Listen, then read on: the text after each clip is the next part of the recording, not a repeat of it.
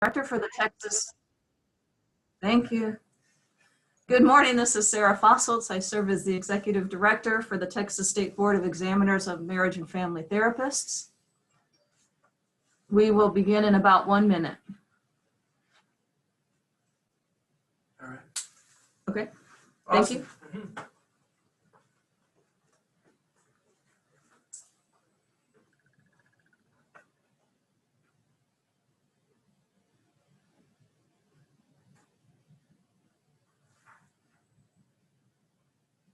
He said, George said he's coming back in. He's probably going to have to leave and come back in order to get unfrozen.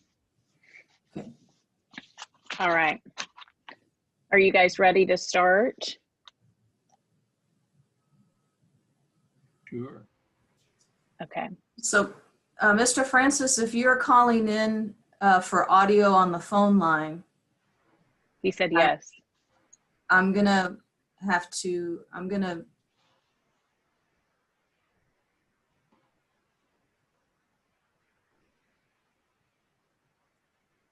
well, I'm trying to.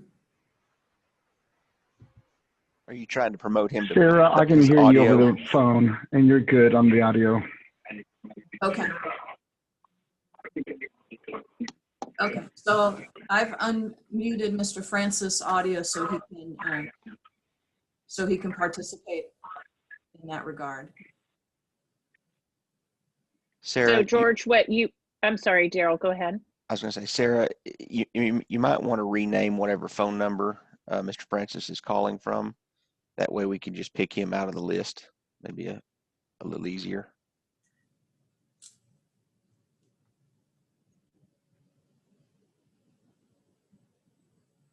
In case he gets muted or something again.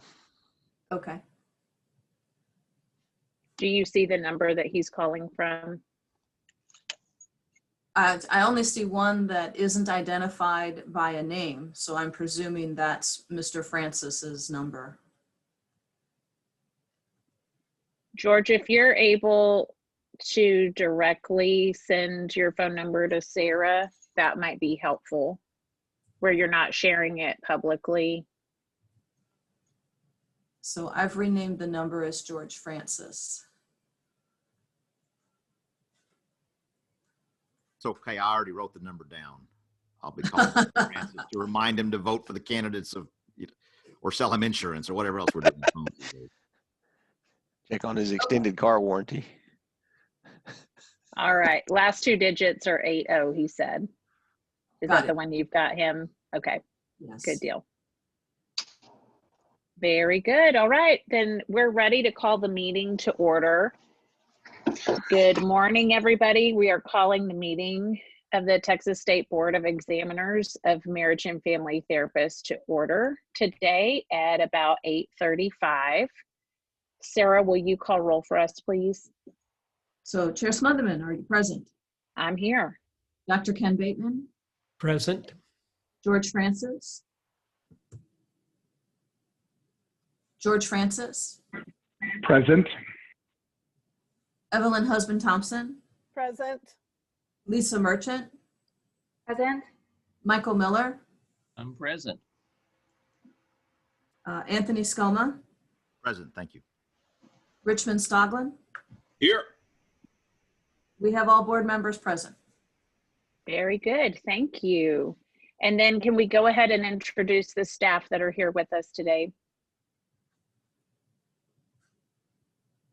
I'm Sarah Fossiltz. I'm the Executive Director for the Marriage and Family Therapy Board. Okay. And Brian? Brian Clark, I'm staff attorney for Marriage and Family Therapy. Welcome, Brian. Thank you. And let me see, who else do we have? Patrick? I'm Patrick Hyde, the General Counsel. Thank you. And Daryl? Yes, ma'am. Daryl Spinks. I'm the Executive Director for the Executive Council. Thank you. And Brenda?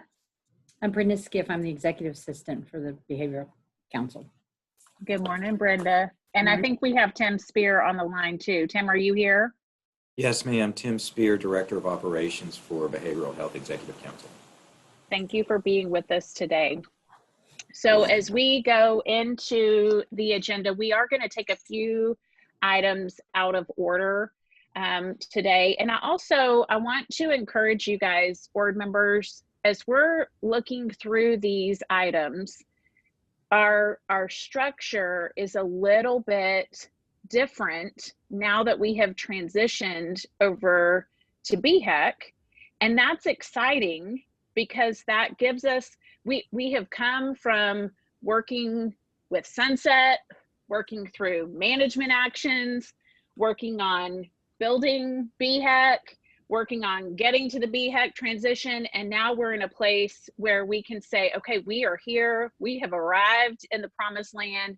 And now what do we want to create going forward? So as we go through our items today, I really want to encourage you to be forward thinking, taking up. Some of these items are going to be reports, yes, but as we get into this material, also be thinking about what do we want to take here and go forward with, you know. So that's we're in an exciting time, and this is a really exciting meeting today now that we are here, completely transitioned into BHEC.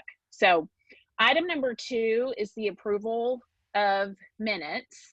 And you guys got several minutes packages in your meetings materials. And so we're going to go through each one of those.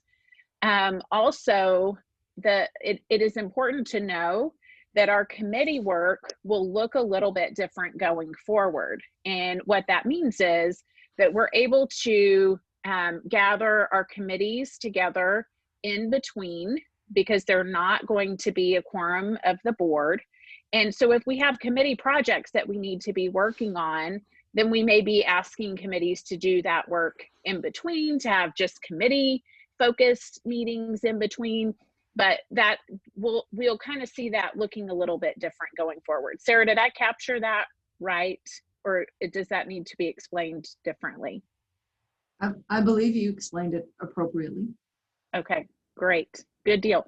So let's look at item 2A, approving the minutes from our August 14th video conference board meeting. Have you guys had an opportunity to review those minutes? Those are from our last regular board meeting. Jennifer, can I ask a question?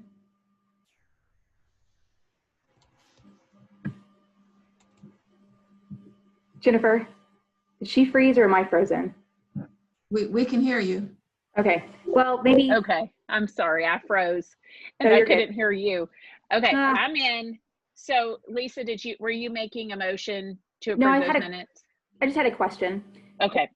Has something changed that now allows the committees to meet between sessions?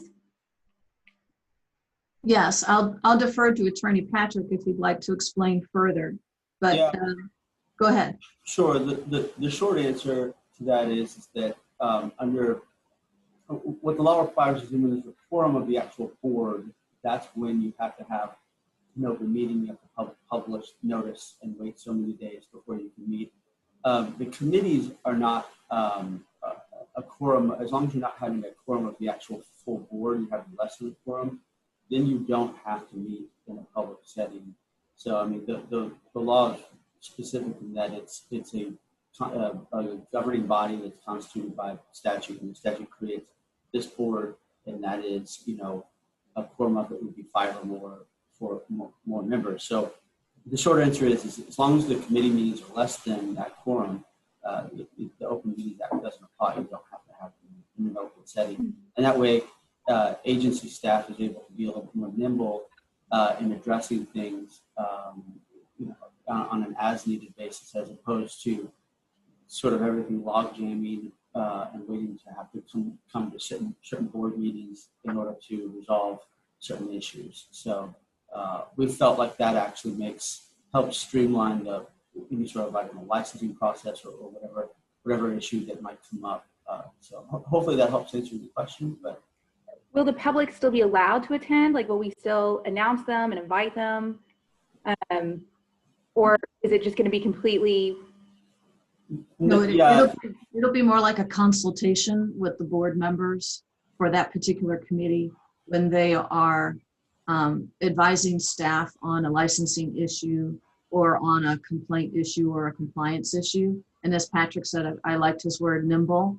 My hope, my personal hope, is that that will mean that the issues can be resolved in a more timely fashion. So a licensee or an applicant isn't having to wait 2.5 months until the next meeting, that their issue can be resolved more quickly. So it will be a telephone call or a video conference with one or more members of that particular committee in order to resolve the issue, and then it will be reported to the board, is my understanding. Yeah, I can see how that would be extremely beneficial to all of our applicants, because it does stink that they have to wait like 3 months or 2.5 months. So, okay, thank you for the clarification. I appreciate it. I would add, Dr. Merchant, that if a committee is tasked with a particular chore such as rule development or something, you can always set that. Use this platform. Ms. Fassols could set up this platform. You could do that through a public forum. You just don't have to post it. You don't have to go through the formal posting, but you still have that option available. But for these one-on-one or these ad hoc issues that come up, there wouldn't be this type of a meeting, more than likely. Thank you. That clarification is helpful, Daryl. So board members, if we had issues that we really needed or wanted to have the public participation in and stakeholder engagement in that, then we are able to open that up, like rules, like, working on specific projects. However, if we're reviewing an application file, if we're helping staff with a complaint and, serving on that kind of a panel, a review panel, then we're able, like Sarah said, to be quick and nimble and respond to those needs of our licensees and our complaints in the public very quickly, and not have to wait for 3 more months to come around. So I think it just gives us a lot more flexibility, which is, I think, good. Any other thoughts or questions on that? Anthony, did you have something about that? I just, 2 things. One, I was going to say, Director Spinks, that is a nice headset and it sounds very good, and you have adapted to the virtual world very well. Thank you. And secondly, I was going to move that we go ahead and approve those minutes as submitted. Okay. Second. All right. Thank you. Item 2B is approval of the minutes of the Ethics Committee from January 24th. I'm sorry, did I miss a vote? Oh, yes, you did. I'm sorry. So we've got a motion. We have a second. That was some short-termers there. Yes, sorry. Motion and second. All in favor? Aye. Aye. Aye. Aye. Hi. Any opposed? All right.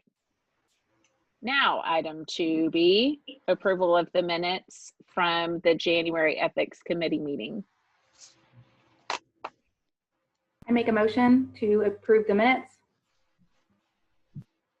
Thank you. Second. Thank you, George.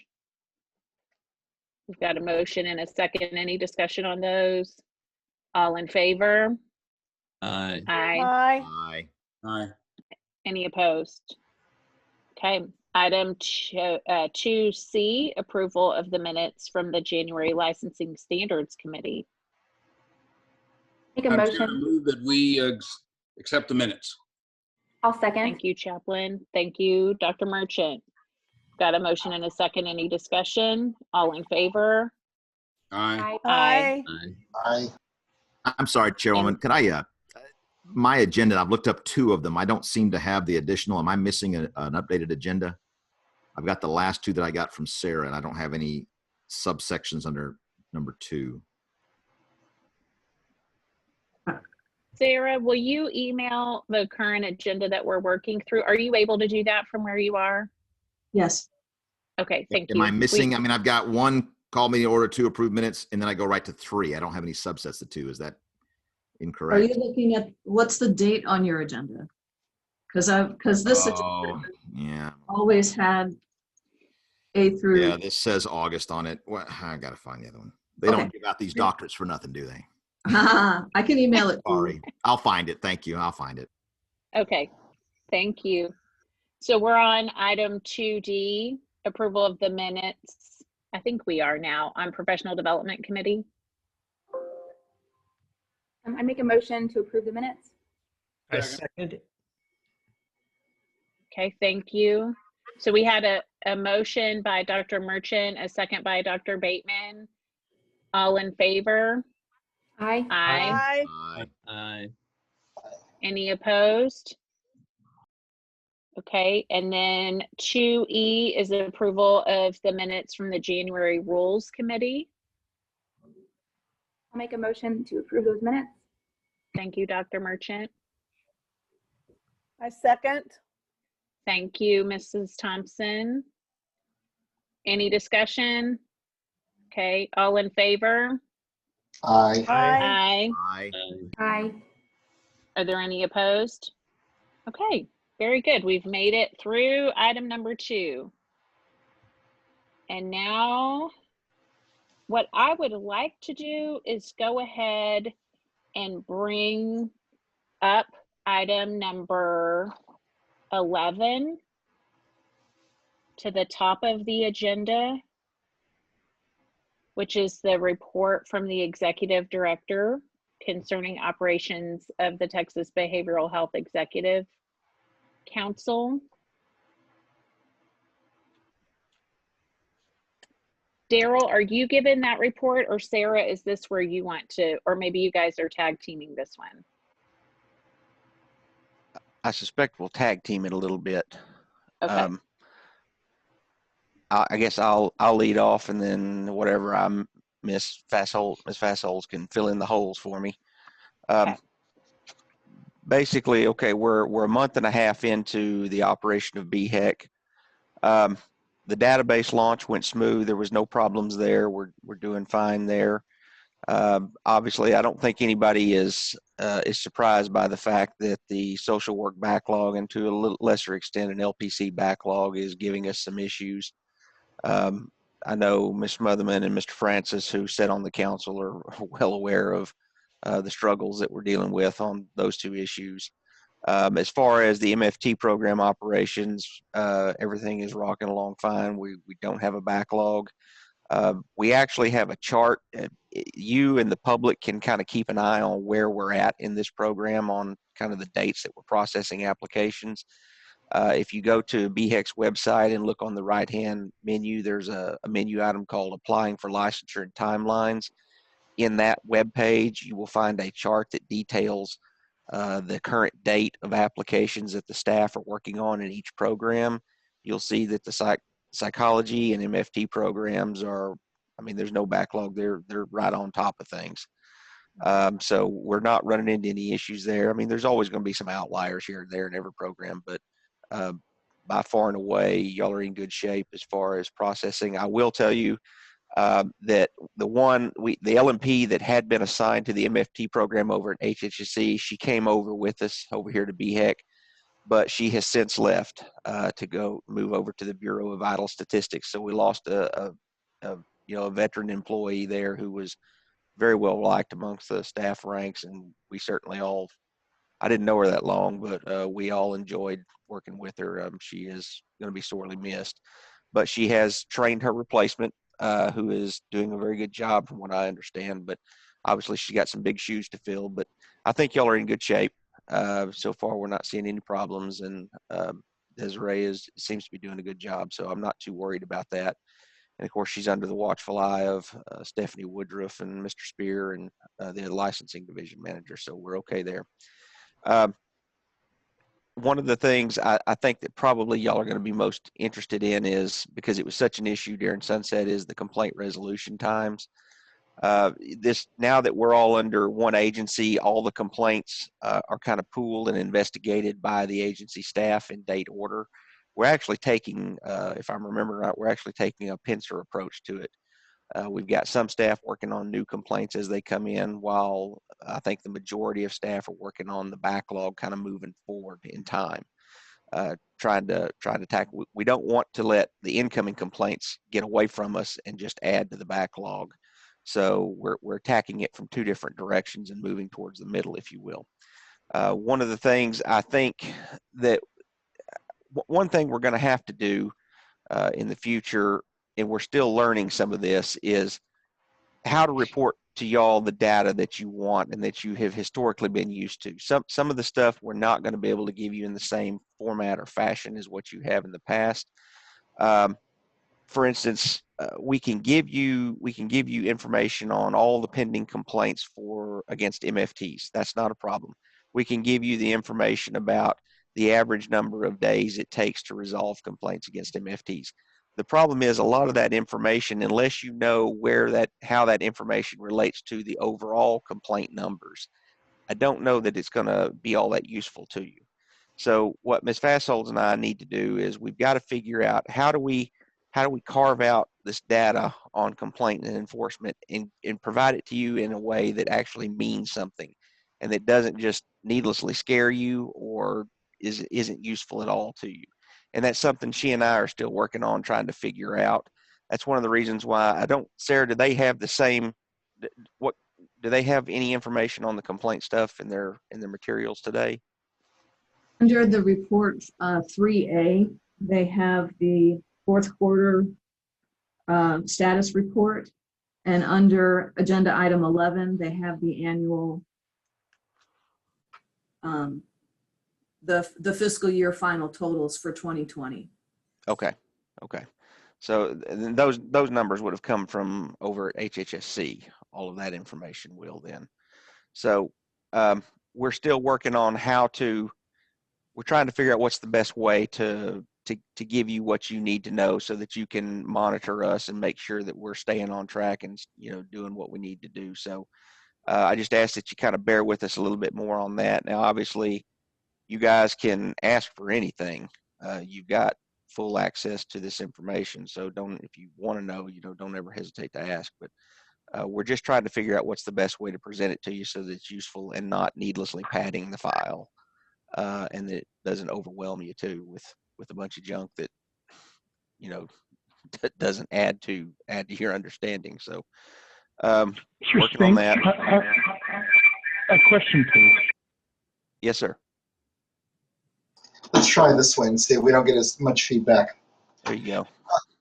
You mentioned earlier about using the picture mechanism for the number of complaints. Yes, sir. How many complaints are we talking about right now? Are we going to talk about that later in the meeting, or? Overall, almost 1,400 that came over. And that's for everybody? Yes, that's for everybody. The vast majority of those are LPC complaints. I'd say the second biggest group is the social work, and then psych board and MFT make up the remaining balance. Y'all are very similar to psych board in your complaint numbers. I think you get something like 120, 130 a year, something like that. I think that's probably, go ahead. The complaints themselves, when they came over from the different groups, were they prioritized? I mean, instead of being put into buckets by organizations, did we compile all 1,400 and say, these are, I'm making up a name, tier 1 complaints that impacted people, these are tier 2 complaints that are administrative type complaints, tier 3 complaints? So are they intermixed now and prioritized? Yes. Yeah. The council uses a prioritization system, one being the most, the kind of the red alert ones that are imminent threats to public harm and safety. 2 are going to be your sexual assault, sexual impropriety type cases. 3 are going to be your applicants, complaints involving applicants. And then 4 is kind of the catch-all everything else. And the reason applicants are above the catch-all and everything else is we want them elevated so that the complaint isn't holding up their licensure. That's why we put them right behind the sexual assault type complaints. So I guess the question I would ask, as it relates to this board, I would want to know what our tier 1 complaints are and the length of time those have been outstanding. Those are the most important. And yes, we worry about every complaint, but those probably, to me, would be pertinent in understanding how long they've been standing out there and how long we've been working on them. I I'd would be even, interested to know what. yeah, Ms. Go Francis, ahead. I would even expand it beyond tier 1, because tier 1, candidly, you're not going to see many of those. What you're probably going to see, the biggest, what you'll be surprised at, I suspect, is the number of tier 2 complaints that each of the boards have. So let me get that information for you, and we can tell you how long those have been. That's pretty easy to get. In fact, once I'm done with this report, I may be able to dig that up right now, kind of de-identify it, and then I could show you on the screen. So I'll work on that once I get done here, and I may be able to just give you that right now. Mr. Spinks, are those definitions of the tiers in writing somewhere just for like learning? Yes, sir. They're in council rules. I don't know the rule off the top. I'm ashamed to say I don't know the rule off the top of my head, but that is set out in the council rules. We're statutorily required to create that tier system. Would that be something maybe Sarah could get sent to us? Yes, sir. Yeah, we can get that to you. Thanks, sir. I want to remind you guys that we helped to define what those tiers were going to be back when we were at HHSC and we were working on our own penalty matrix. Those tiers have been in our rules historically for a very long time. This is not something that's new, but we came out, we had a policy that was one of the management actions that we had already covered before we even went through sunset. And then basically what BHEC did is they took what all of the boards had, which for the PLCU boards, those were all the same across the board. And so they just took that and adopted it into rules. So this is something that this board already has had a say in the creation and determining what goes into what tier, and B, it's worked well for a very long time. So, but George, oh, there you go. George, to your question, I think it is a really good idea for us to have specific information on those first 2 tiers, those top 2 tiers. Thank you. I do remember we did this. With the BHEC changes, I've made a rule not to assume anything. So it's always good to find where the new language is. That's a good rule. So Sarah, you shared something on your screen there. Was that where they are in rule? Yes, they're in 884.10. Okay.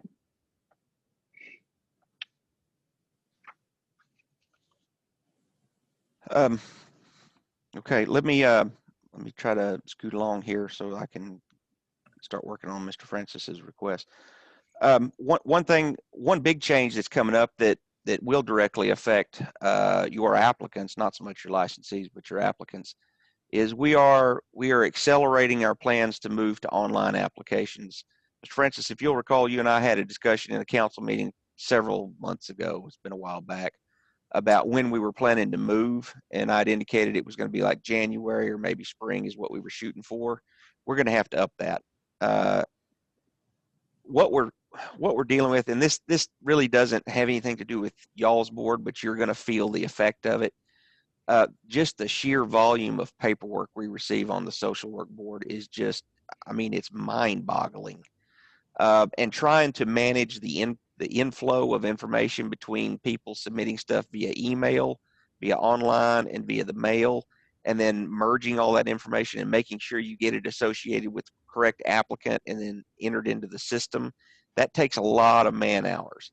If we can shift over to an online application system, we virtually eliminate the stuff coming in via email and through the mail, because everybody can upload their own materials. There's a few things that they can't. Transcripts, NPDB reports, those things would still have to come through the mail, but that's easily handled. Those things are. Transcripts can be sent electronically to a special email address we have. So we're going to be moving quick, fast, and in a hurry. Mr. Spear has already worked up the, call it the landing page, if you will, that contains the instructions on how to apply online. I'm going to be deploying that just as quick as I am done editing that, and Tim and I can get it up on the website. We're pulling the trigger on that one. We're just going to go ahead and move. And I think we're going to do the same thing with the LPC board. We're just going to go ahead and pull the trigger. You guys, when you were at HHSC, you already had the online application system and capabilities. HHSC wasn't fully using it. utilizing it. We're going to pull the trigger all the way. So that will be a big change that we're going to see. And I'm hoping that will have a big payoff for us in reducing the amount of man hours and lost documentation, that kind of stuff that happens. So just a heads up, that's coming. And of course, the other issue is, I'm sure you've all been paying attention to the news lately. The Social Work Board had a rule change that has turned out to be pretty controversial and is generating a lot of media and public inquiry interest. So that is something that, again, that doesn't impact this board. It didn't arise out of y'all's rules or anything like that, but I'm just kind of giving y'all a heads up. That's something that the council is having to deal with at this time. Daryl, Yes, ma'am. regarding that, although it currently doesn't impact our board, some of our board members have already gotten inquiries about that. And so yeah. What would you encourage our board members to do if they get inquiries about that issue?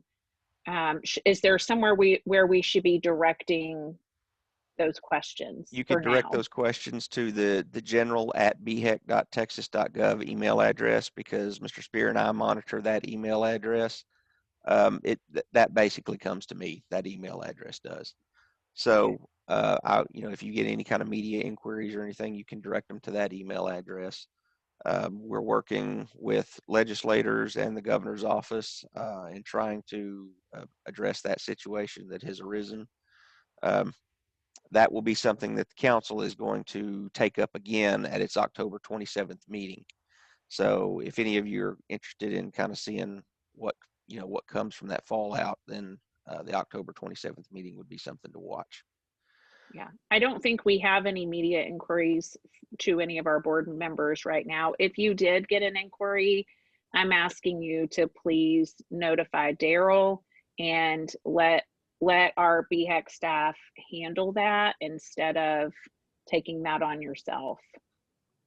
So, I'll say the rule change that came about, it removed some certain classes of individuals under a statute that prohibited discrimination by licensed providers. That rule change, or that rule, is based on a statute, and I guess I'm kind of ashamed to admit it, but I wasn't aware that the Social Work Board had such a statute really until this came up. But what we have done is, since then, we've looked, none of the other boards have that same statute. It seems to be unique to the social work program. I'm not sure how that came to be, but that's the landscape that we're looking at. So for whatever that's worth, that is. I don't really have anything else. Of course, I'll answer any questions that anybody has, or Sarah, if I've missed something that we need to talk about, prod me and let me know. I think you covered it all. I have a question about, first of all, I think it's wonderful that we're moving to online applications. I do think that is going to speed things up. It's going to lower the burden on our staff, but I think that applicants overall are going to be pleased with that process once they get used to doing the online application and renewal. And it will help to move things much faster through that process. Tim, I have a question for you about, we had gotten approval a couple of years ago about being able to do an online supervisor process where supervisors were able to upload things into an online system instead of sending those paper forms. Is that something that carried over with us to BHEC, or did we lose that in the transfer? Is that something we're going to be doing? It's, excuse me, it's, the module that was built for LPC in their supervision did come over with the database transfer. It is not yet modified to fit MFT supervision. It is currently being worked on to see if we can make it fit clinical social work supervision. Those are the clinical social work LPC and clinical social work are the two highest volume supervision programs that we have. So that is where we are currently.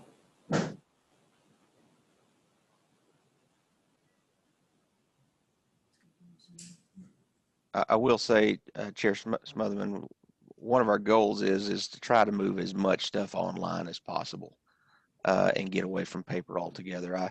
I will tell you, I had a report this morning. An individual who was having some trouble with an online application system sent it over to staff, and it turns out that this individual has applied 21 times online. So we may have to do a little bit better on our educative efforts about how to use the online system, but or it may have been unique to this individual, but Wow. online systems have their own set of complications and problems. Yeah. But hopefully it will solve a lot of ours. That's good. And Tim, I certainly understand that we need to get the super modules going for LPC and definitely social work first. I think if we get that going, then that bigger picture is going to be that we'll see things running more smoothly overall, and that will help support our program as well. Can I just add that I really appreciate the table on the website with kind of the processing times. I think that is so useful. I looked at it yesterday, and anyways, I just really appreciate that y'all did that. I think that's wonderful. So thank you. Yeah, thank you. I will say, Dr. Merchant, one of the issues that, and again, this doesn't affect this board, but one of the issues that we're having that the table doesn't really address are those individuals who have a deficiency in their application. That table speaks only to the new applications that we've received. It doesn't speak to if you've had an application, it's been reviewed by staff, found to be deficient in some manner, and you've been notified of that. I don't have any way to tell people where we're at on processing the applications that have been reviewed and found to be deficient, because they could be anywhere within a 1-year time period. So we're still trying to work out a way to notify, if we can notify people about, okay, where are we at in working through the deficiency backlog. Again, it doesn't affect this board, but that's something we're struggling with at the council level, is trying to figure that out, but we are working on it.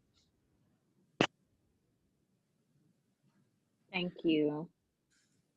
Does anybody have any questions for Daryl, for Tim, for Sarah on any of these items, or anything else that's related to BHEC and all of that?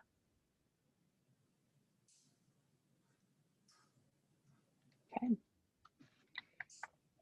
Well, thank you guys for your work. You're doing an outstanding job.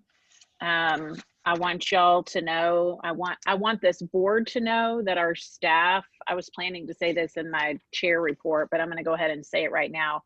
Our staff is working almost round the clock to tackle these backlogs, to support a smooth transition.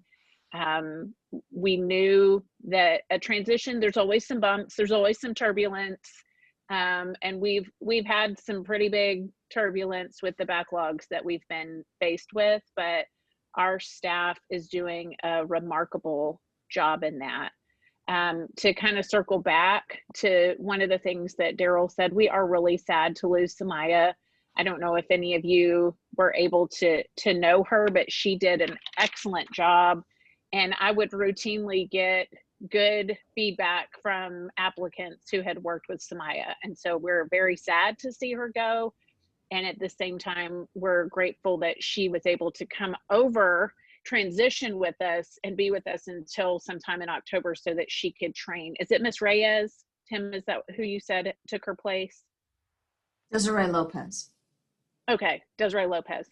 Very good. And so she could help to train Desiree, and I expect that Desiree's going to do an outstanding job as well. But that was a loss for us to lose her. So, but overall, I want you guys to know our staff is doing an amazing job, and BHEC is lifting heavy lifting right now, but the council is doing a very good job of working through these issues, and it's exciting to see it all work at this point. So I'd just any like to other add, questions? I'm Yes, so sir. impressed with this staff and what they've done with the transition, and it's good to see your new offices and your nice views at the windows. But I'm just curious, how is the pandemic affecting this dynamic, and how is the mental health of our staff? I mean, is it a larger grind than normal, and how are you guys holding up with all that? Yeah, I'm glad you mentioned that, because I forgot to mention one other thing. I was on a conference call with the governor's office the other day. For whatever it's worth, and this is up to y'all, but the governor has lifted the restriction on domestic travel in state. So you can return to domestic travel and meetings. The problem with that is the hobby building is still basically shut down to the public. Well, the public can come in, but right now the agency isn't open to the public. I guess we could open it if you wanted to start having in-person meetings again. That's something we could do, but just an FYI, the ban on domestic travel has been lifted, so you can start doing that. Now, as far as the pandemic, you know, let me just talk candidly for a minute. I have to walk a tight line, or you know, a very tight rope here on staffing issues from a leadership standpoint. You've got some staff that have kiddos that are in school, and they're not in school. That's part of the problem, is they're at home. So we're having to do a balancing act between people who are not comfortable coming in and working at the office around others, people that have kiddos at home, that they have to be there to help them do the homeschooling thing. That is proving very, very difficult to manage. The school issue is probably causing me the most grief in terms of keeping staff in the office. I had issued an order the other day. I know Chair Smotherman and Mr. Francis know about it, but I'd issued an order the other day directing all the licensing staff to return to work in the office. Now, I've had to make with exceptions for people with kiddos and you know, that kind of thing. You know, that's just proven to be the most problematic in what to deal with. I can't. There are some people that are, you know, working from home 2 days a week. Some people are working from home 1 day a week. But we just found it's just incredibly difficult to stand this thing up and handle this backlog when everybody is working remotely, and to deal with the volume of email and phone calls we have, because we don't have the capability to make phone calls from home. And staff are not going to use their personal cell phones to do that. And I'm not going to make them do that. I'm not going to ask them to do that. So it's tough. I mean, we're really, that's a point of struggle with us. Another area, you know, you asked kind of about the mental grind. The mental grind, I think, on staff, the pressure that everybody is feeling doesn't so much come from the pandemic as it is the workload. I'll just tell you all, my biggest fear is burnout from staff. We're running at red line so much trying to tackle the backlog. You know, I worry about turnover and burnout. Like Samaya, she left. That's a big fear that I have, is, am I going to be able to keep my staff who are having to run at such a high RPM to keep up with everything and to try to stand this agency up? That's a very real fear that I have. And you know, there's only so flexibility in scheduling is really about all I have to offer. I can't offer, you know, massive salary increases to offset it. I am offering OT, overtime. We are doing overtime to try to tackle it, but these are things that I'm dealing with. I mean, most of you guys have people that work for you, so I know you understand y'all get what I'm talking about. Does that answer your question, Dr. Scoma? It does, and it tells me how to pray for you. So yeah, I need for all those that. of you who are in other parts of the state, you might not know, the Austin Independent School District, while students can come back. Right now, my son attends one of the largest high schools in the area, Bowie High School, 3,000 students. There are currently 85 students on campus at Bowie today. So that's the dynamic we're working with in the Austin area. And I understand that's going to affect our state employees. So if there's anything this board can do, let us know to ease that burden somewhat. I know it's transitional, and hopefully as the BHEC process rolls into normalcy, we can slow some of that down. But we are concerned about you. Mental health of the state of Texas includes our staff. So we want you to know that. Thank you. Thank you, Anthony. So, Mr. Spinks, the question I would have for you, I heard you mention about the issue with phones at home. And a lot of the technology companies have gone to reimbursements to employees for using their personal cellular phones at the house, anywhere from $50 to $100 a month, whatever that plan might be. Have we thought about offering that same benefit to our employees to help expedite the ability to return calls? I think for some staff, it's a privacy issue. Is it a matter of that you have the ability to block your outgoing number so that people cannot receive that? Yeah, you do. You know, one of the things, George, though, is, I mean, some staff simply don't want to blend work life with personal life, is what I'm learning. There are some people that are just like, you know, this is mine. This is my time, my life. I don't want to blend the two. So that's one issue that we have to deal with. I'm not sure what the law is. I don't know how the comptroller would view that.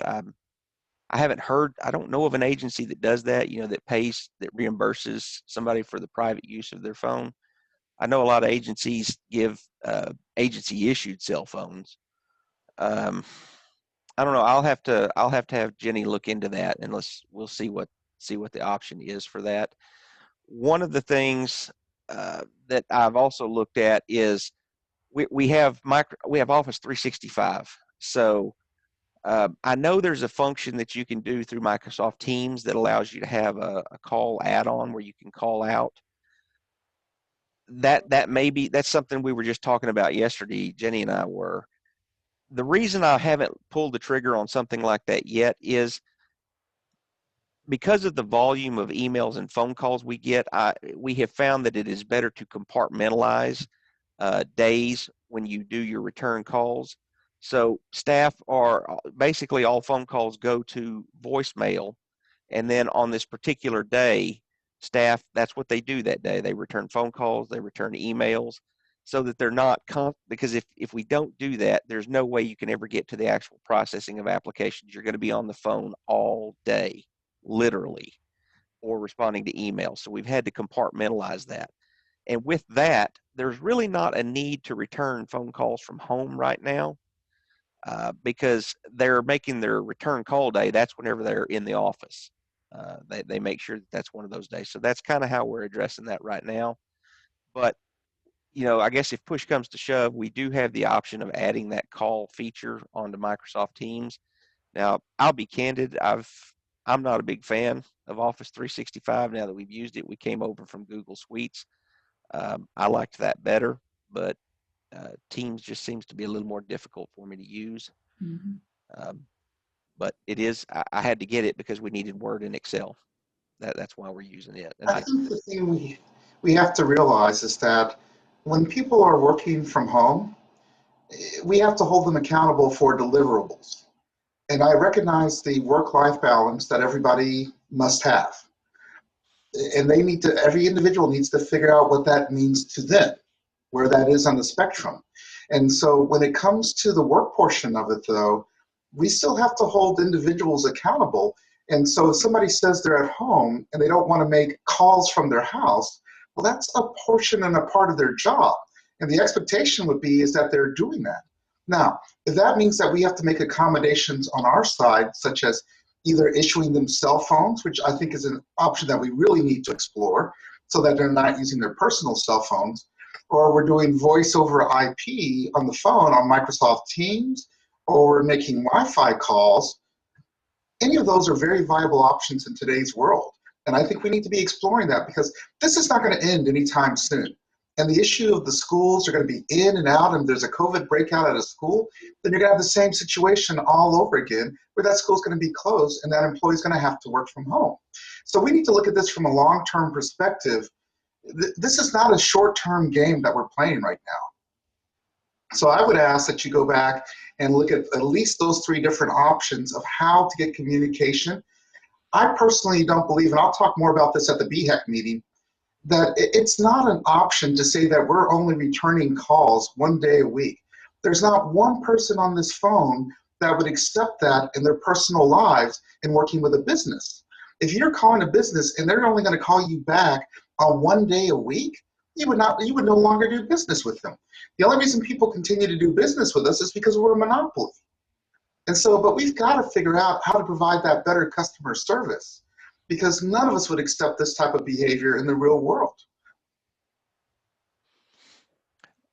Well, I mean, we can have that discussion at the council, but what I will need is some alternative suggestions then on how to, what's the different approach that we can use. So that's something, we'll need to think I will about. be here for that discussion. Okay.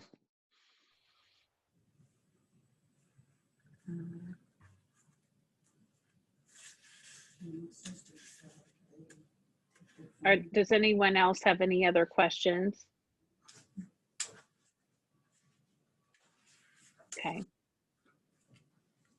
Sarah, you provided us with some, let's see, there's an enforcement action final total that came in under this agenda item.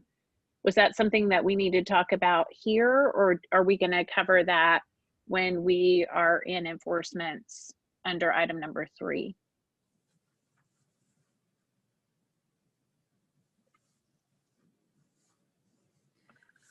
We can do it either way. Where does it fit? Where does it fit better? No, kind of knowing what we have for item number 3 and knowing where we are right now. Where is it a better fit? So if you're looking at the document that was labeled for agenda item number 11, it starts with enforcement actions fiscal year 2020 final totals. It might be advantageous to have Daryl go through that since he's more familiar with that format. Okay. Or I can do it if you prefer. Sarah, I don't have that in front of me. Okay. Sarah, are you able to pull that? Is that something that can be pulled and shared? Yeah, there's no is it appropriate to share that?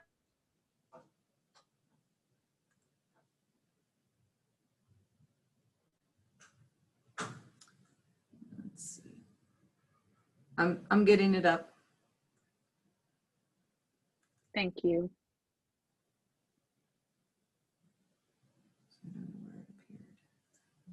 One of the things that I really appreciate in this document that I think is very helpful, and we'll talk a little bit more about what this board might want to do with it, is when we're looking at the kinds of cases that are there. I appreciate that we have the violations.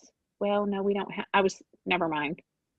I was thinking that we had the violations by category on there, but we don't. That was in a different document that we'll cover here in a little bit.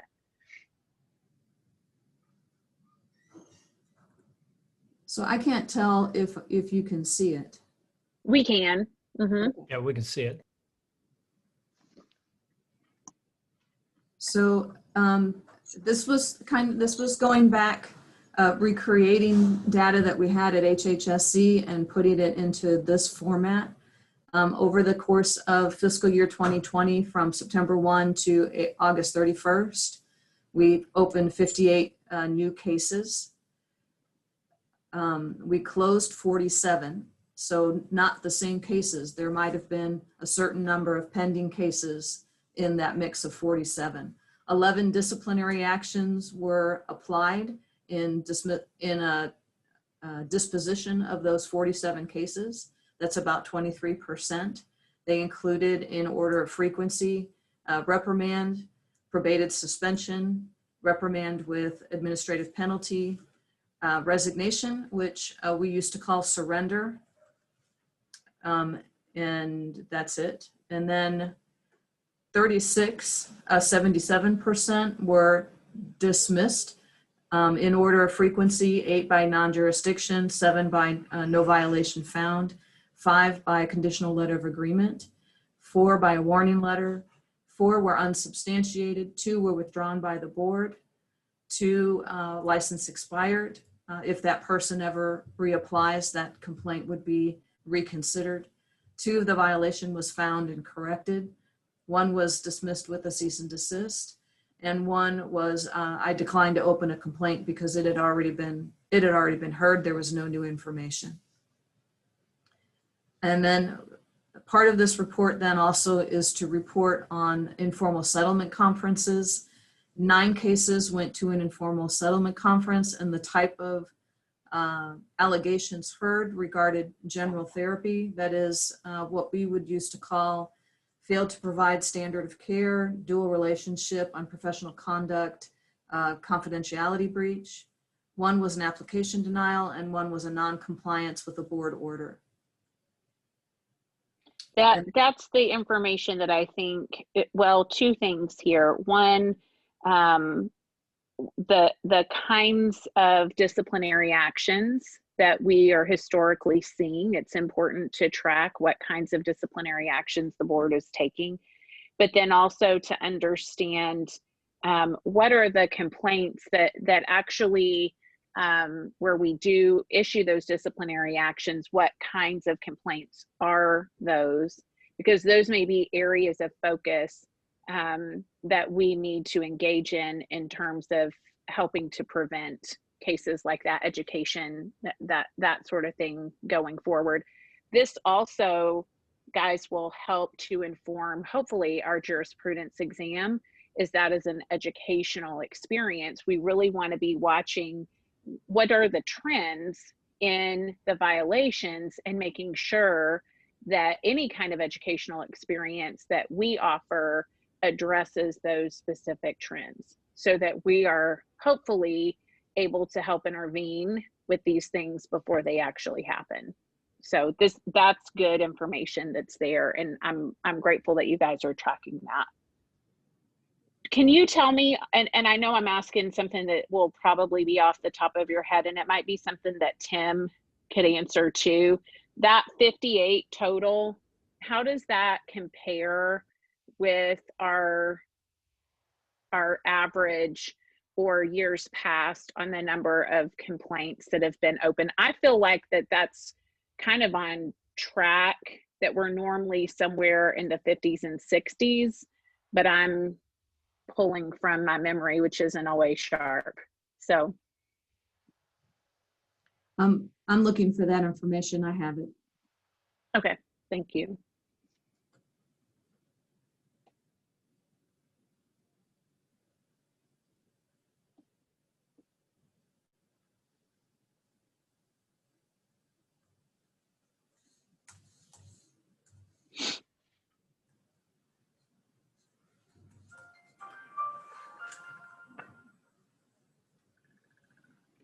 And we can keep going into the enforcements item if we want to do that while Sarah's looking for that. But before we move back up to item number 3, just checking in again, do any of you guys have any questions for Daryl or our team over at BHEC?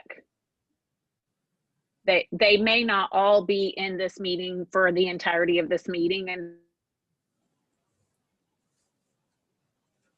Chair Smotherman, I've got that spreadsheet that Mr. Francis I'd mentioned about. Mr. Francis, I've got it ready to go here if y'all want to look at it with the total number of pending complaints you have, and I've got it sorted by priority.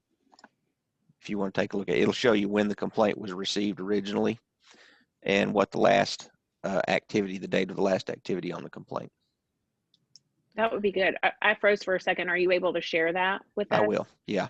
Okay. Let's see here.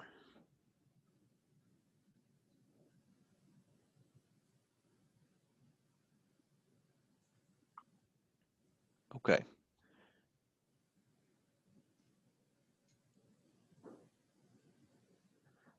I've de-identified everything, but these are all the complaints. I think there's 108 pending. Okay. Yeah. How many, if you scroll back to the top, how many are we looking at from 2018?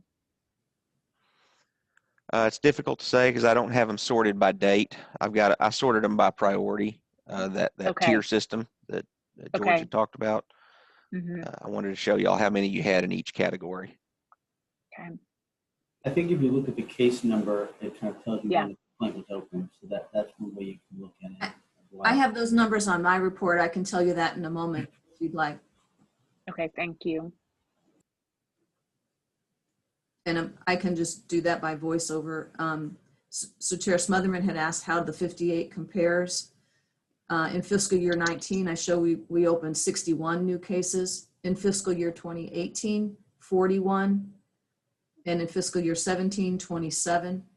So it's been growing over the years, but fiscal year 19 and 20 look pretty stable. On October 9th, I generated a report. I can't see it. Sorry, I'll have to move it.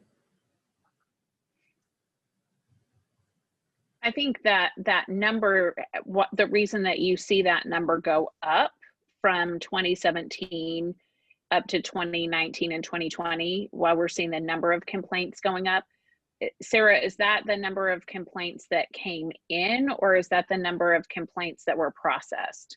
That's the number of new complaints that were opened during that fiscal year. Okay. And as of October 9th, the number of complaints still open from 2018 is 21 out of the 41 new complaints that were opened that year.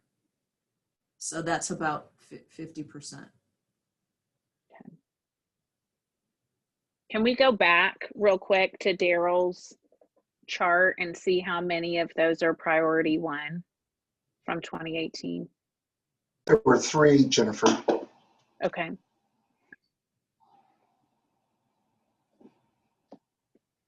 And I have had a conversation with the investigative manager, Alfonso, and in regard to the 3 sexual misconduct ones that I was able to find when I went and did my report, and he's aware of them, and he's taking steps. Okay, thank you. So the question that I would have on here is the very first one, complaint number 106-218-0048. The column H, I'm assuming that's active date. Does that mean that's the last activity that's occurred on that one? Yes, I believe that's correct. So the question I would want to know, if that's a priority 1 complaint, why is it 2 years out that the last activity has occurred? I can't answer And that. I don't know if you have an answer now.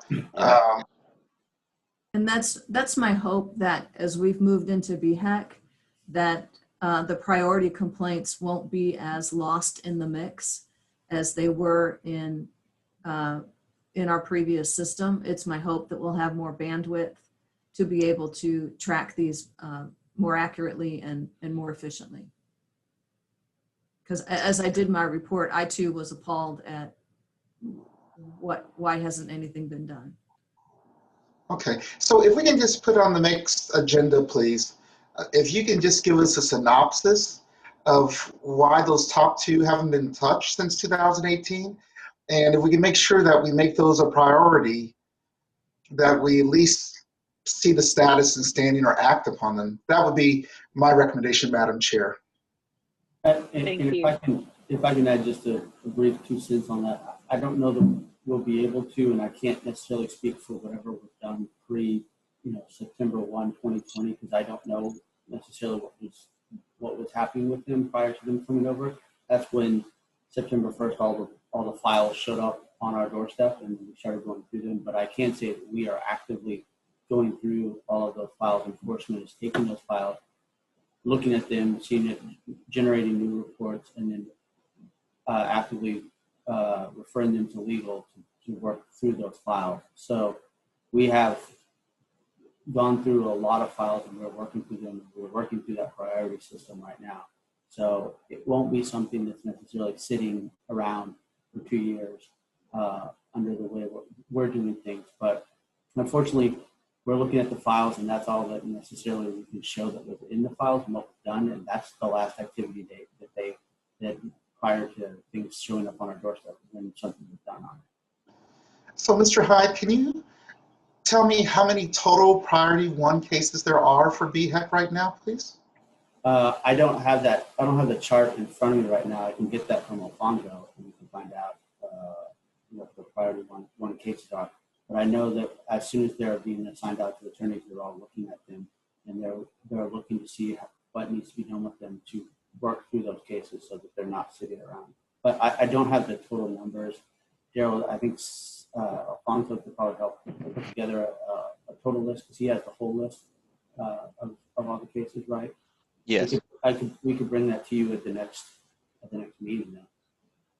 That would be wonderful. I'm just curious to see if this is 3 of 10 or 3 of 100, Yeah. just so I can know how much labor power we can apply to it in resolving these for the issues for the people who brought these up. I mean, I'm sure they're wondering, what's happening also. Yeah.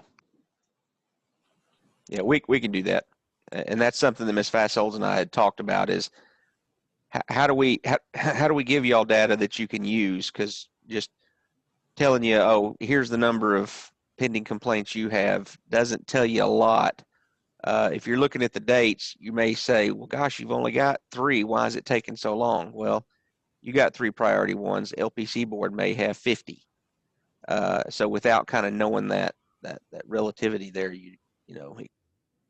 the information can be a little misleading. So we can get that for you. Thank you, Daryl, and thank you, Patrick.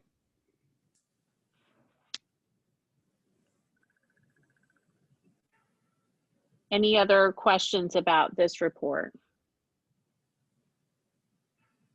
George, I sure appreciate your diligence on looking through this and asking these specific questions. That's good. Thank you.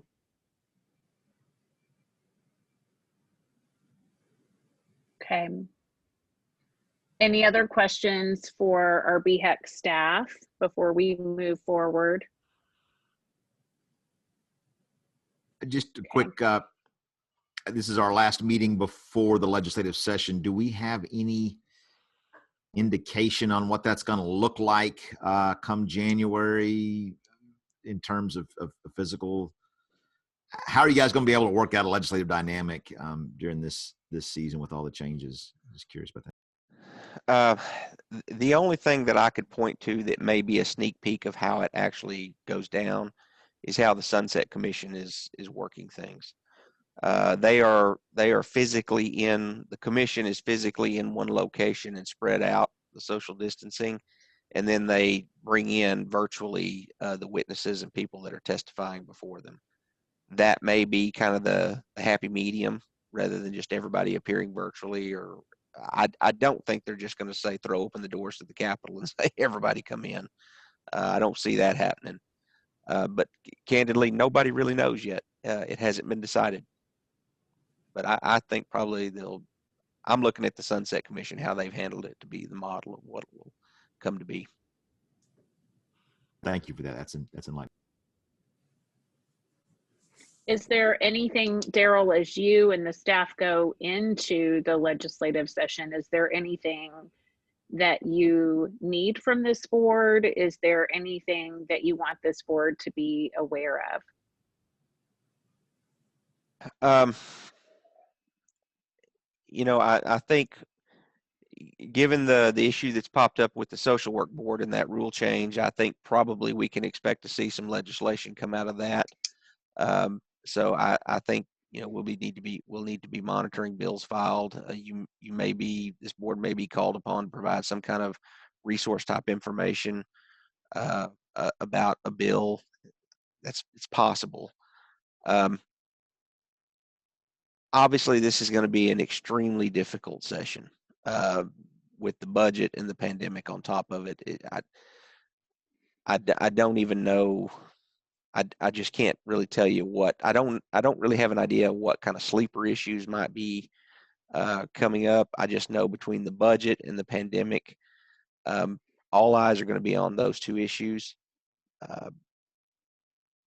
That's really all I can say at this point.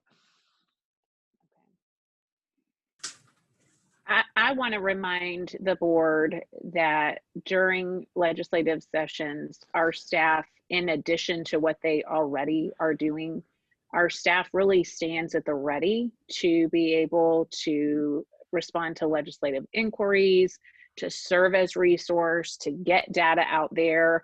And so on top of everything that they're already doing and working on, they have to respond very quickly to things as they happen in the legislature during session. I think everyone on the board now has been through seasons with sessions before, and so we understand that, but that's just a reminder going in to the spring that will be another item that the staff will be dealing with. Yeah, and we will be monitoring bills filed that would affect this program and its applicants, its licensees. That's something that we'll do for all the programs. We'll be bringing that to you. If we see something that pops up, you're going to know about it. We'll let you know, show you the bill. That way you can see it and kind of give us direction if we need to have, if something needs to be done, if we need to reach out to somebody based on a bill. So yeah, very good. We'll keep that on the radar for you. I would not be surprised if we saw any kind of maybe technical corrections or things that needed to be cleaned up from our BHEC bill from the last session. I think that's expected, that'll be coming up. Yes. I'm hoping that we see some changes to the Open Meetings Act that allow us to continue doing this. So I cross my fingers on that. Yeah, we'll see. Do you think there are going to be any questions specifically related to this board?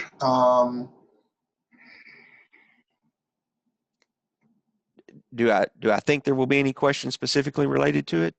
Right. I mean, obviously, social work, there will probably be questions related to it for a couple of reasons. But do you see anything as in regards to this board, the activity that we're doing or the organization itself that will garner any questions? No, sir. I don't have any reason to expect anything like that right now. Thank you. All right. Any other discussion while we've got our staff here? Thank you guys again for the work that you're doing. Thank you for your creativity and the flexibility in trying to do all of these different things with excellence. So we appreciate what you guys are doing. All right, let's move then up back in the agenda. Let's go up to item number 3, discussion and possible action regarding the board's complaint and enforcement functions. And I know we've been on this topic, and so we'll kind of expand it at this point. So we have a status report. Sarah, is that on 3A?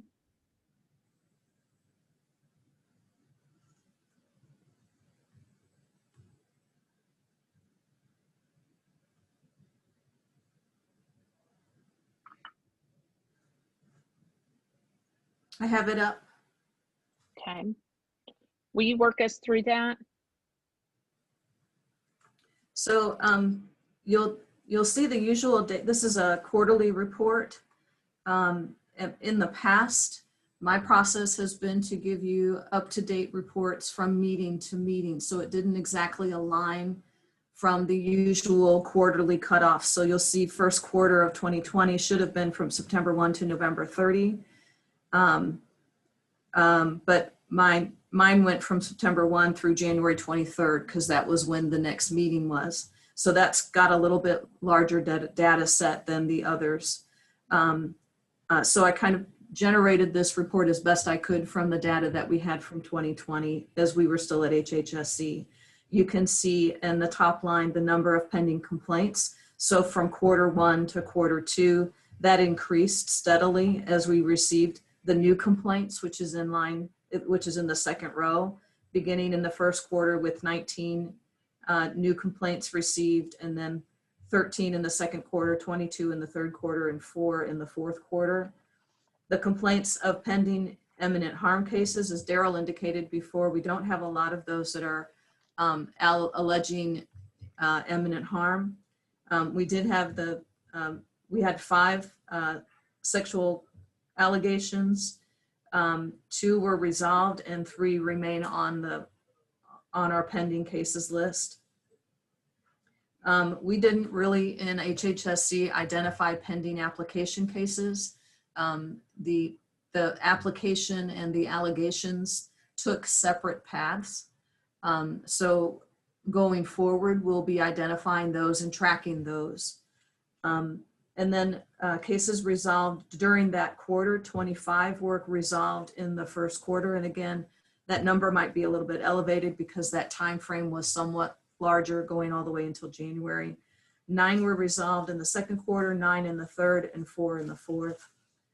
I included here cases dismissed by staff. That would have been either through executive director action or through your complaint review team. Under BHEC rules, you no longer have that complaint review team, but you do have staff that can close complaints with proper review by the attorneys or the executive director, Daryl Spinks, or through a disciplinary review panel, which is consists of board members. So that next line there, those that were dismissed by the board. In our previous, I'm going to call it pre-HEC,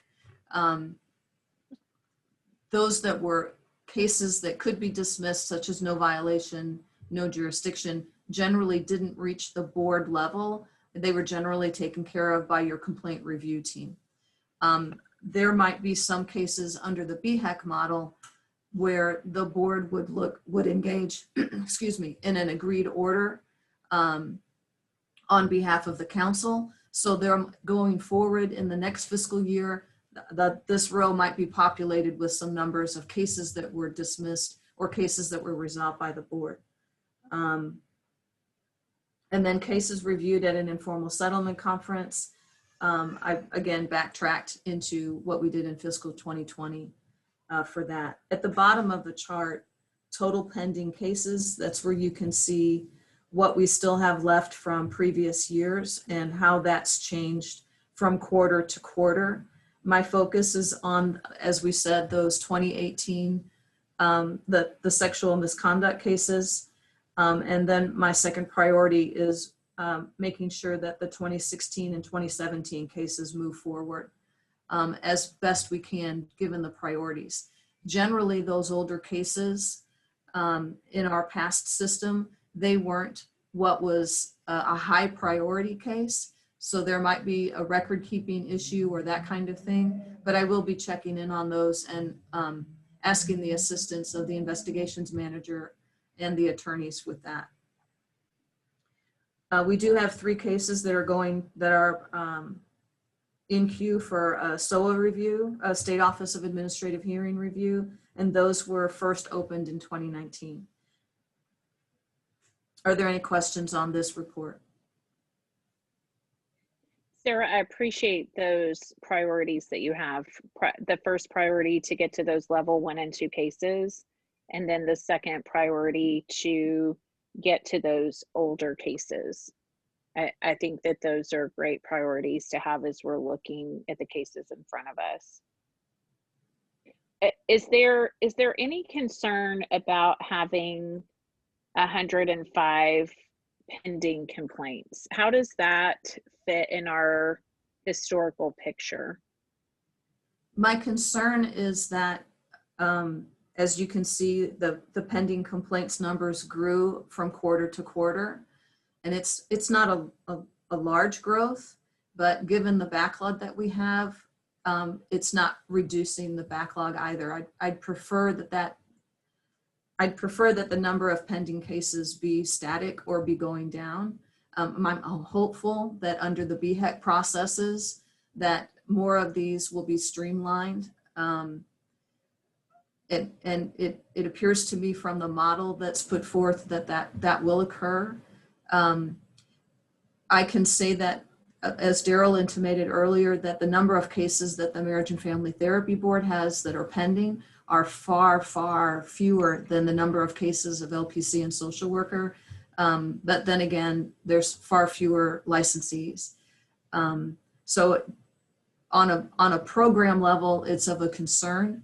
On a council agency-wide level, it's a concern, but maybe not a crisis. Okay.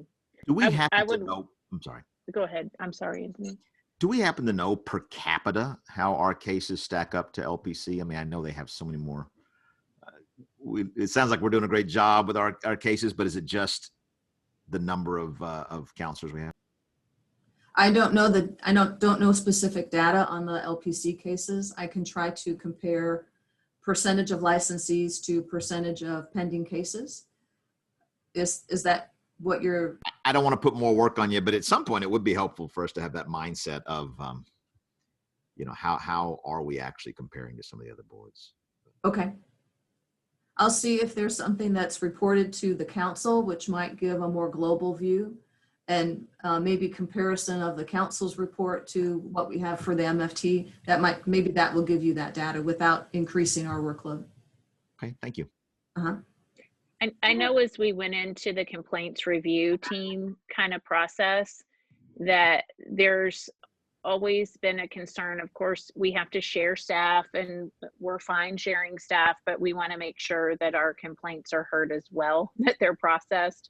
Yes. And so I think being able to see that bigger picture might help to address that concern, and I appreciate that we're not at a crisis yet. I don't ever want to see these numbers get to crisis level again. We've been at crisis level in the past. Yes. And it took a legislative act to get us out of crisis level. And I, as both the chair now and a public member in the, a member of the public in the future, I hope to never be at crisis level with the pending complaints. Any other questions about this report? I just have a question about the process of resolving complaints. Like what is it that holds up a case? Is it we're waiting on information, or is it just not having enough eyes to look over, the legality, or is it what is it? And I'll go back a little bit historically. When I was hired in 2014 as the social work executive director, and we had 23 boards and programs that the unit was supporting, we had 4 investigators. And then there was a governor's hiring freeze. So we were kept at that 4 for a while. I think that was part of the beginning, and my understanding from the senior staff at that time was that they'd been in that situation for quite a while. And that was as the backlog then was generated, even before 2014. So I think we are still seeing a legacy of that. Certainly undergoing 2 sunset reviews, although the second one was somewhat truncated. Staff members like to feed their families and pay their rent on time. And so if they saw an opportunity that gave them a stable paycheck, they took it. So that was a little more of a difficult process when we could hire, going through that kind of change. We also transitioned from DSHS to HHSC, and we did not have to reapply for our previous position, but then looking at the transition from HHSC to the Texas Behavioral Health Executive Council, we had to reapply for our position. And again, some staff members found that they'd rather get a sure opportunity sooner rather than later. And so we lost some of that. Every time we've rehired, the new trainees, an investigator doesn't generally start off at a top tier experienced level. They generally start off at an entry level while they're learning our rules and learning our statutes. So that takes some time every time we're replacing someone to regain that momentum, if you will, and regain that experience level. And that's just a bare whisper of what I could glean as executive director rather than being the investigations manager. And so I hope that gives you somewhat of a picture. I can only kind of anecdotally tell you and not give you statistics or data on that. Thank you. Two other factors that went into that, if I remember it correctly from talking with Gerard about this piece, who was the investigations manager for a while in 2012. So before the 2014 issues came up in 2012, I think it was around that time, he was out. And so he was bearing a great load of our investigations, being a senior there, but had to be out due to medical issues. And there was, I think, another investigator at that time who was out. And so, and if they're out also, they're not able to train the incoming investigators. So it started a little bit before 2014 and then continued to have all of these issues compacting it. Lisa, I think to clarify and maybe add to your question, are there pieces now? So that's the historical view for how we've gotten here, but is there anything current that holds a complaint in queue and doesn't keep a complaint moving forward? And it might be that we need investigations or enforcement to answer that at a later time. So just anecdotally again, we have upended not only chapter 502, 503, 505, and moved chunks of that to 507.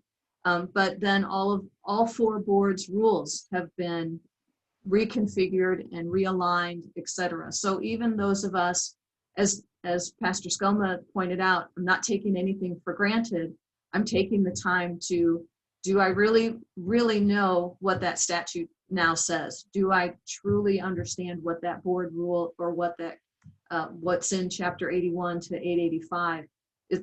Do I remember that correctly? So even those of us that were experienced, we're playing in a new ball field, and we have to make sure that we've got the ground rules again. So that takes a little more time to make sure that we are accurate. Whereas in the next few months, as we all get more comfortable with the statutes and the rules and how we're applying them and how we're looking at them through the lens of a particular case or through the lens of a particular application, we will speed up because we will become more familiar and we'll remember, oh, that's in that chapter or that's here. So that is a challenge right at this transition time that I hope, if we can retain the staff, will be somewhat mitigated over time. And Chairman, if I could, I just want to point out, I have a concern coming into this legislature session. As Director Spinks already mentioned, we're going to be facing an economic crisis.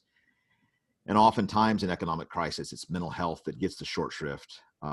Unfortunately, we were 49th out of 50 states on per capita mental health spending. And it took the devastating shootings in our state to shine the spotlight on mental health once again, which was what led to increased funding and what led to our investigators being restored to us. So as a board member, and I would encourage my fellow board members as well, we could be advocates with our elected officials in this coming legislative session to remind them of the great importance that mental health services play for the well-being of all our citizens in our state. That's going to be I don't want to say a battle, but squeaky wheels do get greased. And so I'm prepared to squeak in the coming months. Thank you we for can't that have reminder. that backlog again. Yeah. I agree. Thank you for that reminder. And as we go into this session, that's a good point. That remember, we as board members, we're not allowed to lobby, but you also are a private citizen, and so you certainly are able to reach out to your legislator and call and say, I'm calling as your constituent. I'm not calling as a board member. I'm calling as your constituent, and this is my concern.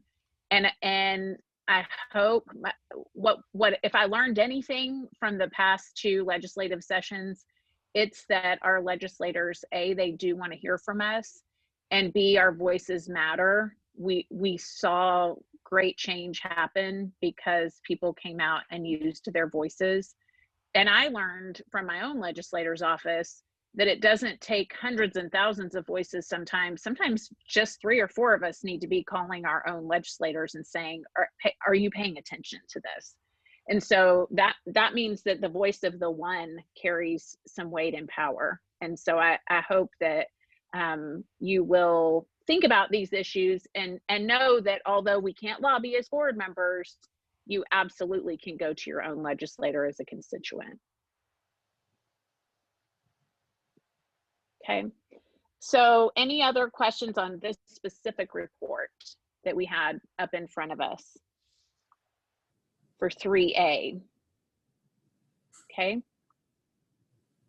We're at 10 o'clock. Would you guys like to take about a 10-minute break right now, and then we'll pick up with item 3B? Yes, please. Yep, I'm seeing a thumbs up there. Very good. So remember, when you take a break, it's helpful if you will make sure that you stay on mute. And then if you want to turn off your camera, you can do that, but please don't leave the call. Please don't leave. So, okay, we'll break now and we'll come back at about 10:15.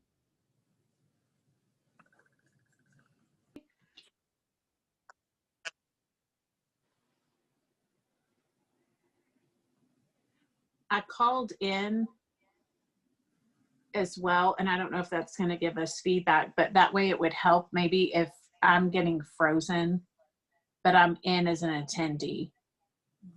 Okay.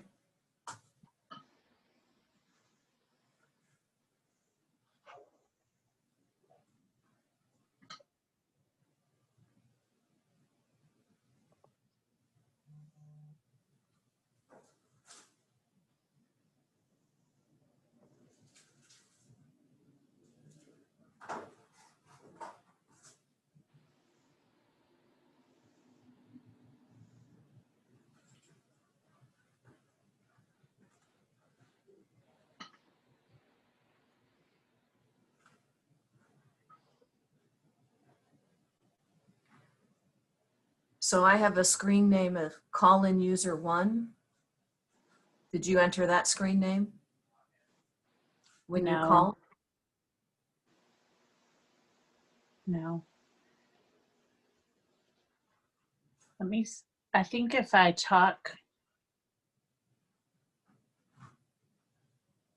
Well, if you were using your phone as an attendee, then you would be muted until I turned the mute off. So I wouldn't be able to hear you except through your computer.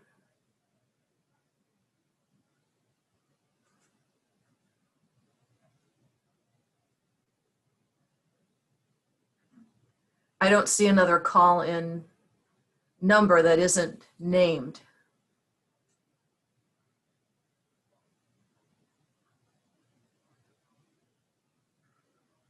Can you hear me now? I can, yes. Okay. I think I went. I'm just gonna stay on the Zoom for now. Okay. And then if I keep getting frozen, then I'll try to come in as a caller. When I'm on the Zoom and I'm coming in as a caller, I'm getting like a lot of feedback coming through on my side, which is gonna have me confused. Yes. Okay. But if you can hear me good. Jennifer, you might just have to turn off your camera. So if you Okay. Usually I can mute the Zoom screen and then I can come in on a call and it'll still work, but I'm not sure what's happening. This too.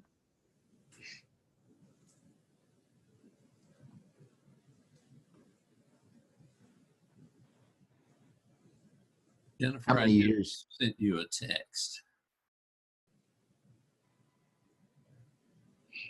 I see that. Okay, so Sarah, I hung up the call and we'll just see if this holds. If it doesn't, if I keep getting stuck, then we'll pause and bring me in another way on the phone or something. I want to still be able to see as much as possible, but we'll do what we need to do. Mike, I'll answer you and then we'll get started.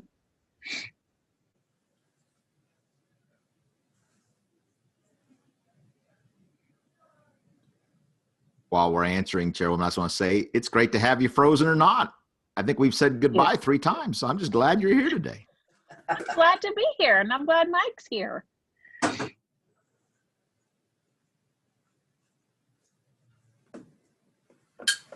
And we like you here. I like being here. I do.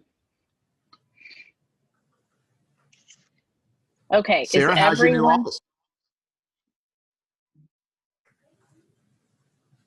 Never mind. She's Well, I'm glad to be here, and I wish that I could be in y'all's presence to say hello and have a little fellowship, but this is better than nothing.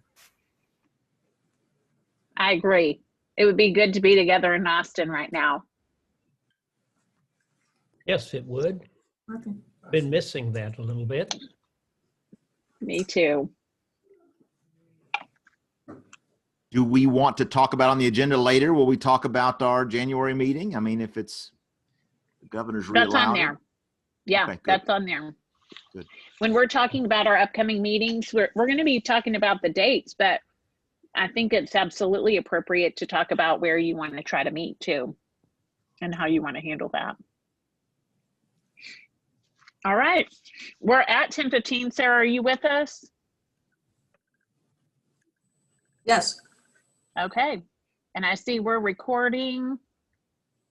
Let's see if we have a quorum.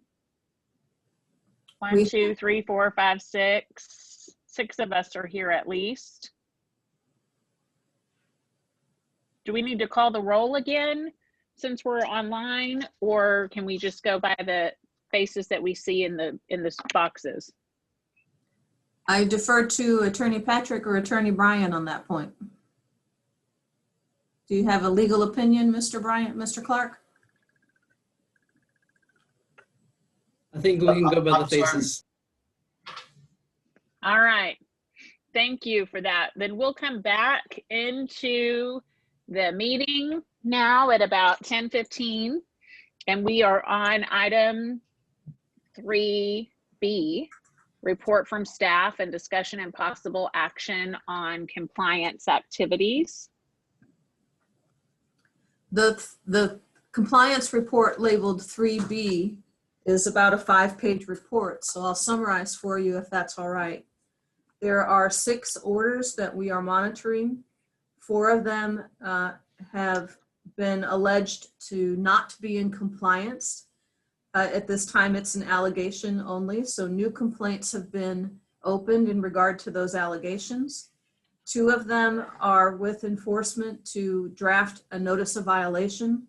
1 is in queue for State Office of Administrative Hearing, and 1 is ready for the investigator to review and summarize. Of the remaining 4, one was satisfied on July 31st, so that will no longer be on your report. They're all done. And the last one has its first item due on October 24th. And then monitoring of conditional letter of agreements, we have 1 letter that's being monitored. And there's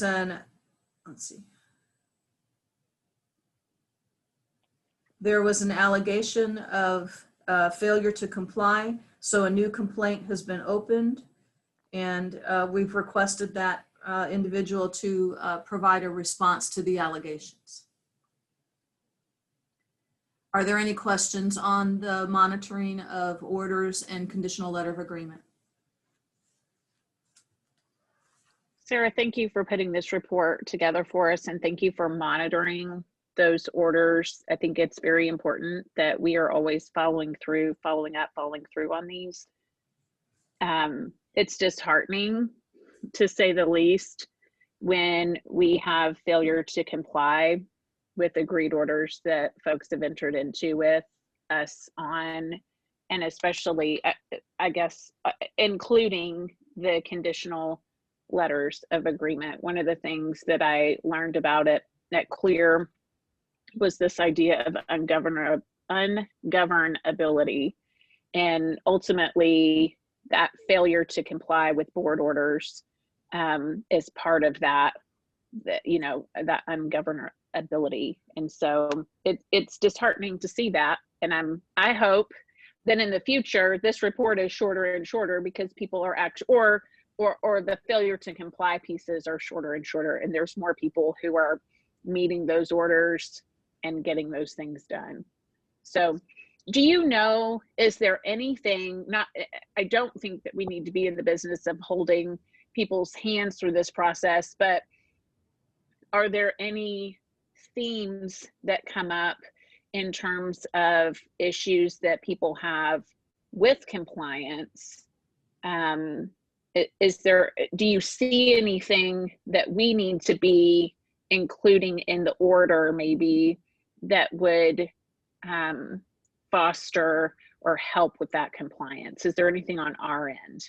I have a couple of observations. In the past, when the board, for example, would impose a probated suspension for 1 year and then assign continuing education, they may not make that due until the end of that year. In more recent orders, we've kind of changed that to make the continuing education due within a few months or within 6 months, so that there was some kind of incremental process before the entire year was over. And that meant that if they tripped up on getting the conditional continuing education within a few months while it was still fresh in their mind that they had an order they were working under, then we could kind of let them know that we were monitoring that, and that complaint alleging non-compliance was opened earlier in the process rather than at the very end. And I think that was not only beneficial to staff, but beneficial to that respondent, and certainly to the public. So that was one thing that I think is helpful. I'm also encouraged by the BHEC model. We've got a staff member, I'll shout out to Tracy, who's will be monitoring the compliance issues, and certainly will support her as much as possible or as needed. So I'm hopeful that that will help enhance the monitoring of the respondents as well. And certainly over time, the board has always allowed someone who couldn't find an in-person continuing education course on a certain topic, the board would allow staff to accept a live webinar on that topic, or they could contract with a supervisor to provide that continuing education.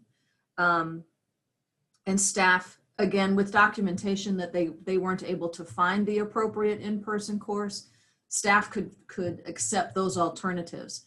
Now in these days of COVID-19, where there's not a lot of in-person conferences, staff is using that model to accept a live webinar on that content, or to accept a board supervisor either providing an in-person training or providing a video conference, a live video conference type of training. So I think that works pretty well and gives the respondent many opportunities to remain in compliance. Thank you for those observations. And I think that particularly those two pieces that you talked about, we need to hold in mind as we're serving on review panels in the future, when we're called to serve on those informal settlement conferences or on those review panels.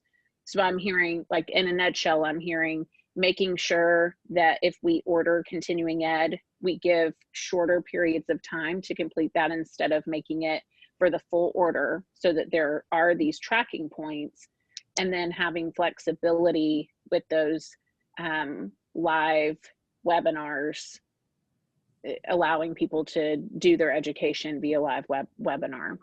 So those are good observations. If you see other things, you know, in this process of monitoring, please let us know, because Absolutely. I think that that's important. Mike? I'd like to throw a couple of 2 cents in here. Yeah. Sarah, thank you so much for the compliance report. I think that's very helpful to the board in keeping up with who's doing what and who's not doing what. And it helps us keep the licensees' feet to the fire. I've noticed over the last 12 years that the types of complaints that we're receiving and the severity of the violations have gotten better. That we're not having the numbers of sexual events and dual boundary issues and things that I considered really serious as a public member. Those have gone way down, and I think a lot of that is in because we have enforced the rules and we have followed up with these cases to make sure that people are actually doing what they're supposed to be doing. And so thank you so much for making that available to us so that as a board we can make sure people are doing the right things. Thank you. Okay, any other questions or comments here on this report on compliance activities? Thank you again, Sarah, for your work on that, and thank whoever is behind the scenes in enforcement who's helping with that as well. We appreciate that. So item number 3C is report from staff and discussion and possible action on complaint review team activities. So this is the last report from your complaint review team. As we mentioned earlier, the VHEC rules have a different model. In August, the review team was able to review 5 cases. One was closed as withdrawn because it was a misidentification of the respondent. 3 were closed, were jurisdictional reviews, which we didn't generally send the entire case to the board for jurisdictional reviews. And so those are in process under investigation. And then 1 was closed as no jurisdiction. It involved an LPC intern and an LPC supervisor who happened to also be an LMFT. So it was really more about the LPC functioning of that supervisor. And that concludes my report on the complaint review team activities. Do you have any questions on this report? No, thank you, Sarah. You're welcome. Okay. Item 3D is discussion and possible action regarding complaint trends. So I have no additional report on that item. We looked at it in July.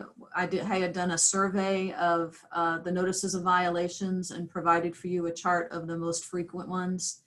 And then we also sent out that list and called for jurisprudence exam questions along those rules. I haven't had any additional notices of violation since that time. So I didn't provide that report again.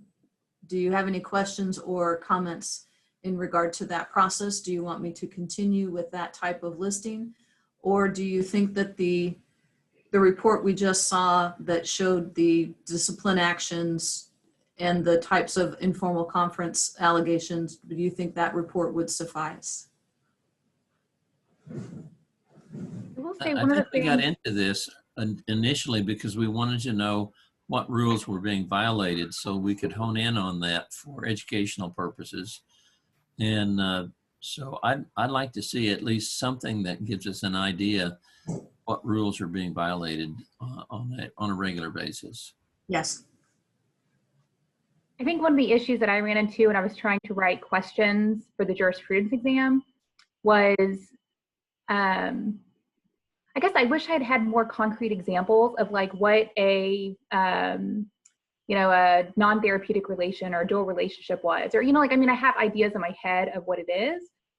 But like, I guess I'm just curious, I guess I just want more details about whenever somebody does this, like what exactly are they doing?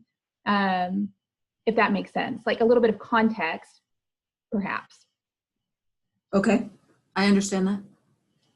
You know what might be helpful there, and our attorneys may tell me absolutely not, we're not going to do this, but as we go, as we're going through these cases, I wonder if it would be helpful to create items on our jurisprudence that somehow, not that they reflect the information from a case, but they address the issue that was addressed there. And I think, Lisa, that's kind of what you're talking about in terms of, what exactly would be a case context for a dual relationship. We know what sexual misconduct is, but what about this, And as we're seeing those things in action, I wonder if we could formulate some questions about it for the jurisprudence exam. Of course, not using, making the question something that's not going to be identifiable. Patrick, you're shaking your head. Is that okay? Is it okay if we do this? Right. We don't want to use any specific names, or we want to de-identify. But I mean, if you're basically using that as a past case, you're just using as licensee A sees patient B, and they give sort of a general statement of a factual scenario that was used. There was a basis of a case or an order. I mean, all the orders will still be public. So those are certainly things that you can use to put out there that'll for the public's benefit and for educational purposes, to say, we had to discipline this person because of a dual relationship, and but we wouldn't want to get into anything that's necessarily in the file and specific about that is obviously confidential under our statute, under I think it's 507.205. But yeah, I mean, like you said, the general sort of factual or statistical information is completely allowable. Yeah. Okay. Lisa, would that help as we're looking at writing items? It would help so much. And even I think it would help with when we're doing education with the public, I'm even thinking one of the things that came up on that list that Sarah sent was dual relationship. And then in parentheses, she had social media contact. And I'm like, what exactly is that? I mean, are therapists friending people on Facebook or just kind of wondering what exactly does this mean? So I think having that information would help, one, with writing items for jurisprudence. And I think it would also help with when we're doing education to the public. I agree with that. And that's where, when we shifted the way that we hear complaints, we lost all of that, and so we've always said we wanted to continue to somehow capture that so that we are doing that education piece with the public, with our licensees, and we know from research how beneficial that is. So that I think that's helpful, and maybe even helpful in so Sarah, as we're going through the process, maybe working with professional development on these specific, not pulling cases, but kind of the gist of the case would be helpful. Okay. And that might be one of those things, that you guys are continuing to work on in between meetings. It doesn't have to be a big meeting item, but a handful of you could be working on from professional development with our staff. Okay, great. Any other thoughts or questions about complaint trends? I'm sure. I think I don't want to talk much, but I think case studies would be a good way of public education. When I was in chaplain school, we did, this was years ago, we did case studies. When I was in the Naval War College, we did case studies. And so that's a way of doing it. So you don't have to say, well, what does that mean? A chaplain violated something, or someone violated the chaplain. The Geneva rights by saying to the chaplain, pick up a weapon. The chaplain responds, sir, I cannot pick up a weapon. I am protected by the Geneva Convention. And then they order, pick the weapon up anyway. Is the commanding officer in violation of the Geneva Convention? And yes, and this is why. So that's where you don't have to say, well, what does that mean? It's a clear case of something that shouldn't have happened. explaining real simply what happened, what was the case, what was the rule, and then what the violation was. And then they'll just say, this, what do you think should happen? And then they'll give you an answer at the end. This is what happened to that commanding officer, blah, blah, blah. So maybe case studies, don't know if it could be in the jurisprudence exam, but it certainly can be in some teaching curriculum. It could be in examples of teaching the public that make it real simple. Absolutely. Good thoughts there. All right. So let's look at, and I'm going to turn to Brian and Patrick for item 3E. Is there any discussion, update, possible action on complaints awaiting informal settlement conference or SOA hearings? So I can give the update on the 1062-17-0057. It's in process for an amended notice of violation. And then we'll likely go back to an informal settlement conference, but that's up to the respondent when they get the revised NOV. And it's we had an informal settlement conference on this case, and additional allegations came to light during that informal settlement conference. And a supplemental investigation was pursued, and that's why there's an amended notice of violation. Okay, thank you, Sarah.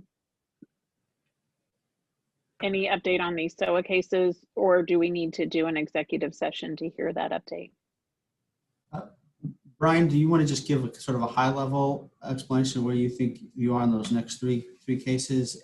If they want a more detailed into it, we probably want to go into executive session, but I would say, just sort of generally speaking, I think you're kind of reviewing those cases and getting them geared up for the next proceeding, like getting them ready for SOA and that sort of stuff, gathering evidence, reaching out to witnesses, that sort of stuff. Do you want to kind of summarize just real broad overview without giving out specific complainant names or respondent names? Yeah, that's correct. On all three of them, I've been in contact with the respondents, complainants when necessary, and I'm getting them ready for SOA. Do we have any dates? Do we have any hearings that are actually on the docket on any of these? Or are they still just in the process? I haven't said any yet. I'm still working on the petitions and notices.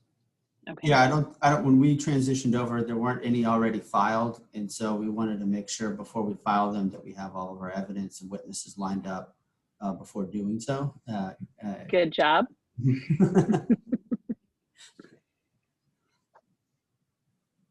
Okay.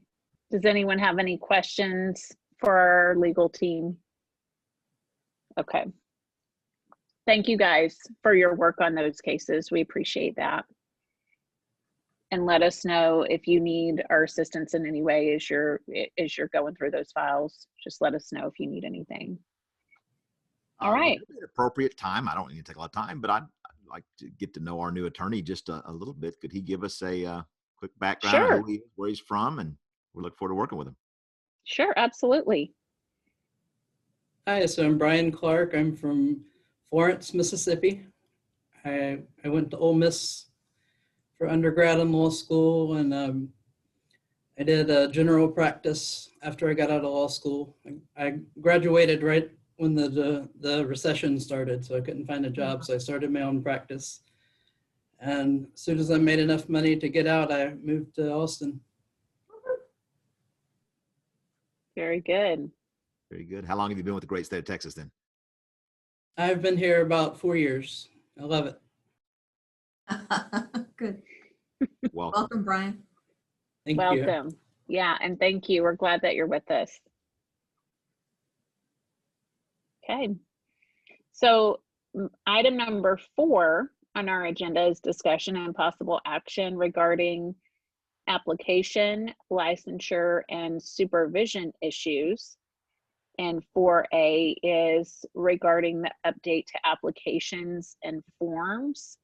Sarah, do you want to give us an update there? So the staff produced, transitioned the forms from HHSC to the Behavioral Health Executive Council. I've reviewed a couple of those and have asked for some revisions. Thank you, Dr. Merchant, for your comment. So that's been forwarded to staff to implement that revision. That was in regard to the form abbreviated LMFT associate as LMFTA, which, as we know, according to board rules, is not the appropriate term. So we wanted to make sure to get that corrected. I'm continuing to review those forms as time allows. If you have any comments, or they're on the website, if you'd like to download those and look through them and provide me comments, I'd welcome those. But in the meantime, I'll be moving forward that as best I can. Those forms, when I looked through them, Sarah, without printing off the old ones and the new ones, it looks like we basically captured the information that was on the HHSC form and it's moved over to a BHEC form. Is that pretty much how it went, or are there some nuances there? There, from the two application forms that I looked at, that was the basic premise. The application form for associate did incorporate some of the other forms that were used for to sit for the exam. So that form got a little bit bigger, but it's not now it's all in one place rather than 3 different places. So I'm still mapping out what we had to what we now have, and I'm having to, like I said before, look up statute and rule to make sure that we've captured what we need in the right place. So I'm double checking those kinds of things. Thank you for doing that. Your attention to detail will certainly be reflected here in the forms.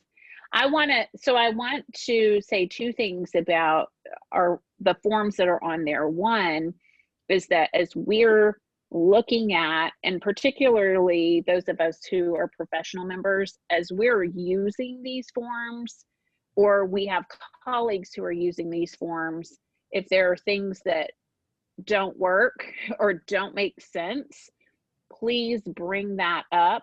In the past, that's been helpful to revise the forms as we've kind of taken that information from how the forms are actually being used out in the field. And then what I would also say is to staff, if you're seeing that there's information on those forms that's not really relevant or necessary for processing something, let us know that so that we can say, yeah, let's get that off of that form. I'm thinking about how much the supervisor agreement form changed, and that Tim was able to look at certain things historically and say, this is where we're getting deficiencies, is because you have to put a date on here twice, or whatever. Right. I think having both of us kind of looking at those forms from 2 different perspectives and angles, and then shifting and changing. It sounds like it's just a piece of paper, but that piece of paper or online is what moves through the system and sometimes can get people stuck. And so we want it to be something that moves smoothly and doesn't have sticking points. So any other questions, comments on applications and forms? I have a question. Okay. Yes, ma'am. Sorry. Okay, so are there things on the application, like in the little check boxes, that you don't need if you're applying to take the exam? Like, do they have to have a transcript? Do they have to have the practicum? I mean, I would think that those are things that they don't necessarily have to have just to take the exam. Is that right? So the only difference in rule for someone who's sitting for the exam is that staff may accept a dean's letter or a letter from a representative of a university that the individual is a student in good standing with at least enrolled or has completed 1 graduate internship. So, but do they have to have like the I don't remember what it's called, the really long practicum, supervised practicum hour sheet? They have to have the supervisory agreement form. So back in pre-HEC, when we were with HHSC, we allowed for someone to simply apply for the exam and pay $47. Now that we're in BHEC, we are not the gateway for just the exam. We are the issuer. We want to issue the license. So they have to apply for the associate license. And part of that process in applying for the associate license, if they have not already done so, is to sit for the exam, to be approved and sit for the exam. So the short answer is yes, they need to provide all that information. Staff may approve them to sit for the exam and issue a deficiency letter at the same time for those other items. And I'm not sure if the licensing management has instructed staff to do it that way, or if they've instructed staff to satisfy these deficiencies before we move on. For example, it might be problematic because the practicum form, if you're only enrolled, you can't submit that form. And so, yeah, there's some of those issues we need to work out. And part of that, again, is our transition process. But thank you for stating that so clearly. And I will pursue that specifically as soon as I can. Okay. The other question I have is I noticed, I think, and again, this is going off of memory, but I think on the form, which again, I really actually like the way that y'all have combined all these into one form instead of having like 3 different forms. But one of the things that I think is on the new form is like the, I don't know what it's called, but like if you, like how your academic courses fit into the requirements. And so if somebody has a COAMT accredited degree, do they have to fill that part out, or can they skip that part, or does that make sense? I completely understand.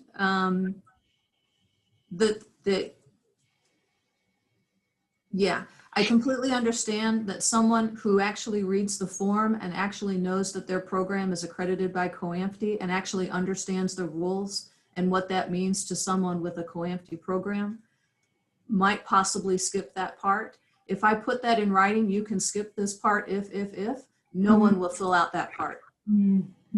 So I'm sorry to be so cynical, but I will look at the issue and see if maybe there was a reason why that was separate. But I will readdress the issue with the licensing staff and with the managers and see if we can come up with a better solution. My hope and my dream of the online application is that the requests, that the interface might be sophisticated enough to present questions that are appropriate for that applicant and not present questions that do not apply to that applicant. That would be awesome. If you identify yourself as an out-of-state who holds an LMFT license, then maybe it won't present you with what's your educational equivalency or that kind of thing. I don't know that that's true. I reserve the right to dream. Right. Okay. Thank you. I was just curious because basically, as I was looking through it, I was anticipating questions my students might have, or anticipating questions, you know, that somebody might reach out to me about. And so that was just one of the things that I'm just anticipating getting a question about that in the future. So anyways, thank you, Sarah. Sure. That's exactly, Lisa, that's exactly what I'm suggesting that we do, is look at them in a practical way, in a user-based kind of way. So thank you for doing that. Thank you for being detailed in your review of those forms and sending in that information. Are there any other questions about the applications or forms? Okay, the next item is 4B, discussion and possible action concerning the licensing matrices. This is a carryover from former agendas. And I guess my question with this is this something that would help staff? Is this something that staff needs or would help in that, you know, processing applications?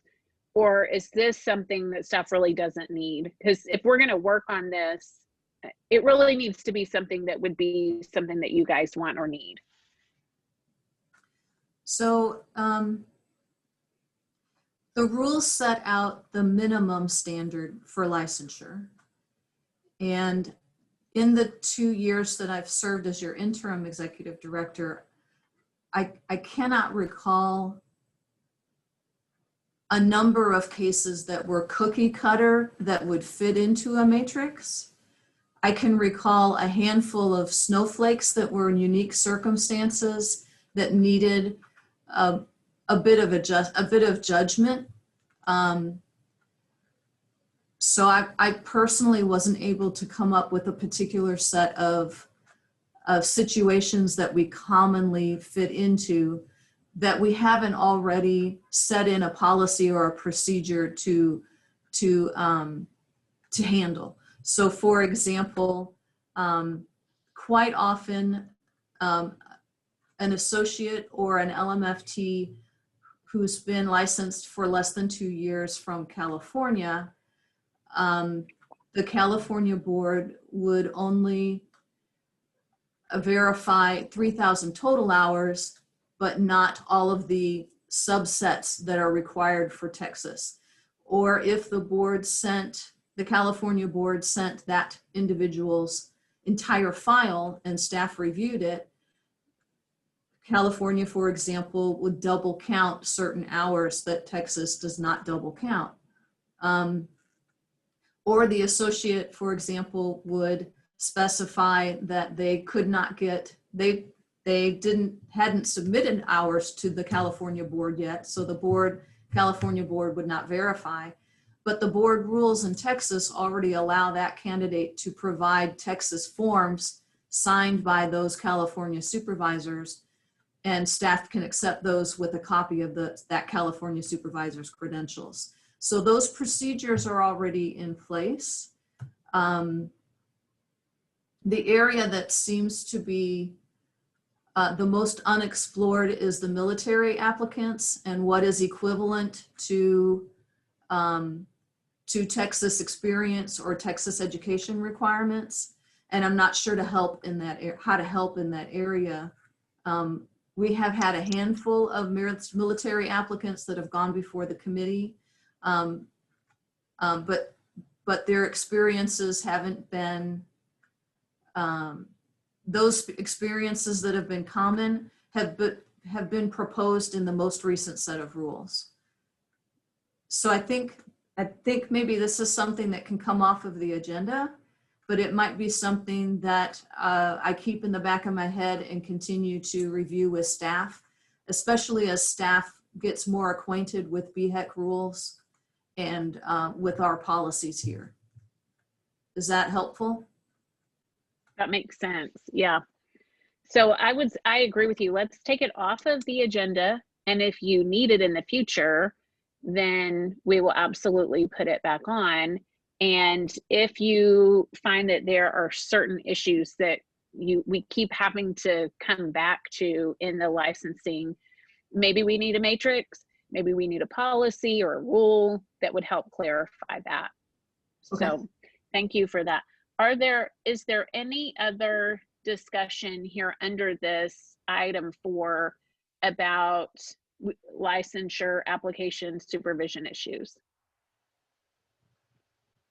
Madam Chair, thanks for that. Yes, sir. Real quickly, I think that with Mr. Hyde and Mr. Spinks, Darrell Spinks, talking about having the ability to work committee-wise and then using this forum, and we could have Sarah and maybe our new attorney to come on board with the professional development and talk about the military component, for example, as a committee, and in turn maybe help clarify, even if we have to bring it back to the agenda.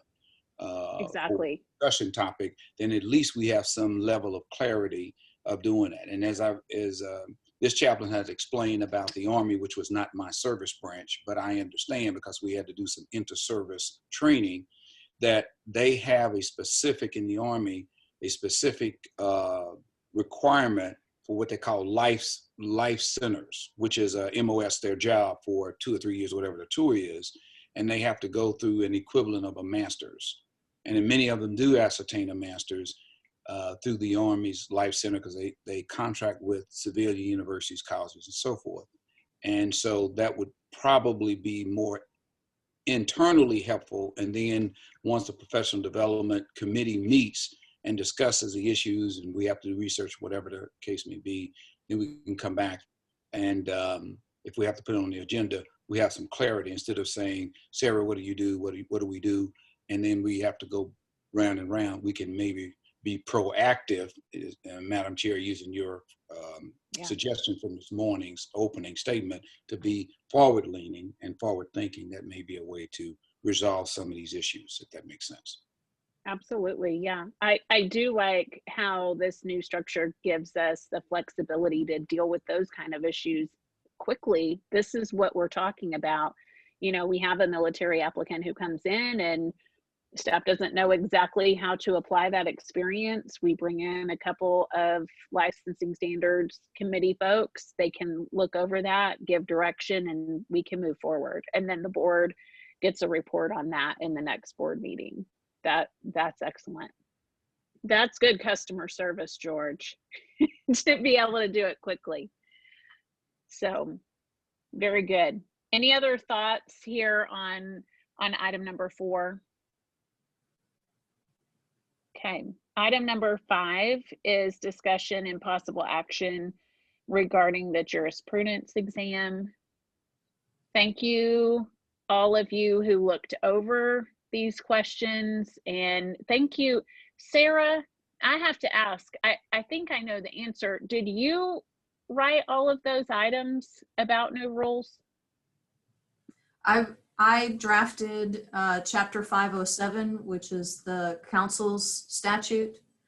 I reviewed what we already had for Chapter 502, the MFT Act, and added some. And then, yes, I drafted chapters 881 to 885. And then I reviewed what we already had for Chapter 801, the MFT rules, and adjusted some of those. And then I also received some questions from a couple of the board members as well. That was a tremendous amount of work. And I want to say thank you, Sarah, for doing that work for us. Yes, I see some applauding going on and thumbs up, absolutely. And I also want to encourage all of us to, as you're interfacing with our rules, we've already talked about how to use complaints in helping us to understand and support the jurisprudence exam. We can do that also with licensing questions. We can do that with any of the questions that could come out of rules. And it's really helpful that we are kind of continuously generating those items, especially as we see things come up that people are struggling with, that we're coming, whether it's those small committees that are meeting or our bigger board meetings, or just things that you hear out in the field, that we generate those items. We may have to wait until a certain time before we're able to add them into the next jurisprudence, and that's okay, but it's good to be making sure that that educational experience is up to date and relevant for our licensees. So thank you, Sarah, for your work on that. Lisa, you did a tremendous amount of work as well on the jurisprudence. Yes, you did. And doing the item writing, that takes a special skill to be able to do that item writing. And I thank you for working on that as well. And to the others who reviewed, I know many of you looked over what we had there and then provided some items too. So thank you on that. So we have. Can I take a quick moment? I just wanted to apologize to the team. I was not able to participate in that. We added a second service back at the church in September and tripling our attendance, and added childcare back, which was a massive leadership challenge, and hiring an associate all at the same time. I apologize, but it does bring up another dynamic, which is, even had I had the time, I still realized how overmatched I felt dealing with those questions. It might be helpful is it possible for a public member to actually take that test, to go through the experience of it, to get a feel for what kind of questions there are that might help me jump into the deep end and get more acquainted with that? And if that's doable, maybe it's something we should think about as new members are coming on here in the next few weeks or months, could we arrange that for all of us? Just a thought I had. I'm working on getting an access code so that I can provide that to the board members so that you can review the exam as the user would experience it. That would be very helpful. Anthony, I think that is a great idea that new members on the board would take that exam. I did that, I don't know, 8 or 10 years ago, and it really helped me understand what it was about and how it worked. It was very eye-opening, and it helped me to be able to form some questions back when I did that 3 or 4 years ago. So that's a great idea. I realized if this was an an ordination exam, I would have been super helpful, but I felt really overmatched, and I need to work on that. So. Well, and I want to say too, I think that that's a fantastic idea to open that code up for our board members to be able to take it and to encourage new members to do that. I apologize for not doing that sooner. That is something that Mike and I did a long time ago, back when we were on professional development, I think, coming in. But the other piece is to maybe simplify it, Anthony, and for all of our members, as we see issues coming up, that then we're saying, okay, this is an issue that would be a good item on there. And if you don't know how to write it, or if I don't know how to write it, I've actually tried to write some exam items for the national exam, and where I failed at that. I was told, no, you are not an item writer.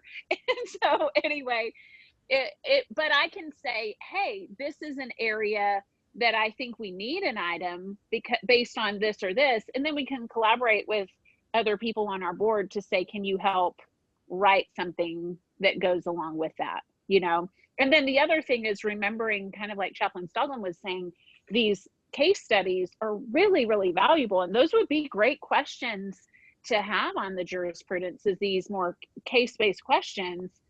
Jack did this and Diane did that, and how all of that stuff goes together. And then the corresponding rules that go with that make a lot of sense, So just to simplify it, no, we can be doing this kind of organically. We don't have to wait until it's a massive project.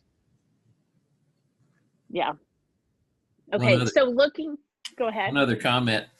I would like to see us at some point in time consider making the jurisprudence exam something that is required annually instead of just at the time that you get your license renewed, because we're always making changes and upgrading it. And usually we have, 200 questions in our matrix, and you take the exam and you may only see 50 to 100 of them.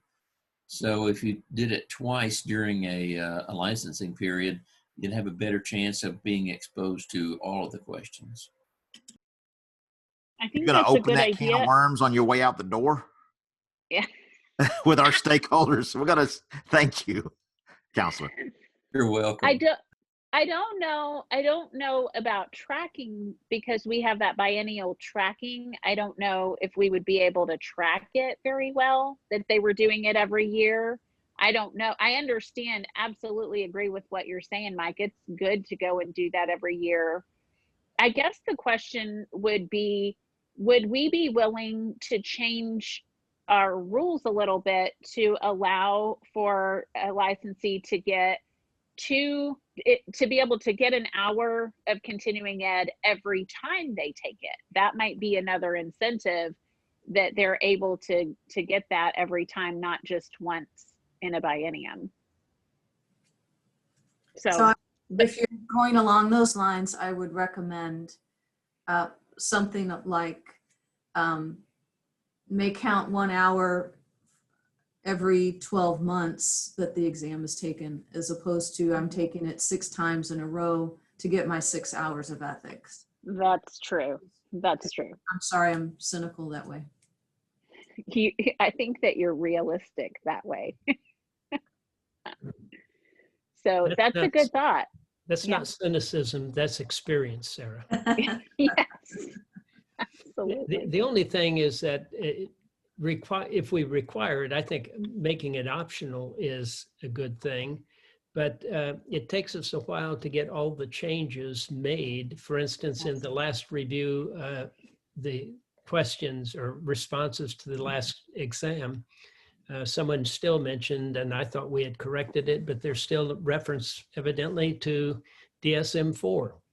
Yes. And so, you know, that's just an example of we need to get it changed. And if we do it or require it twice a year, and again, I'm not saying that you're requiring, but giving the option, then it really is incumbent upon us to keep up with the new rules and questions. I agree with that, Ken, completely. I think having it as an option with a limited number of times that they can do it for credit is helpful. And I think it also is incumbent upon us to make sure that we're keeping up with it. And that's what I would charge the professional development committee to make this one of your ongoing projects, not just that you're looking at the report, but they're also looking at the items that are there and comparing them to the current rules. I think that that's a helpful, and continuously adding items to the item bank, I think is helpful. Let's take a look at the quarterly summary that we have. The document is 5A. Sarah, is there anything that you want to point out in that? Or Ken, I know you are in charge of this committee. Anything that you would normally point out from this report in committee? This is Sarah. I have no comments, just to remind the board members that this, as Dr. Bateman has said, these are questions that haven't kept up with the new rules, and my apologies for that. So hopefully that will be something I can keep on top of going forward. I have submitted the new questions for the rules that were adopted on October 2nd or went effective October 5th.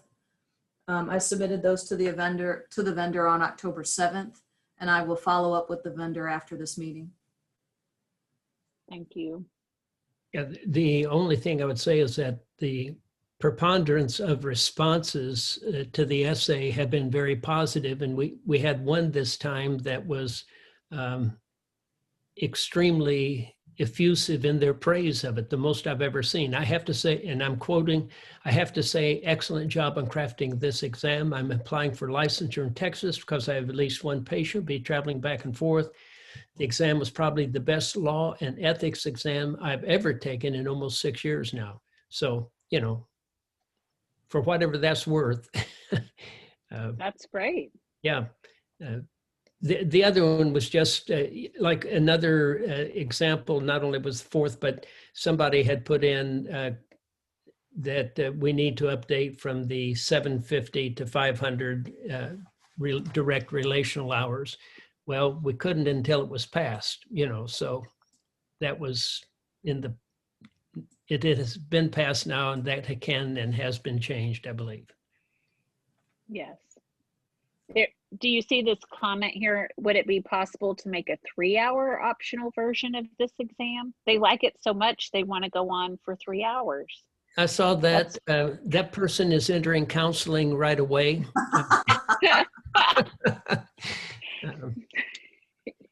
Either that, or not to be cynical, but they're able to finish it in about an hour and count it for 3. I don't know. Well, I remember back when I took it that I was surprised how quickly I was able to do it with virtually no knowledge of the rules at that time. And so when you say it's an hour exam, that's probably only if you're getting the wrong answer every time you hit the button. So I don't know. I think that's a little overrated. Mike, what was your score? I want a benchmark when I take this thing. Well, I got 100% because it won't let you fail. You keep answering until you get the right answer. So my first guess, no, I didn't do too well. But a lot of them are pretty just, you know, they're reasonable. They make sense. But it was fun. I thought it was great. I encourage you to do it. I would say, Mike, if a person went and actually clicked on the rule, so the question is there, and then you can click on the rule or the law that the question references. And so if they went and clicked on each one of those, I've done it that way before. And then I've done it where I just answer the questions before.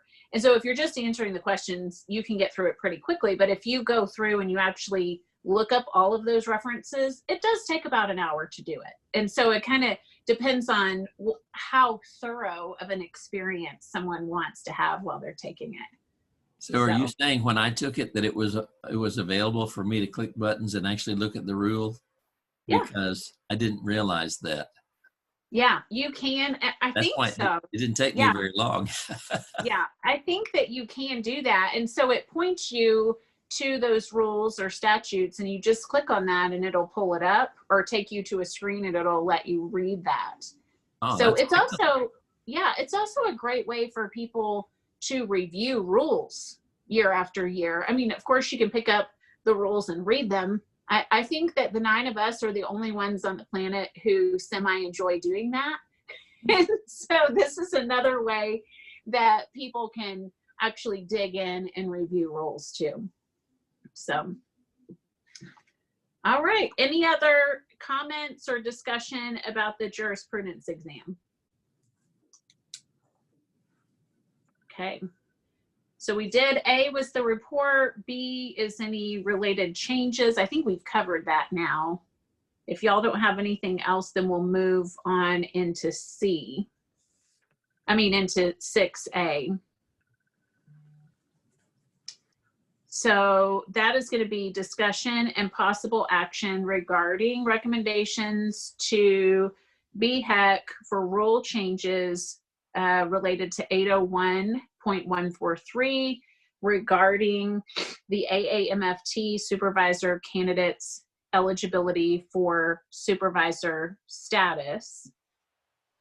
And we have a number of materials that go with 6A. Can I ask a question here? Yes, sir. Are we talking about somebody being a supervisor under this AAMFT who is not licensed in Texas? Well, no, because the first part of the rule says that you have to be an LMFT in good standing. And I think that means, based on definition, that you have to be an LMFT in Texas first. Isn't that how our current system works, Sarah? Yes. Okay.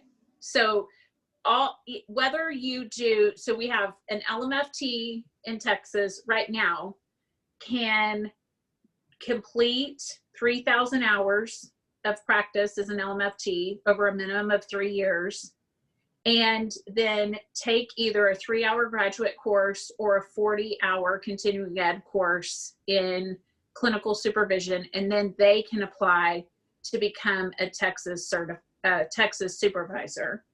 Or you can have an LMFT in Texas who is designated as an approved supervisor or a supervisor candidate by AAMFT, and they can apply. Part of being an approved supervisor or an approved supervisor candidate requires them to take a course that also has a training course in part of that requirement. So the training course is there, and then there are additional things that the supervisor candidate has to do in order to become as an approved supervisor.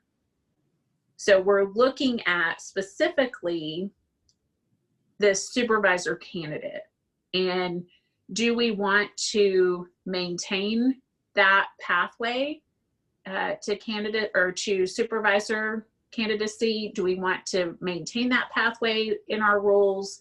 Do we want to create some accountability there, or do we want to remove that pathway? Those are our 3 options today. How many people are currently supervising who are supervisor candidates under the AMFT? Do we know? Historically, staff has not tracked the method that a person obtained their LMFT supervisor status. So I can't easily dig into that material. I do not know. What's your best guess, Sarah? Do you have any kind of a concept to make a guess? I only see the cases that staff was not able to clear, and I know of 4 in the last year. And it kind of comes in clusters. In my research for this topic, the previous executive director, I could find that she approved one in 2017. And that's all the records that I could find between 2017 and the 4 that came up in this last fiscal year. Well, just to get the ball rolling, my inclination as a public member is that we should keep things as streamlined and easy as possible for staff and for us. And so my recommendation is that we eliminate the supervisor candidate provision and go with the first section of 801.143 that just goes A, B down to 2 on that first section. And if I can just interject real quickly, if we want to go with the deleting of the supervisor candidate, we will need to run it by the governor's office that looks at anti-competitive rules, because this will be reducing a pathway for a particular type of licensure for supervision. So it will need to get reviewed by them, just to let you know. So we'll probably have to get that submitted to them at some point if we want to go that pathway. The other thing potentially worth discussing as well is, will this create an additional cost to applicants? Because that's something that we will need to also discuss as well. Is, does this make it more, does it increase costs basically? And potentially yes, because, you know, if you're looking at it from the cynical point of view, somebody could apply as just a candidate and not have to go through the expense of actually paying for everything and completing it. And so by eliminating that, it potentially makes it more expensive. And that's something we kind of have to deal with in the preamble when we adopt rules, whether or not they have any sort of economic impact on licensees or applicants. So I'd appreciate any feedback that the board might have on that, because we'll have to do some writing on that as well. This is my bone of contention. I'm looking at Sarah, when you were interim executive director, and the research and all of that, and the rejections of some of these folks who wanted to come to the great state of Texas and just automatically apply to be supervisors. There is no requirement. They don't track, Mr. Miller, they don't track the, from what I understand, the supervisor. They say they view it as micromanagement. It's troubling. There is no formula for them to do this. And there's an example of COAMFTE, doctoral students. I mean, there is no sense of tracking these people. And we don't know what they would do if they would come into the great state of Texas and something happened. And of course, the media would immediately say massive. It could be 2 cases, but since there are 254 counties in the great state of Texas, they could say massive. And now all of us have a problem. And so psychology, psychiatrists, they have strict requirements on how to become supervisors, even if you get your medical degree or your PhD or your EDD or PsyD. And then if we, as LMFT says, well, it's okay, you don't have to have that, and you just come on in and be a supervisor, well, how do we verify that? What kind of training did you have? Where did you go? That kind of thing. And so this is what's happening according to some of the documents that have been provided for us. And I just find it troubling. I know others can discuss it, but this whole situation about the AA MFT supervisor, I don't understand even their replies. It's been taken lightly, like it doesn't really matter. That's that was the inference I got from their general counsel even. And I've read through the materials that Sarah's provided, and it's troubling to me. And I'll yield for other comments. One of the things, one of the things that concerns me about the supervisor candidate for AAMFT supervisor candidate is that it is possible that they could apply early, right out, basically being member, getting their degree. Conceivably, they could apply for that very early and never complete it, but yet then be, you know, a supervisor in Texas. The other thing is that they don't have the requirement of 3,000 hours of experience for many of ours. I don't know how many, and I don't know how to track it, like Sarah said, but how many of them have come through the 40-hour supervision course. But if they don't have that 3,000 hours, I don't want somebody who's got 200 hours of therapy supervising a LMFT associate. I just think that it's dangerous. I am in favor of reducing or eliminating, I'm sorry, the supervisor candidate. I do understand what Mr. Hyde is saying regarding that it might create an expense and for the individual trying to get, and I hadn't actually considered it from that standpoint. So I'll do some more thinking on that. Sarah, I think you can. Lisa? Sarah, I'm curious if you know, like, of the people who applied, the 4 that we've had apply in the last year, how many years they had already been practicing as an LMFT before they applied for the LMFTS as a supervisor candidate? 3 of them, had they applied under 801-143A1, they had been practicing as an LMFT for more than 3 years. One of the candidates had only been upgraded to an LMFT in the last month. Okay. I think that's the case that I worry about, is I worry, you know, anyways, that's the case that I worry about, is somebody applying to become an LMFT S, you know, 1 month after they get their LMFT to begin with. So I don't know. Dr. Merchant, excuse me, Madam Chair, that is the nightmare scenario that I continuously give strong thought to, that people are coming, and then we have, and I think, I can't say, with these cases that the attorneys and Sarah have talked about earlier this morning about the increase of cases. And I dare say that COVID may have been a major factor, environmentally speaking, because law enforcement, domestic issues cases are up. More assaults are up. More other cases, horrendous cases that are up. And when you dig down and read the reports, it's because of COVID. Now, you could blame COVID for that, for anything, but because of the close quarters, people getting on each other's nerves, these are family members. These are not just randomly done acts by strangers. And so when you look at some of these situations, and then you have people coming, for example, out of state into the great state of Texas, wanting to be a supervisor and not having the training, the years of experience, the clinical requirements and so forth, what have we done if this goes through? And not even speaking of what Mr. Hyde was talking about, or running it through the governor's office, for example, but I'm just thinking about the nightmare scenario that could possibly happen.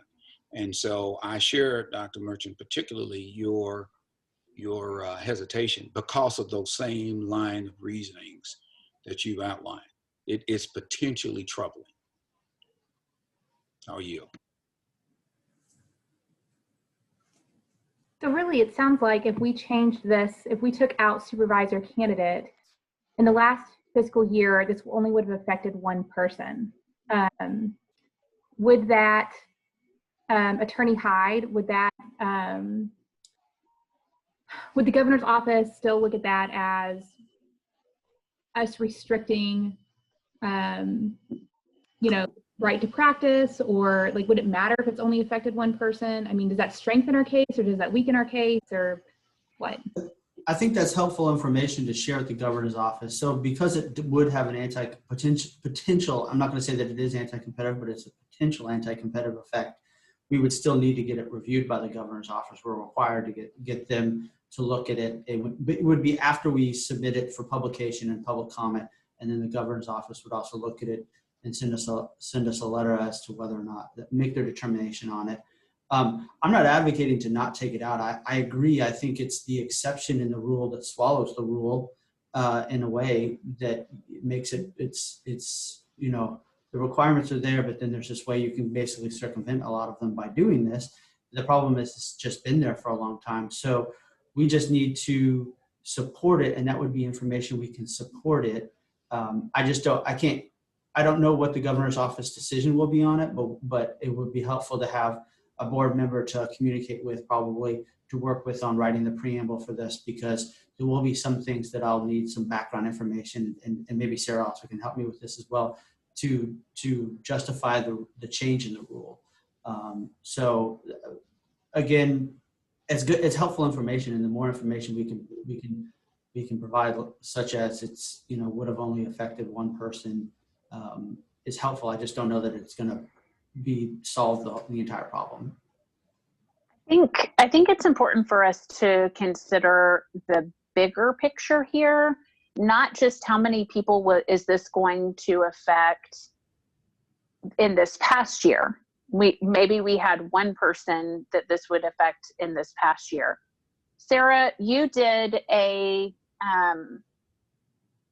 survey about where you reached out to AAMFT approved supervisors who are here in Texas. How many supervisors do we have, Texas supervisors who are also AAMFT approved supervisors?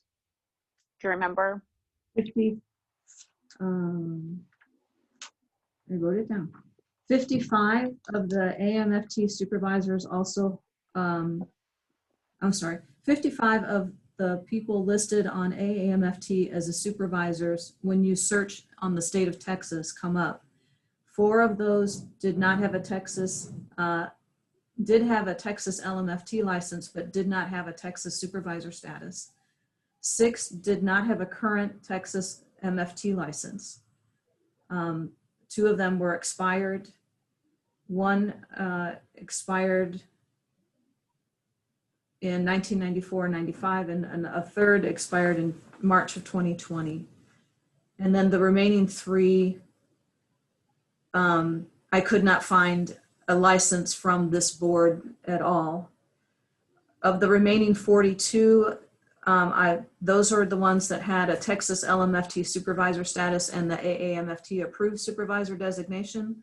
And those 42 I sent an email survey to. How many total supervisors do we have right now? I have that number somewhere, but I don't remember off the top of my head. I don't know that number off the top of my head. Okay. I have it in a report. My point is with this piece, and I am not saying one way or the other, I think we should do it or we shouldn't. But we're not just looking at the one who applied in this past year who might not be able to become a supervisor. We're looking at closing down the pathway by which most people who choose that AAMFT approved supervisor track, you have to do that candidacy in order to be able to get that full AAMFT approved supervisor. And I do think it is worth saying that that process is more rigorous than our standard for supervisors. The course is not as many hours. It's a 30-hour course. Most people, because if they're going to do it in Texas, they go ahead and do a 40-hour course.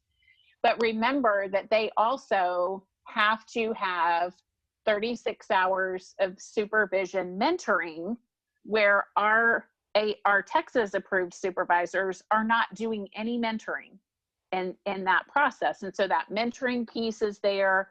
which is a valuable piece. And that's what we were doing that survey about, is that mentoring.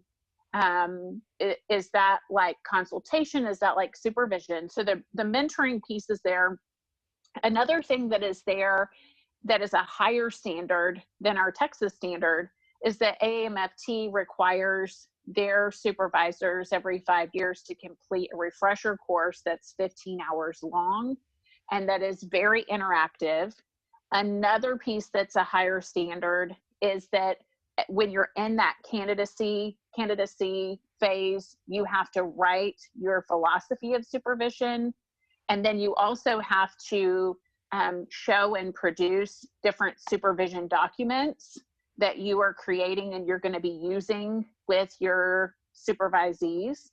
And then when you go through that supervisor refresher course, you go back to that philosophy of supervision, and you also go back to various documents, your supervisory agreement form that's beyond what you have on the contract, that's beyond the state form. There are some, it's been a couple years since I took that course, but what I'm saying there, I'm making 2 points here that I don't want to be lost in this discussion. And again, I don't know that this is saying do it or not do it. When we shut it down, we're shutting down the entire pathway, unless somebody is able to do that supervisory candidacy timeframe, like in a doctorate program, they're not going to have people to supervise. And so, because they can't supervise people in Texas if they don't have a license to do that. And then number 2 is we're taking a program that actually is a higher standard than our own, that's kind of considered the gold standard in marriage and family therapy supervision. And we're saying we no longer will accept this gold standard. We're only going to accept this minimum standard. And so I think that that needs to be brought to light, and will have to be, I think that that will be brought up in public comment. And I think that we need to be prepared to talk about that in our preamble or in our reasoning. Madam Chair, I hear all what you're saying. It makes sense, but at the same time, I have problems with that because people want to come to the state. There may be people who say we don't need fossil fuel anymore. There are people who practice that, say we don't need fossil fuel is all. That's how our institutions, our universities, our colleges, our medical schools, that's how we as a great state became a great state. So there may be those that say, well, we don't need fossil fuels anymore. Well, that'd be foolish, in my opinion. I'm not saying necessarily shut it down. I'm just saying we need to be careful how we do this, and maybe we need to reconsider it. Maybe we need to table this for a while until something comes up. The numbers that Sarah talked about in her report that she just shared with us, to me, is troubling. I think that we, even with the higher standard, people can just come in and say, well, I'm in this state and I deserve to be here. I deserve to be a supervisor. Well, says who and based on what? And so I think maybe we need to re-examine it. I don't know if that means yes, it's going to be extra time for the staff to reconsider it. We need to table this for a while until we come up with some options, rather than say totally shutting it down or just opening up to anybody that's coming, and then suddenly they license and they don't have LMFT, they don't have the training, and then they say, well, I'm here, and what are you going to do about it? So I think to speak to that concern, they have to be licensed in Texas to be able to be a Texas supervisor. That we locked that up in 801.143A. They've got to be licensed in Texas. So even if they're coming from another state and they have this AMFT approved supervisor, they first have to be licensed in Texas in order to be able to take that pathway. And so I absolutely agree with your concern that we need to make sure that people are licensed here before we let them become supervisors here. I think from Sarah's numbers in that survey, really what it did for me is just say, right now we've got 42 of our supervisors, valuable supervisors in the state of Texas, who are both licensed as supervisors or licensed as MFTs here. They're board approved supervisors and they're AAMFT approved supervisors. That's what I think, Sarah, what your numbers reflect. Yes. And, Okay. and I get what you're saying, Madam Chair, but if somebody appeals that, since people like to appeal these days and become litigious and all this, I don't have to do that. I'm just looking at that as well, because they could say, well, I'm gonna appeal that, and I have a right to do that. Well, really? But so I'm just trying to look at it from both ways. I'm not saying shut it down, but I'm saying maybe we could rethink it. You know, whatever is best for the great state of Texas and its citizens. That's what we are here to do, protect them. And I just don't want people coming in and saying we're gonna bulldoze and no matter what. Oh yeah. Yeah, I agree. Lisa, did you have something you wanted to add here? Yes, ma'am. Kind of going back to your point about we could be potentially shutting down like the entire avenue. Most of the people who seek out, because the AAMFT credential is a higher standard, most people only seek that out if they plan on supervising in a COAMT accredited program. So Sarah, I probably didn't come up on your list of the AAMFT approved supervisors because I have asked not to be included on that list. But like I'm a AAMFT approved supervisor, but I don't have a supervisor license in Texas because the only supervision I do is within ACU, you know, because I don't want to do licensure supervision. And so most people who seek out the approved supervisor status, they do so that they can supervise within a program, which means they don't necessarily have to be able to do licensure supervision. Basically, there is another pathway to become a fully approved supervisor. Like you can just supervise as long as you're supervising within a COAMT accredited program. Does that make sense? Right. So I think what I'm hearing you say, but clarify, is are you saying that the pathway still exists for people who are supervising in a COAMT program? Right. Okay. That pathway is teeny tiny in terms of, I mean, how many COAMT programs do we have in Texas? I think 7, 5, 8, somewhere around there. Okay, so less than 10 COAMT programs.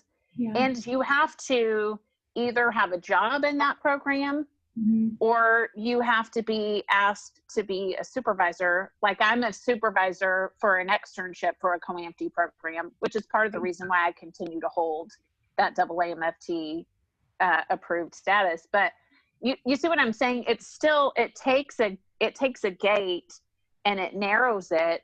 I'm not saying we shouldn't narrow it. I am saying we have to be able to provide an explanation clearly about the narrowing. Is that what I'm hearing you say, Patrick? If we're going to narrow, if we're going to shut the gate, if we're going to narrow the gate, we've got to be ready to explain it. Yes, we'll definitely need that in the preamble, and especially if we have certain data or examples we can provide for reasons why we're doing it. That'll especially help. I went back and looked at this rule a while back, and I can't remember it off the top of my head, but this provision in the rule has been there for many years. So if we're going to close that pathway down, we need to kind of justify, have some good justification for doing so.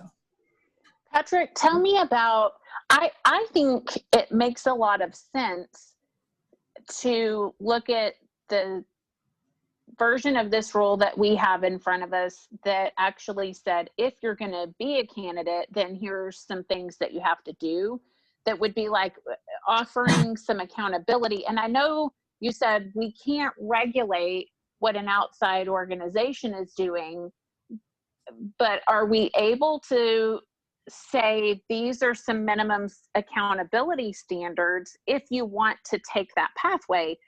So I'm thinking like it doesn't shut it off. It doesn't close the gate completely. It allows the gate to stay open, and it meets the concerns that I think are valid concerns that many of our board members are raising.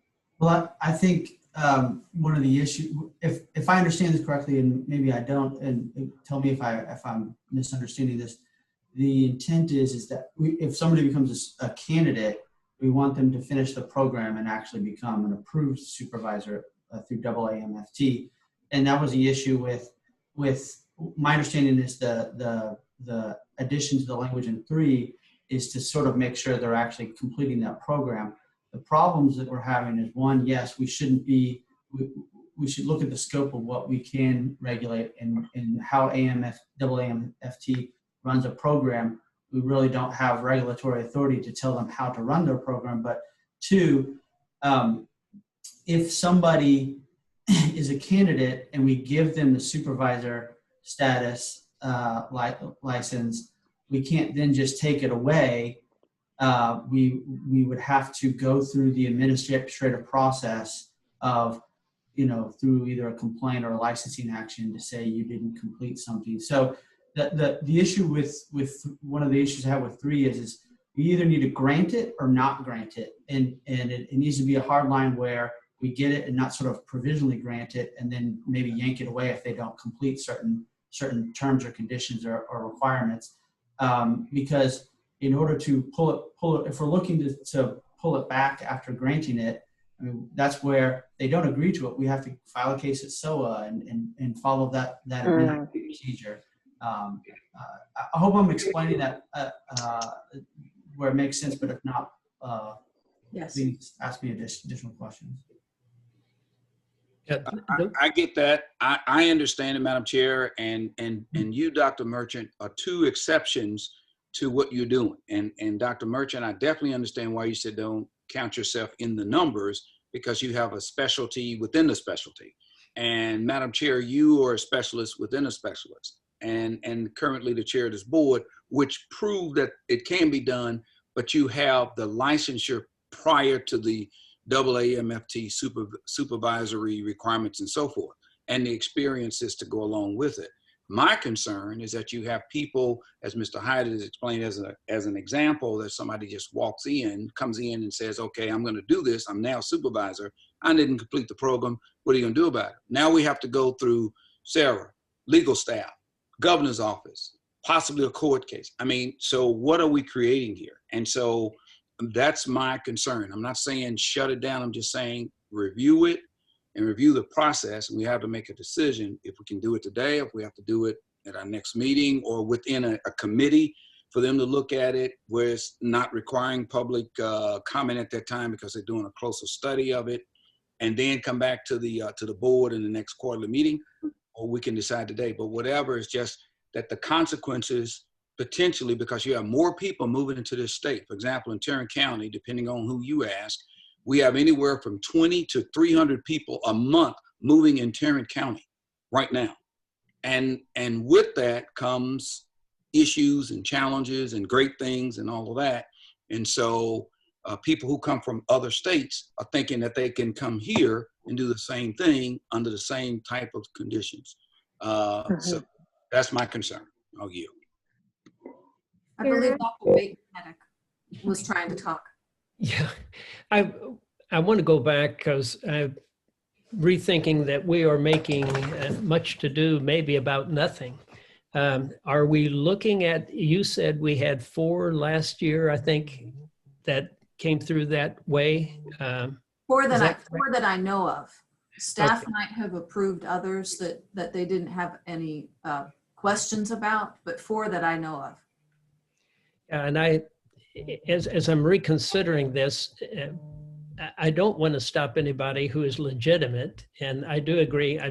I felt like I did as much work for getting my AAMFT supervisory status as I did my doctorate almost. There's a lot of writing, a lot of supervision and all that back in the old days. We didn't call it mentoring. We just called it supervision of supervision. But I'm wondering if this really is not a problem, maybe we do need to leave it until it becomes a problem and then address it at that point. And I don't disagree that a lot of people are moving into Texas, but hopefully not all of them are going to become marriage and family therapist supervisors. Sarah, I have a question about the one that had only been licensed for a month. Do you happen to know if she had just was she a doctoral student? Like, had she just graduated from her doctoral program, or was this like a master's level clinician? I don't have that information in front of me. Okay.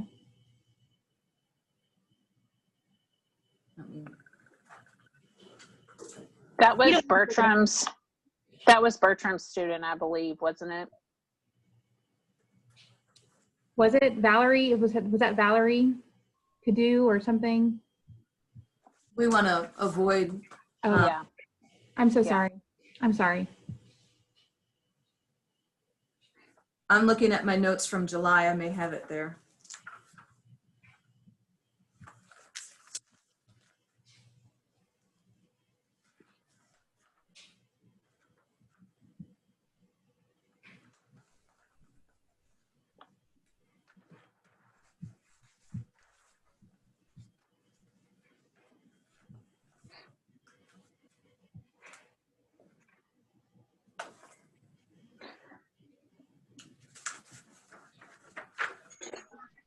So what I'm hearing, as Sarah's looking for that, what I am hearing is that the options that we have in front of us right now are to do nothing with this, to leave this language in our rules as it is, to take out, the second thing that we might do is take out supervisor candidate. So as you see that rule in front of you where it just strikes supervisor candidate. And then a third thing that we might do is to add language, although I'm hearing from Patrick that that's not advisable, to add language that kind of clarifies if you're going to come through that supervisor candidate pathway, these are the requirements that we have of you. And so I guess with that being said, Sarah, were you able to find that? What we are going to need to do is craft some sort of a motion. And I also want to remind you that once we make the motion, once we have a rule, we're not stuck with it. We're not like whatever we come up with here today is not the final word on this whole thing. It just gets it in, it just puts it into motion, you know? And so then it's gonna go up for the reviews that it has to go through in the governor's office. It'll go back and forth, just like the criminal history rules did, hopefully not quite as much. It'll have to go up to BHEC. BHEC will have to look at it for antitrust, anti-competitive issues. It'll go for public comment. So there's still a long process here where this rule can be modified and shaped. What I would encourage us to do today is not to put this off to another meeting, but to come up with some kind of a recommendation or a proposal about what we want to do with these three options in front of us. And if I can add potentially a fourth option that you may or may not necessarily like, is one thing is you can do is before an actual sending it to the council for a formal proposal in the register, there's a possibility where you could just say that it informally publish it on the website and ask for public comment pre-actual publication of the rule to gather feedback, further feedback. I feel like Sarah's already sort of done that, but I don't know if that's something that you feel like it would be need further development or discussion. So I think that that's a good idea. What the people that we've sought feedback from are people who are actually AAMFT approved supervisors, but I don't know that we've just put that out for everyone to give comment. And if for the board's consideration, to Dr. Bateman's point about perhaps we're looking for a solution without really having a problem yet.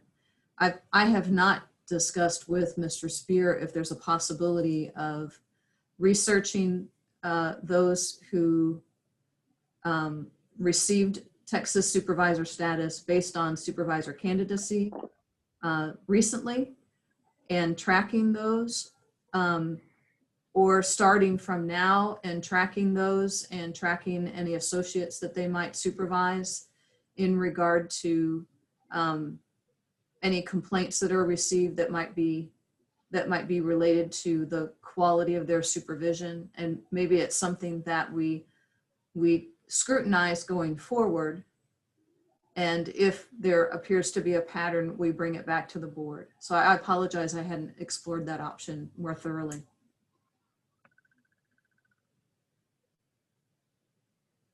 Okay, thank you, Sarah. Sarah, is it possible, is it helpful to pull that screen down so I can see everybody's face as we kind of go into motioning here? Thank you.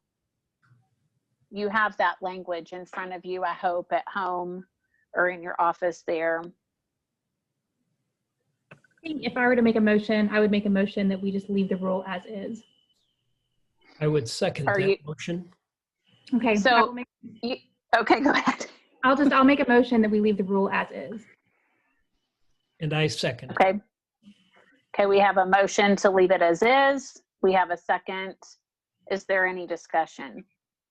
Madam Chair, and the two motion providers, the only thing I would say is to consider to keep the current rule in place, but provide a study process to review and discuss in future meetings, something of that nature. I don't know if it impacts the motion, but just something for consideration. I'll yield.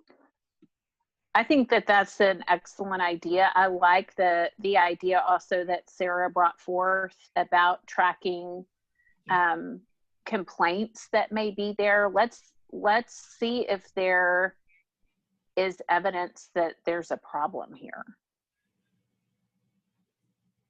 How do we just ask staff or direct staff to do that, Patrick, at this point, or does it need to be rolled into the motion somehow?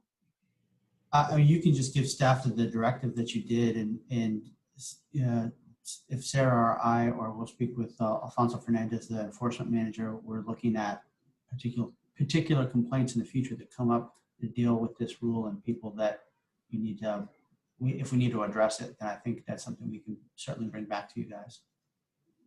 Thank you. The other piece that I would recommend with that, and Chaplain Stuglin, you tell me what you think about this, is making sure that this comes up as an agenda item in the future, so we make sure that it's still in front of us. And it may be that we don't have a report every quarter. Maybe we get an annual report on this. I don't know, but that it's out there so that it doesn't get lost. Yes, yeah, Madam Chair, I do. And the chair of the professional development, if we could possibly set up a time in the future just to review it, so we won't have to have public comment and do an internal discussion about it. That way we won't have to spend a lot of time in the open meeting and have the attorney and Sarah and so forth there for our discussion and see what we can come up with. I think that may be a better way of dealing with it futuristically and so forth, and particularly for our public members who get it, but for them to further articulate in their own language to clearly share with others if there are some concerns, not as a board member, but as a citizen of the great state of Texas. So that would be my recommendation to that. And I think we'll be in a better place to consider everything once the staff has had an opportunity to review and see how many issues there have been or are for this.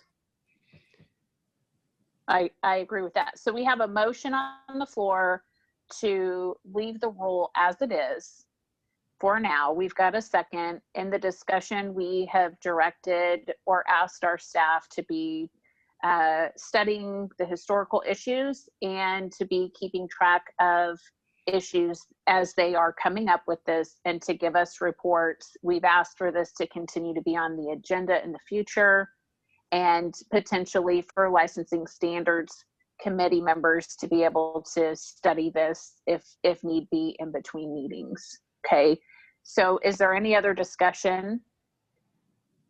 Then we'll go ahead and call the question. All in favor? Aye. Aye. Aye. Aye. Are there any opposed? Okay, the motion passes. Thank you guys for your thoughtful review of this issue. Thank you, Patrick, for giving us direction.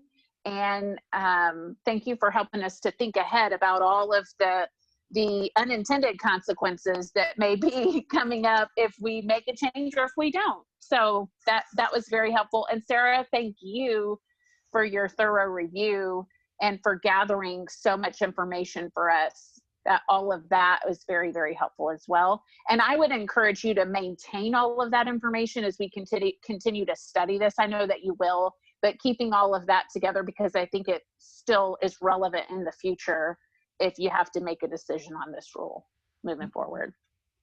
Okay. So that takes us through item number 6A. Item 6B Madam Chairman, is, yes, I have quite a bit of discussion that I want to do on item 6B, and my you clock do. says it's 11:55. Okay. So I move that we break for lunch. I think that that's a good idea. How long do you guys need? An hour, or how long do you need? I need at least an hour. How long does it Okay. take to make ramen noodles? That's 90 seconds. I was thinking 45 minutes, but An hour would be fine Okay. with me, but whatever. I can probably Okay. make 45 minutes. Okay, does anyone need a full hour? If you need it, then let us know. Okay, 45 minutes it is. Let's come back at, let's say, I'll give you 50. Let's come back at 12:45 and we'll continue on with our agenda. Make sure again that you mute your mic and you turn off your camera, but don't leave the call.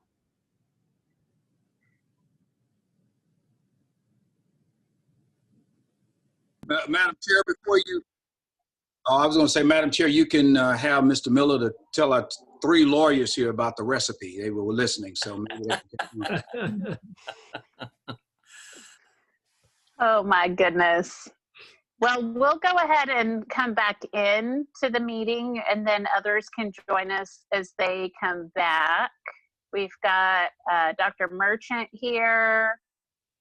We've got Dr. Bateman and Chaplain Stoglin, Mrs. Husband Thompson, Mr. Miller, and me. So we'll go ahead and call it back to order at about 12:45 today. And I think we left off on item 6B, which is discussion and possible action regarding rule number 801.174G concerning submit to reexamination after license has lapsed. And Sarah sent us some recommended language in our packet. So if you want to pull that up so everyone can see what we're looking at.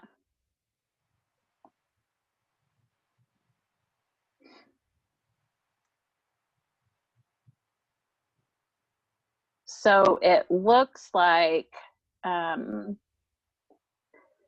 one time, the Marriage and Family Therapy Board had approved a technical correction to 801.235 to change submitting to examination to submitting to re-examination to clearly align with the statute at the time. And that was marked for repeal when we changed the rules to align with 507 and 502. In August, it looks like Patrick opined that 882.22D, the MFT board could require re-examine when a person appears before the board, and noted that the goal is such that staff may process the majority of reinstatement applications, so very few would be requested to appear before the board or the council. And then our Sarah, her concern is that MFT board's intent is muddied by the repeal of 801.235C. And I agreed to add this as an agenda item for this meeting so that we could consider recommending the proposed rule to include a provision similar to what the old rule had, so that we are making sure that we're lining up with statute. So one thing that changed with the changeover to BHEC is that now there's a category of licensure that's called reinstatement, and MFTs can have that pathway for licensure. That's if a license has expired. If I'm understanding it correctly, the license is expired and it's a path to get your license back, to reinstate it. And what we're looking at, is making sure that our rules line up with our statute in how to do that reinstatement. Does anybody have any thoughts? I'll open the floor to discussion here. And Chair Smotherman, if you don't mind, I can Yes, add sir. a little bit of background too. Sure. So the reinstatement rule on BHEC, it's not just expired licenses, it's anybody that's retired, it's anybody that's revoked or resigned. Essentially, the idea, the reason for it was created was so that some of the situations we had in the past where somebody had taken the license away, and then they would come back and apply for a new license. They would have a new name. They would have that name change in the interim. And then if they were granted a license, if somebody did a search for that licensee, they would search under that name. And it wouldn't show the past board history, and it would be a different license number. So unless somebody knew their former name was X, Y, or Z, and the person knew the old license number, they wouldn't be able to link that previous disciplinary history on the public search with that licensee. So what this does is if you are issued a license number 1234, if you retire that and you want to come back, you're going to get license number 1234. So anything you've done in the past is going to follow you. Any past disciplinary history is going to follow you into the future. The reinstatement rule, as it's written, gives the board flexibility to require applicants to go through the license, go through any sort of examinations that they would need or that the board would require. So currently, you still have the flexibility to require it. Excuse me, Patrick, just a second, please. Yeah. George, I think your phone is giving us some feedback. Are you able to mute that? I'm so sorry. That's okay. We want to hear your voice, but I'm having a hard time hearing Patrick, and I think it might be the phone. Patrick, you want to keep going? Sure. So the reinstatement rule gives the board flexibility to still require applicants to take the examination. The rule that's being proposed today would require it, and it wouldn't give the board flexibility. The reason for I would think the flexibility approach would be better is, so I'm more well versed with what happened in the psych world than what happened with LMFT, but I imagine similar circumstances would occur where we would have licensees that would be licensed, they would move to another state, and they would either just retire their Texas license, or they would just say, I'm never moving back to Texas, and they would just let their license expire and they wouldn't renew it. So just not renewing the license, letting it expire in and of itself isn't necessarily a violation of the rules. It's just we wouldn't renew the license and it would expire and you're not licensed to practice here anymore. Well, things change, and those people 5 years, 10 years later, they come back to Texas and they go, oh, I want to get relicensed again. And so in that instance, it would have been somebody who was working in Oklahoma, let's just say for 10 years, and they've been practicing all this time, but they would be a new applicant with us. So the board would have the opportunity to say, look, would we require you to take this examination because you've been constantly practicing? We wouldn't necessarily have to do that. The people in my mind are the people that I think the boards would really want to take the exam are the people that have been revoked, the people that left under bad circumstances, because those are the people that we clearly want to make sure when they come back that that they're on the up and up. So I personally think the as the reinstatement rule is written, it gives that flexibility, and it also allows for sort of a streamlined process where I think this one is everybody's gonna have to take it pretty much, because there's not gonna be a lot of people that expire under less than a year that reapply. I think that wouldn't apply.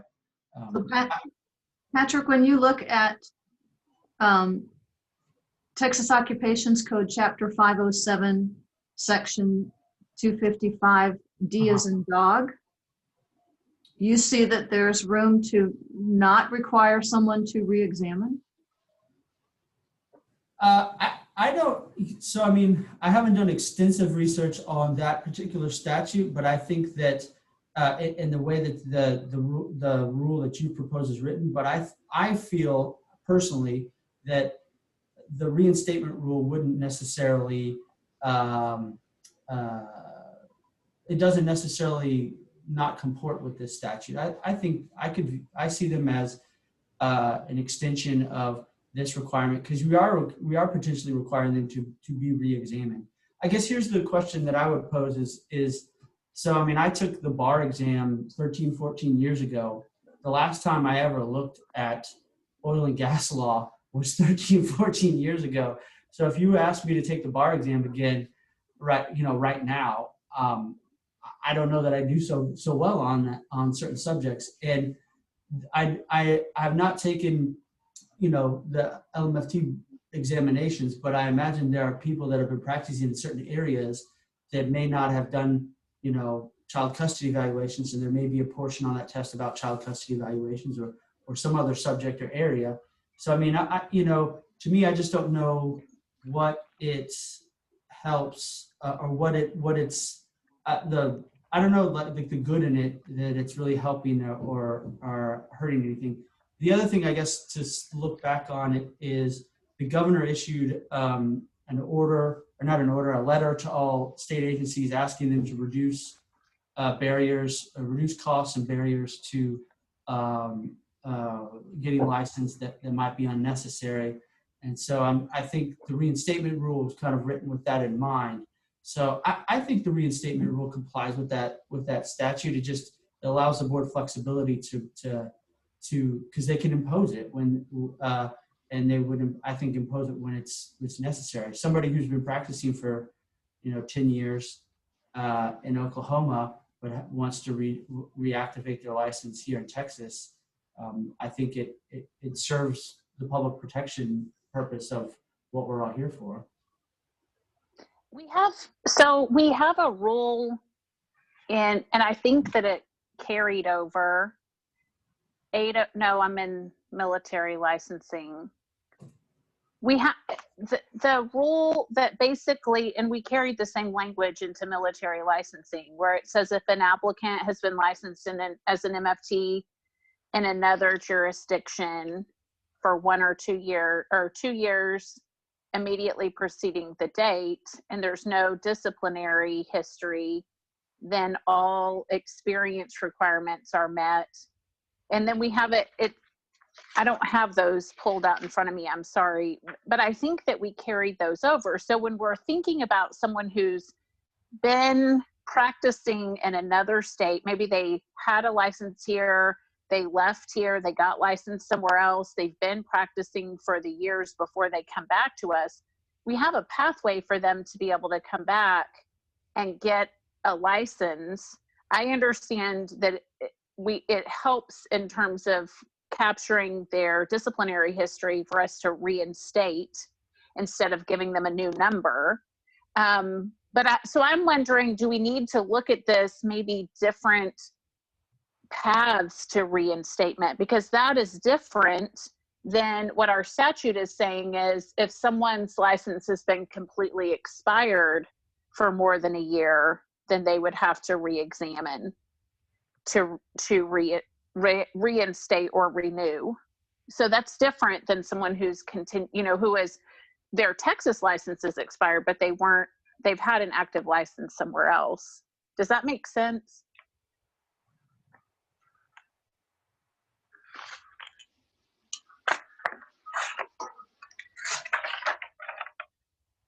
While we're thinking about that, I would like to mention some heartache that I'm having with the allowance that someone who's had a revoked license or has resigned a license, maybe because they were about to be revoked.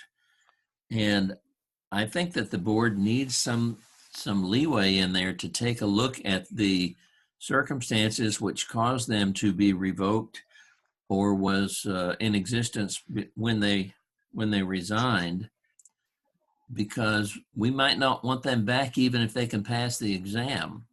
For an example, we had some people not too long ago who had sex with their clients.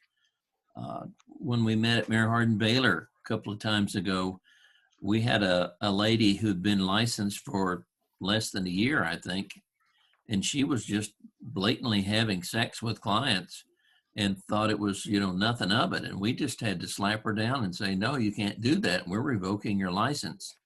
Well, I don't want her to be able to just come back and re-examine and all of a sudden she's back in and she's never changed her attitude. She's never changed her idea about obeying the rules.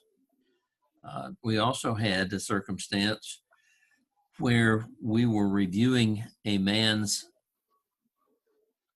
history of his college degrees and such, and there was an issue that the college he claimed to have a degree from no longer existed, and we were wanting records to show what classes he had taken at that college that made him qualified to be licensed in the first place, and he refused to give us that information.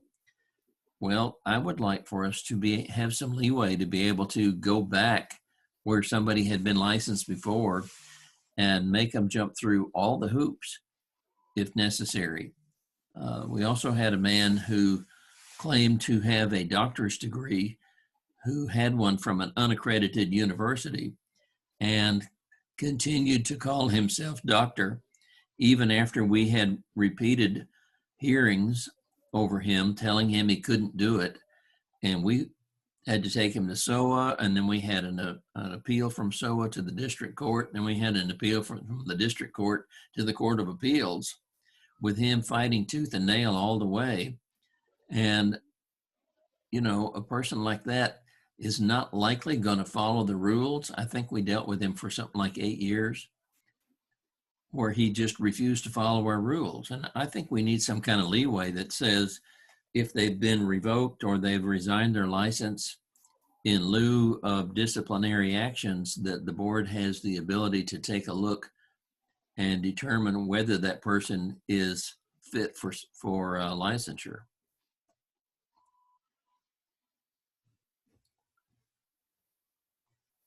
Can we do that under 88.22? Or can we not do that under 88.22?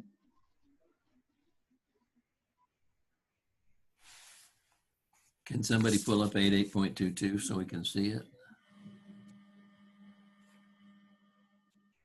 Or if Sarah will scroll, it's right there.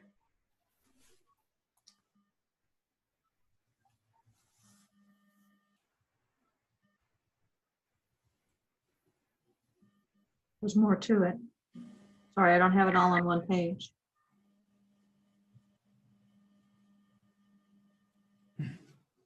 I would just briefly summarize, I think 882.22, the reinstatement rule would allow the board to pull the applicant before it and have them answer questions, and they would look at, you know, past, how did they, under what circumstances did they leave, and what have they done since then in order to, you know, merit them getting back in. So, I mean, I think to Mr. Miller's point, I think it does allow sort of the board that flexibility to look at those sorts of factors. The one thing is, yeah, there are going to be people that are going to look that are left under really bad circumstances, and we could probably keep them out for quite some time. I just don't know that we could keep somebody out for forever necessarily. But yeah, I mean, I think that's the kind of the purpose of the reinstatement rule, is to let the board really take a closer look at those sorts of applicants. It seems like 822G pretty much clarifies that. The council shall evaluate each of the following criteria. Considering reinstatement of an expired, revoked, or resigned license. Number one, the circumstances surrounding the expiration, revocation, or resignation of the license. Two, the conduct of the applicant subsequent to it. So, I mean, it gives us a lot of leeway there to, I think, to examine the person and determine if it is somebody who is qualified to meet our requirements. And number four says compliance with all terms and conditions imposed by the council or a member board in any previous order. So doing the re-examination, if we felt that was necessary, would be beneficial, yes.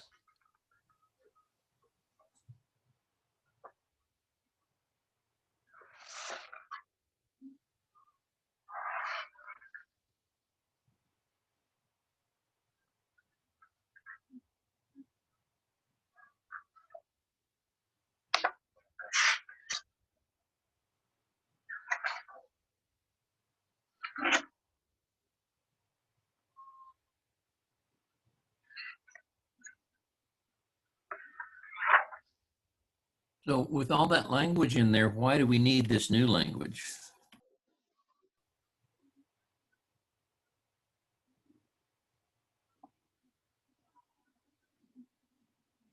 I'm going to ask the same thing. Like, is there anything in 507.255 or in 882.22 that's not covered? Or do we feel like that covers everything that needs to be covered? It looks to me like 882.22 covers most everything that we're considering.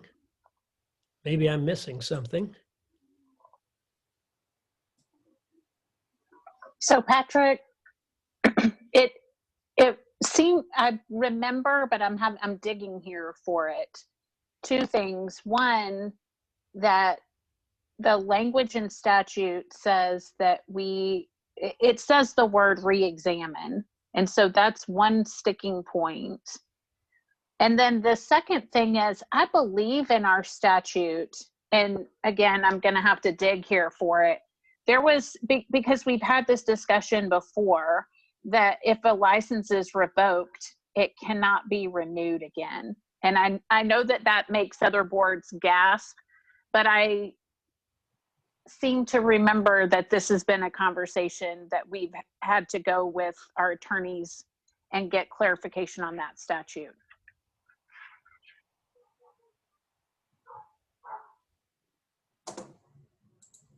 Yeah, I'm going back. I know because you're talking about there's specific provisions in 502. Yes. Talking about, yeah. Yes. And then you're also talking about the provision in 507 about the heading under the heading renewal. Is that the one you're talking about? Yes, I think so. So I mean, the way I could do a closer look at this if you'd like, but the way I kind of read the reinstatement rule, in that it does require people to basically submit to whatever examinations are the board's going to require, and it has all those factors that they can consider. To me, I feel like it's in compliance with that rule. I don't know that we need a hard requirement that's going to make every single person. I mean, the one thing too we can look at is the rules also specified different types of licensing status, and so the way the BHEX rules talk about, there's an expired, but there's also a revoked status, there's an inactive status, there's a retired status, there's other types of statuses.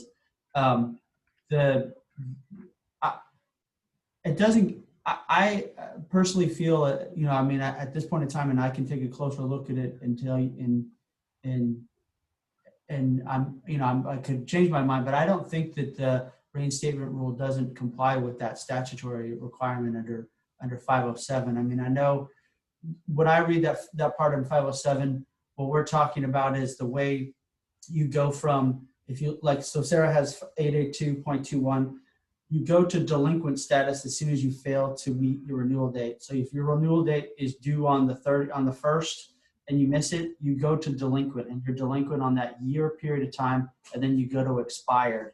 And so my understanding in reading that renewal statute in 507 is they're not going to let you renew it. You have that year of delinquent period where you can renew. You're going to pay a late fee, but you can still renew that license. It doesn't expire.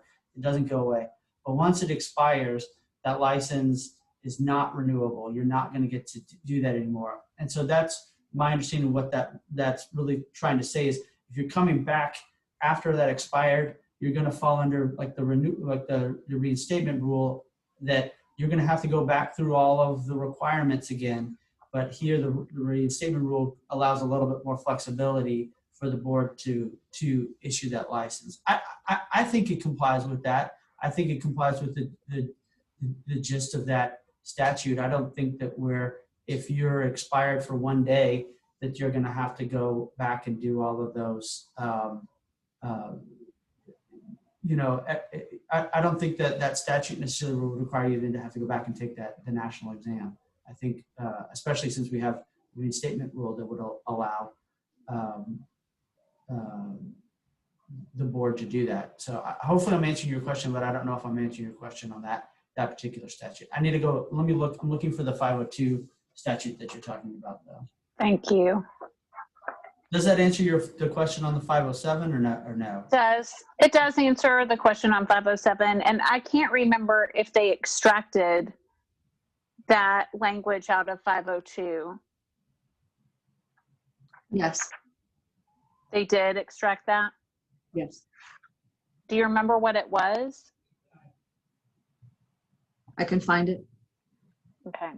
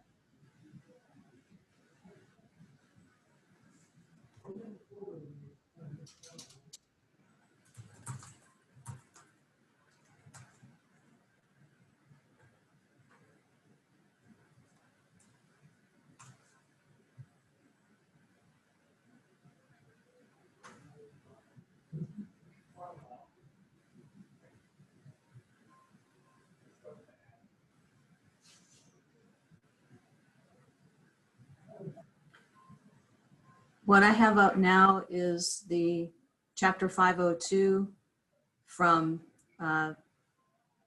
before September 1, 2019, when the new rules took effect and 507 was effective.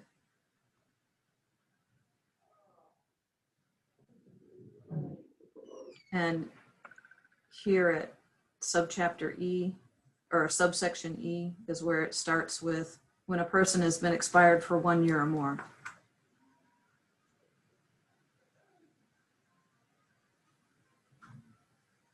But that was removed.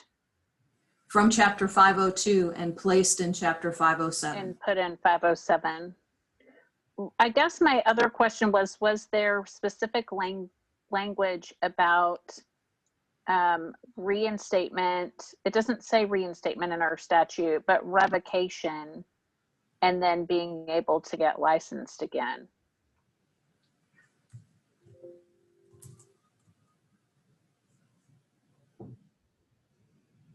And we don't have to, we can table this if you guys want to do that and do a little bit more research on it.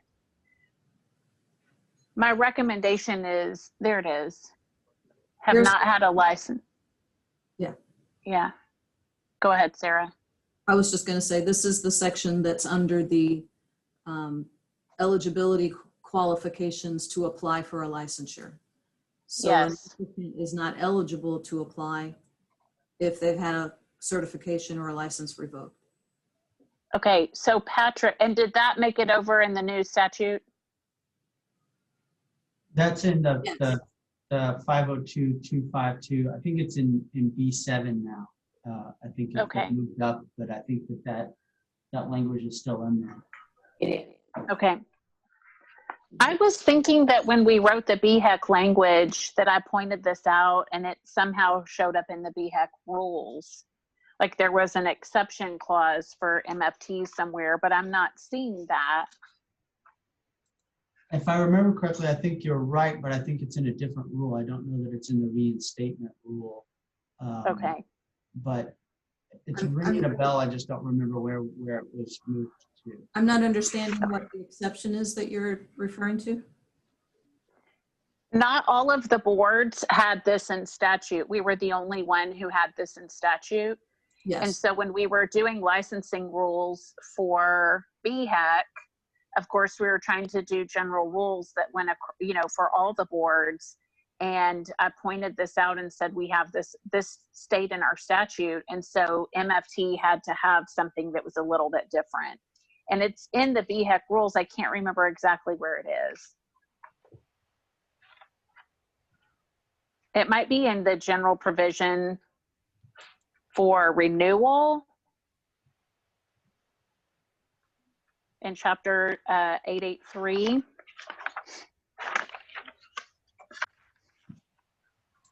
I just want to make sure that we're not writing any kind of language that doesn't fit with A, with our statute, and B, with the BHEC rules that are already written.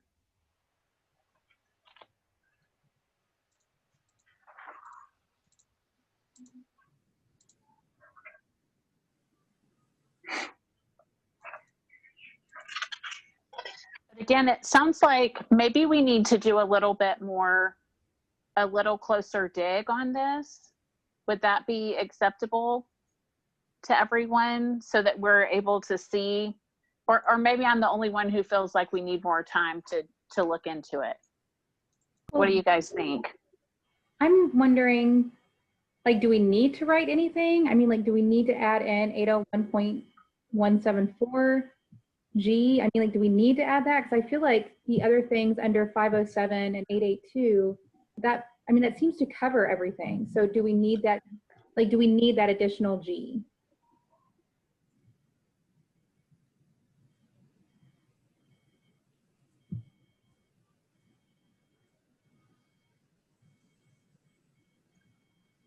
So this is, from my perspective, it seems to me that it's unclear to staff what the board wants staff to do when someone has had a license that has been expired for more than 1 year.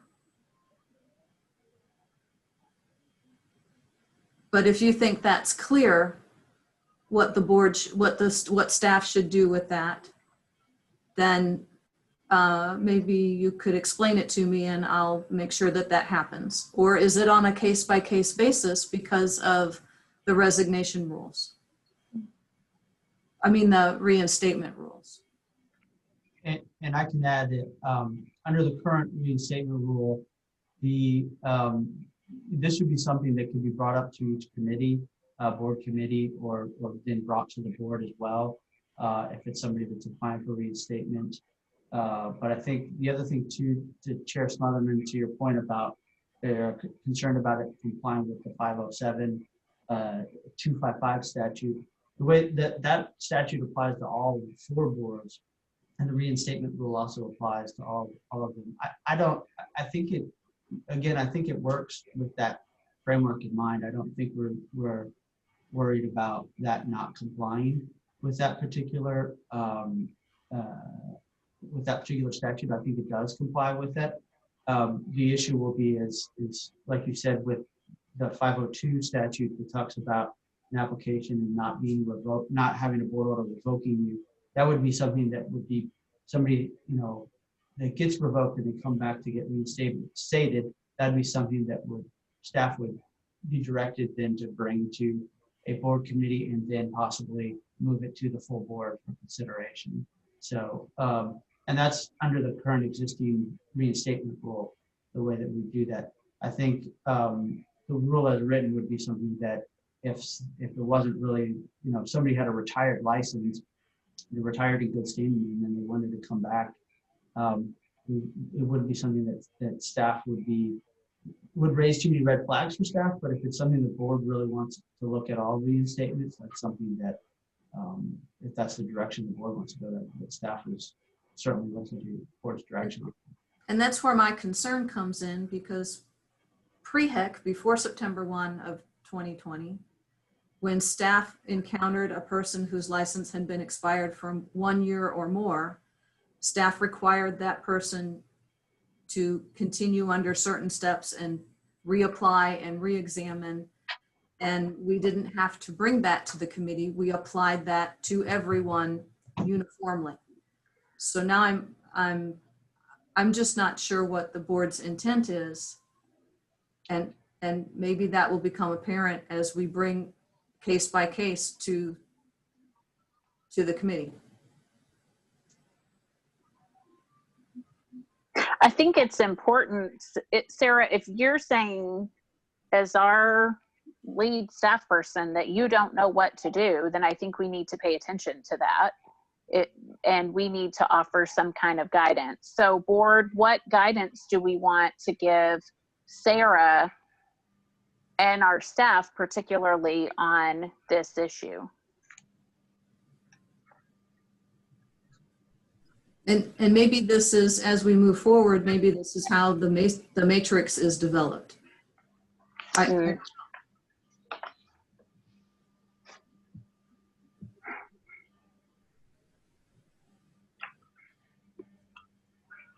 under 507.255D, where it says if a person's license has been expired for more than 1 year, blah, blah, blah, the person may obtain a new license by submitting to reexamination and complying with the requirements and procedures for obtaining an original license. Can we, is that consistent with what we were doing previously? Under my interpretation, but I'm not an attorney.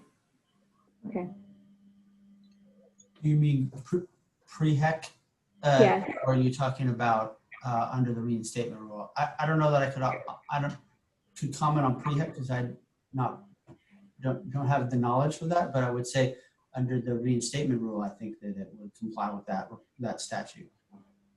I feel like if 507 is consistent with what we were doing before, I think that we just, maybe one solution would just be to direct staff, if this is clear, and you have to tell me if it's not, Sarah, but we just direct staff to follow 507.255D and to, when somebody's license is expired, to require them to submit to reexamination and complying with all the requirements for obtaining an original license.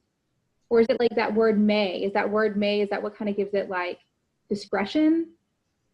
Is that why it needs to be like a shall? I think the discretion is upon the person if they wish to get a new license. But I don't see the discretion, and again, I'm not an attorney, I don't see the discretion in submitting to reexamination. I think it would be worded differently if the board may award a new license. I don't know. Again, not an attorney, but I think the person is allowed to get a new license if they do X, Y, and Z. That's how I read that construction. That's how I read it too.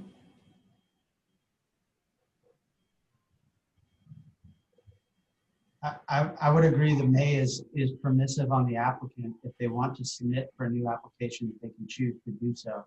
That's what it's talking about. But to me, the remainder of the sentence is basically saying they need to then go through the process of that's determined by the board of getting examined and getting and complying with whatever requirements and procedures to get the license issued. And to me, that's what the reinstatement rule covers.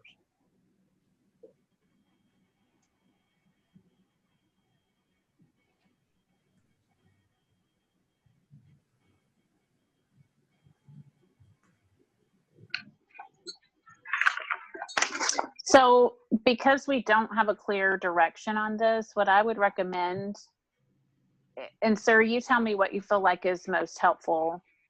Does it help to carry this over to our next agenda, but to either have our rules, some folks from our rules committee work on this, or folks from licensing standards?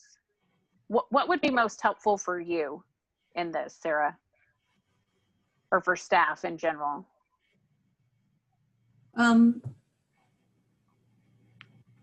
We can certainly, if the board determines we can table it, is there some information that you'd like staff to provide, or do I need to get more information from the attorneys? don't know. No one is really saying, let's do this. And so I'm thinking no one has a direction on it. Okay. And that's why I'm saying I'm trying to lean on the board here to say, do we have a direction? Patrick, go ahead.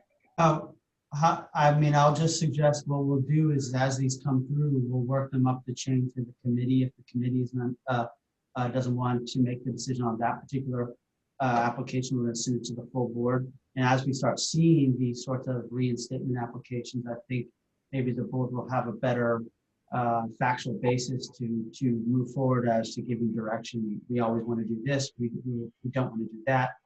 So maybe we just need to handle these one by one on a case by case. And then as we move forward, we'll probably have a better understanding of how all of us, staff and board included, how we want to handle these in the future.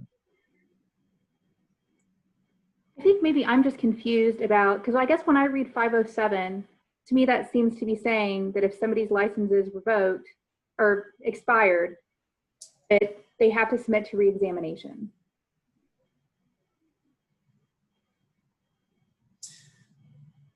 Right, but the reexamination is also the jurisprudence exam and or the national exam, right? Well, I don't know. Huh? Sorry? I don't know. Right. Well, but to me, that general statement there is basically saying, the way I read D is it's basically saying you're not going to get to renew that license. You're not going, because the whole point of that is putting that subsection D in 507.255 is saying you don't get to renew the license anymore. It's dead in the water. It doesn't get to go.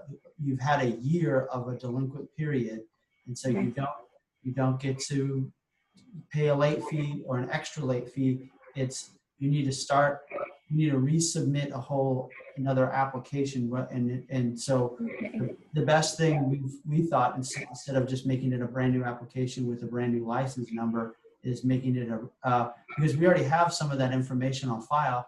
Why make applicants resubmit things if we already have?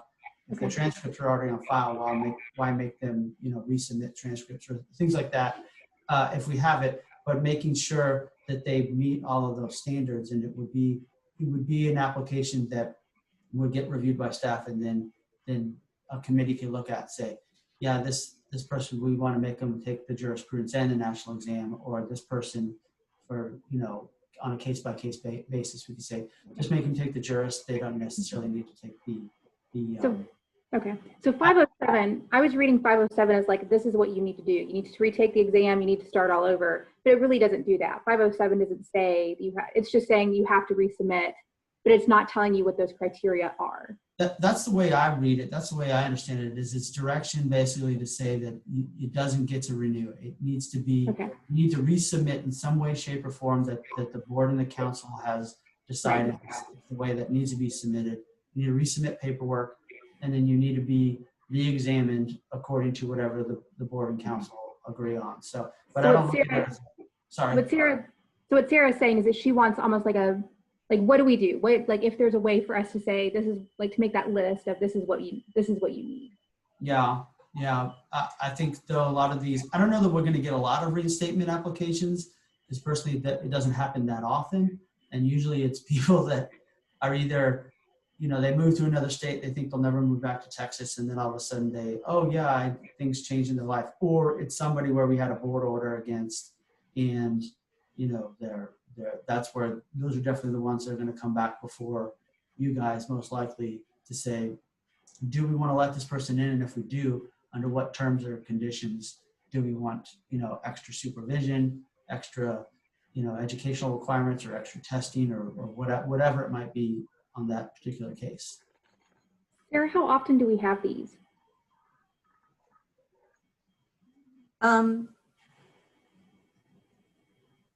Half a dozen a year is my non-statistical recollection. And not from people returning from out of state. Those are people who simply failed to, for some reason, failed to renew their license. Okay, then I'd like to make a motion that we pass this on to one of our committees for them to kind of look into maybe how often this is happening, what kind of requirements. that we would want to maybe impose in these different situations, and then let the committee bring it back to the board at in a subsequent meeting. Second. Okay. So we have a motion and a second. Is there any discussion? Madam Chair, as long as they put Yes, this, sir. I know our attorney went to law school, but I don't know what state he went to, but this is the great state of Texas. And he keeps saying just Texas. So we might want to help him out. So if we can put money in there, say to Mr. Miller, will you help him, you and the attorney, and this young man who came here from the Magnolia State, Mississippi, it's the great state of Texas. That will be all. Thank you, sir. I wonder if the motion needs to be amended to put this to the licensing committee for consideration versus just to a committee. Will you accept that amendment? I do. I accept that amendment. Okay. So I think that this is something for us to look at, and we do need to be tracking, because trying to figure it out, because we haven't had the reinstatement path before.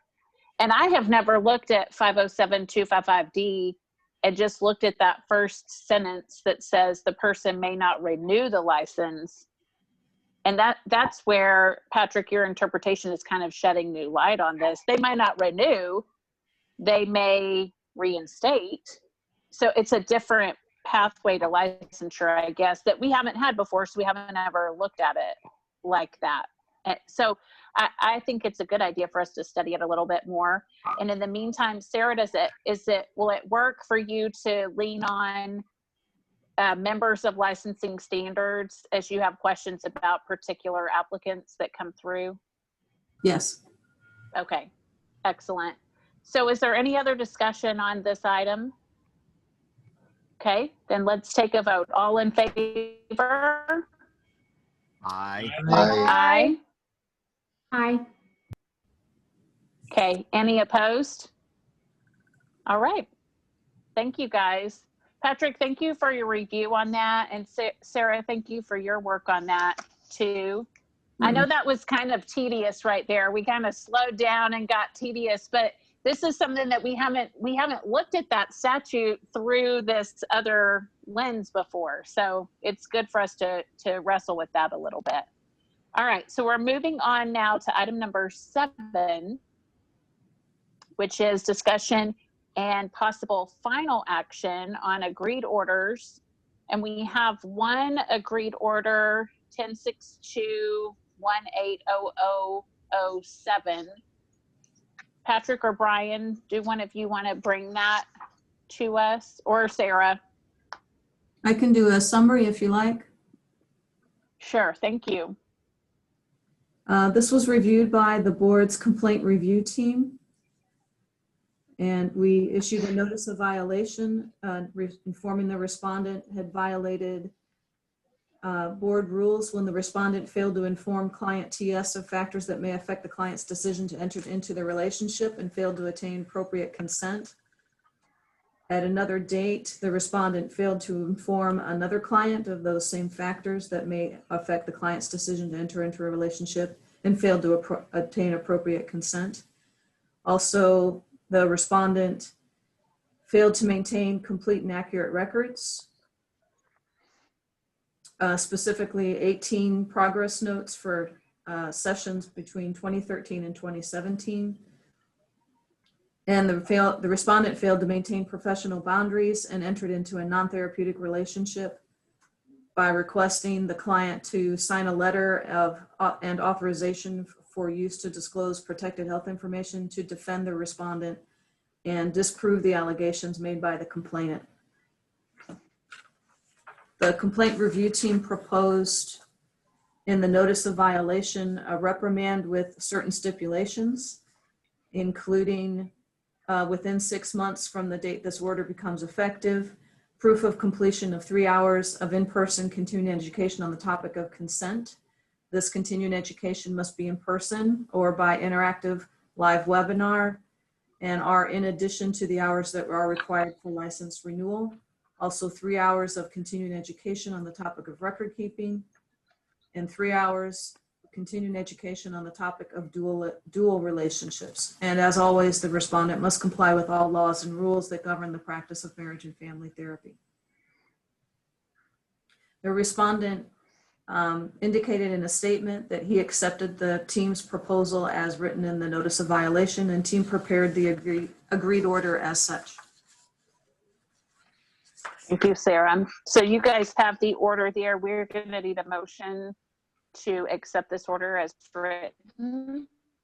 Madam Chair, I offer a motion to accept the order as written. A second. Thank you. Any discussion? I just All have in a question. favor? Oh, I'm sorry. Oh, yes, ma'am. Go ahead. Sarah, if you can say, and if you can't say, don't say, but what did they not include in their consent that made it not sharing everything that they needed to share so that somebody could consent? I'm just curious. And if you can't answer it, don't worry about it. I'm just I don't have that detail in front of me. Okay, thank you. Okay, any other discussion? I'm curious All why in we favor? didn't have the jurisprudence exam in there as a condition.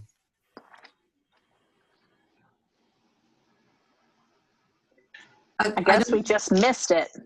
I don't have the case in front of me. I know the complaint review team would often look at when was the last time the person took the jurisprudence exam and whether they thought it was a misremembering of the rules or not being aware of that particular rule or some other thing where the jurisprudence exam might be helpful to be a refresher. I just wonder, as we've done it that way since I've been on the board. We've always required the jurisprudence exam as part of any disciplinary action. I see. Any other discussion? Any other questions? Okay, we have a motion to accept this order as written, and we have a second. All in favor? Aye. Aye. Aye. Any opposed? Are there any opposed? No. Okay. Then that is accepted. And Sarah, I've got it signed and we'll mail it to you. Thank you. You're welcome. All right. Item number 8 is discussion and possible action concerning the board's strategies for communication with stakeholder and stakeholder engagement. And we have, we've got something in our rules packet on that. I'm getting back over there. I just provided for the board's information or consideration, kind of a tour, if you will, of the board's, of the council's website, and especially wanted to feature the chart that was talked about earlier today about the timelines, because I think that was a useful new feature. So that's all that provision, that documentation was just for the board's information. Thank you, Sarah, for giving us that. I would recommend, if you have not had time to go over and look at the BHEC website and look at, specifically looking at agency news and looking at our section under MFT and looking at how to contact us, I would recommend that you go do that. I worked with in doing a presentation on BHEC, and I was actually able to find almost all the information you could ever want to know about BHEC by using that website that's there. So it is very user-friendly. And it is also important for stakeholders to know how to contact us, the best way to contact us. And over on that section where it says contact us, it gives specific email addresses for different kinds of questions. Before people email, it is important for them to look at agency news, because their question is probably addressed, may be addressed, unless it's like specific to their own case. It may be addressed there in agency news. Our staff is doing a really good job of keeping that updated. We're going to have an FAQ section on there. They need to look there. They need to look at the rules. I know it's crazy, but it would be helpful to go ahead and look at the rules, because you might find the answer that you need there. And then if they don't find an answer in any of those places, then emailing right now is better than calling, and sending a single one email with your question and making sure that they provide their name, their contact information, a phone number in case staff wants to call them back, and thoroughly ask the question and give the whole context of the question. So I know there's times as we're out engaging with stakeholders that we're hearing, you know, how do I contact VHAC? How do I contact the board? This is the most efficient way to do it right now. Also, I would encourage you to encourage them not to send 15 emails on the same topic. If we email the board every single day, all that's doing is adding to the 1,500 emails a day that the board is getting. It's not, you know, it's not helping anything. It does not get an email, a question answered any faster, basically. So using the website, and as we are more familiar with it, then we'll be able to help direct stakeholders in how to use it as well. I was really impressed with the website that our staff has put up, and they did it all. It is my understanding. Do y'all have any questions about anything that's up there? No. Okay. Any other thoughts or discussion right here about engaging our stakeholders? No. Okay, then we'll move on to item number 9, which is discussion and possible action about a report from our meeting at AMFTRB back in September, and from the CLEAR conference, which is the Council on Licensure, Enforcement, and Regulation. Lisa, you were at the AMFTRB meeting, right? Okay. Were you also at CLEAR? Did you attend any CLEAR conferences or any of the webinars? Okay. No. Okay. Do you want to give any specific updates or anything that stood out to you from the AMFTRB meeting, and then I'll kind of fill in other things maybe that stood out to me? Sure, I can. I really enjoyed the AMFTRB meeting. I went for the first time last year and really enjoyed it. Very informative. It was just as informative again this year. We spent some time at the beginning talking about just kind of how the pandemic has affected other states. I feel like in a lot of ways, Texas has come off easy compared to maybe what some of our other states have kind of gone through.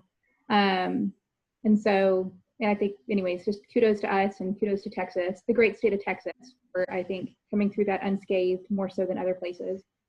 They had a really interesting conversation about common violations, which was good because that's something that, you know, we've been talking about as a board as well.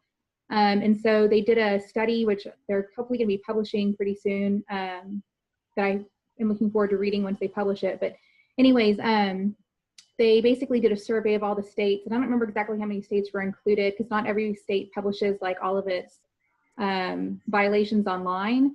I think it was like 35, 36 states they were able to get information for. And then California, and it was like the 35 states, I don't remember how many violations they had. It was like, you know, maybe in a 10-year span, I don't know, maybe 300 or 400. And then in that same 10-year span, California had like 900 or 850 or something really high. And so, so they kind of did their calculations looking at just California and then looking at just the other states. And so the common violations in the other states, the top 5, I wrote them down, were non-sexual relationships, so entering into a dual relationship with clients, CEU violations, so I'm assuming like just not getting all their CEUs done on time. And then 3rd was sexual misconduct. 4th was unlicensed practice. And then 5 was misrepresentation on the licensing packet.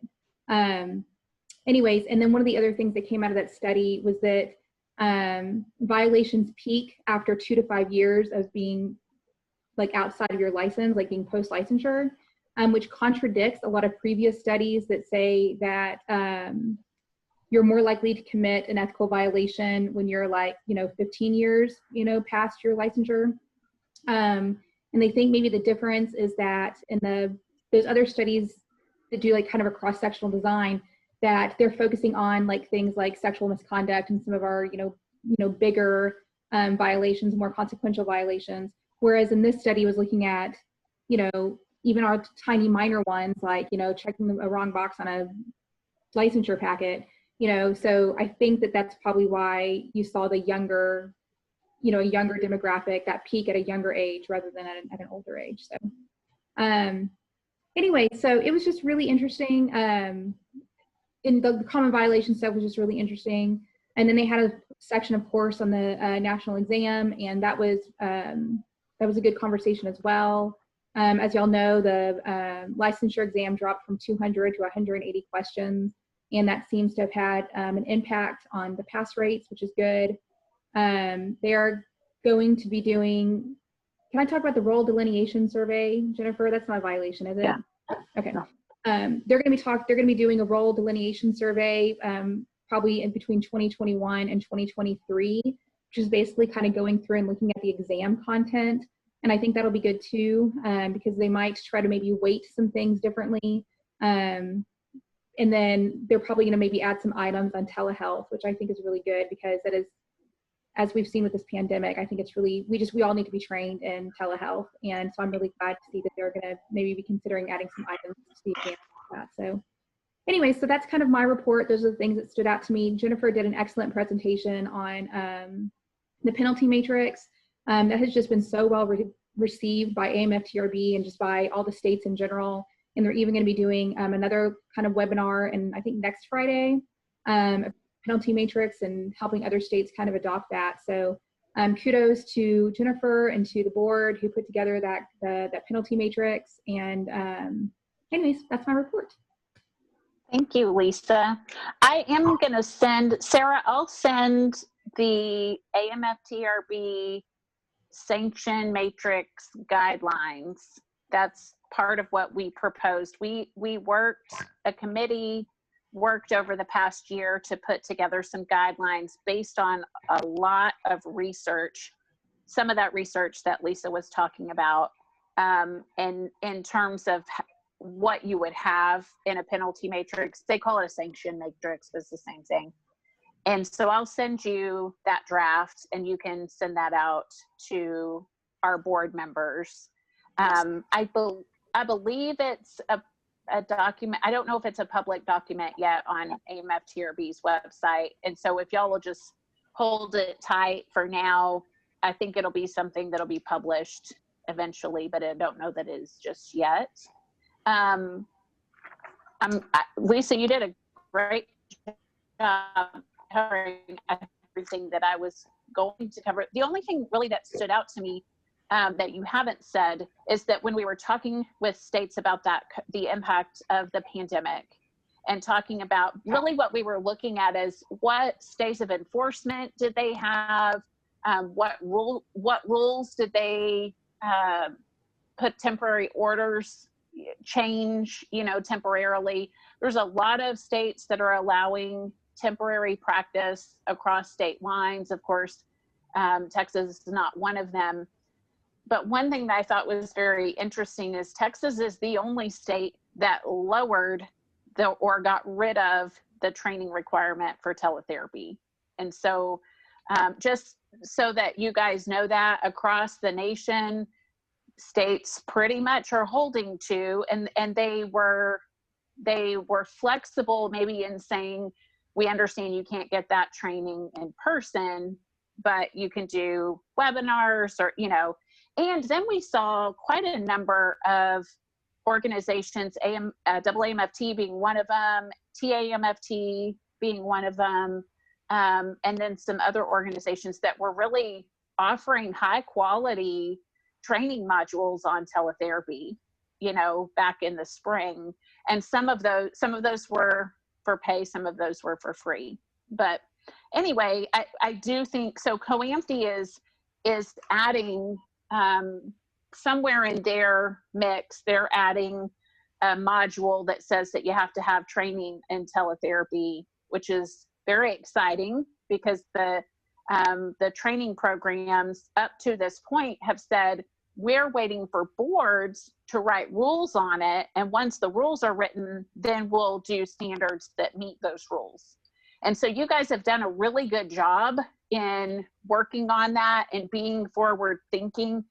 The other thing I would say is that we found, so AMFTRB several years ago put out teletherapy regulation guidelines, and they leaned really heavily on our Texas rules and on all the research that we had done for the rules when we put that together.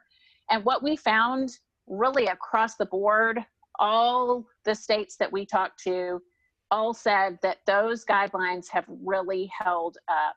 And when they really got put to the test and everyone moved to online practice, the rules that we had recommended there were really strong and very helpful and very efficient. So good work.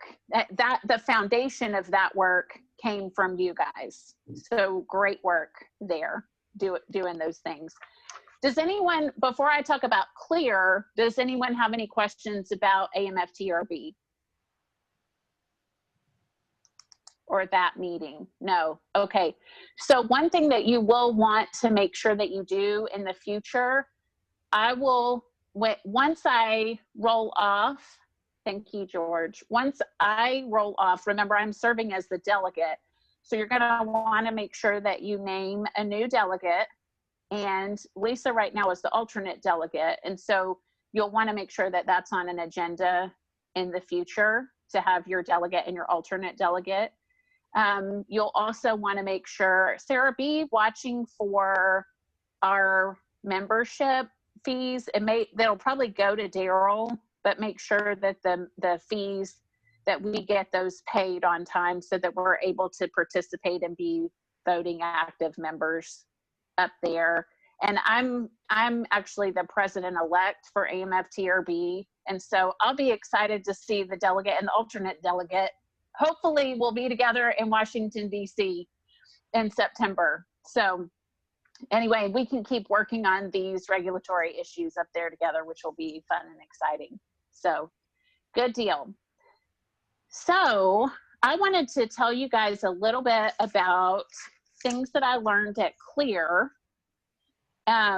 If you ever, let me say this, if you ever have the opportunity to go to CLEAR as someone who's serving on a regulatory board, I recommend that you do that.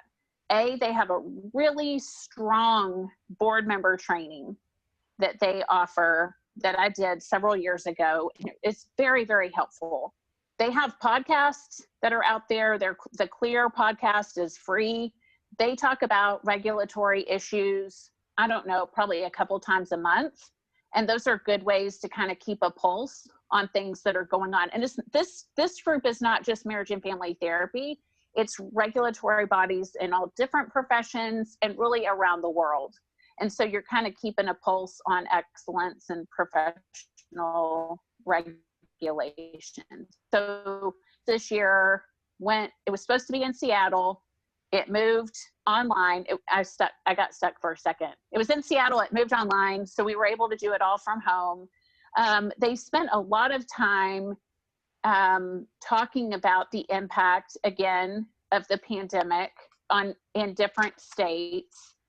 And what they would do, they had a lot of pre-recorded information, and then they had live meetings where we were able to kind of engage with the speakers from the sessions before.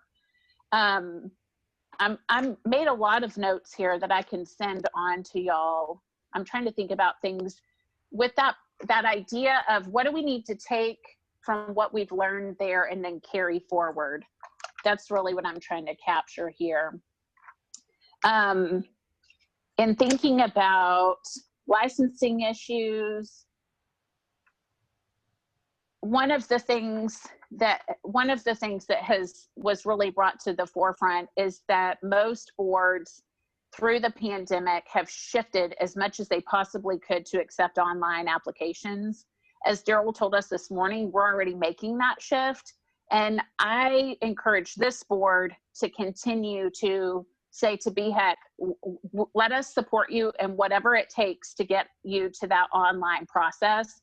so that whether it's a pandemic or not, we're able to keep going with licensing applications. And looking at the exam and the impact of the pandemic on the exam, there was lots and lots of discussion about moving the national exams for all of these different professions online. And then there were all kind of conversations about security. I will say AMFTRB also had those discussions over the past year.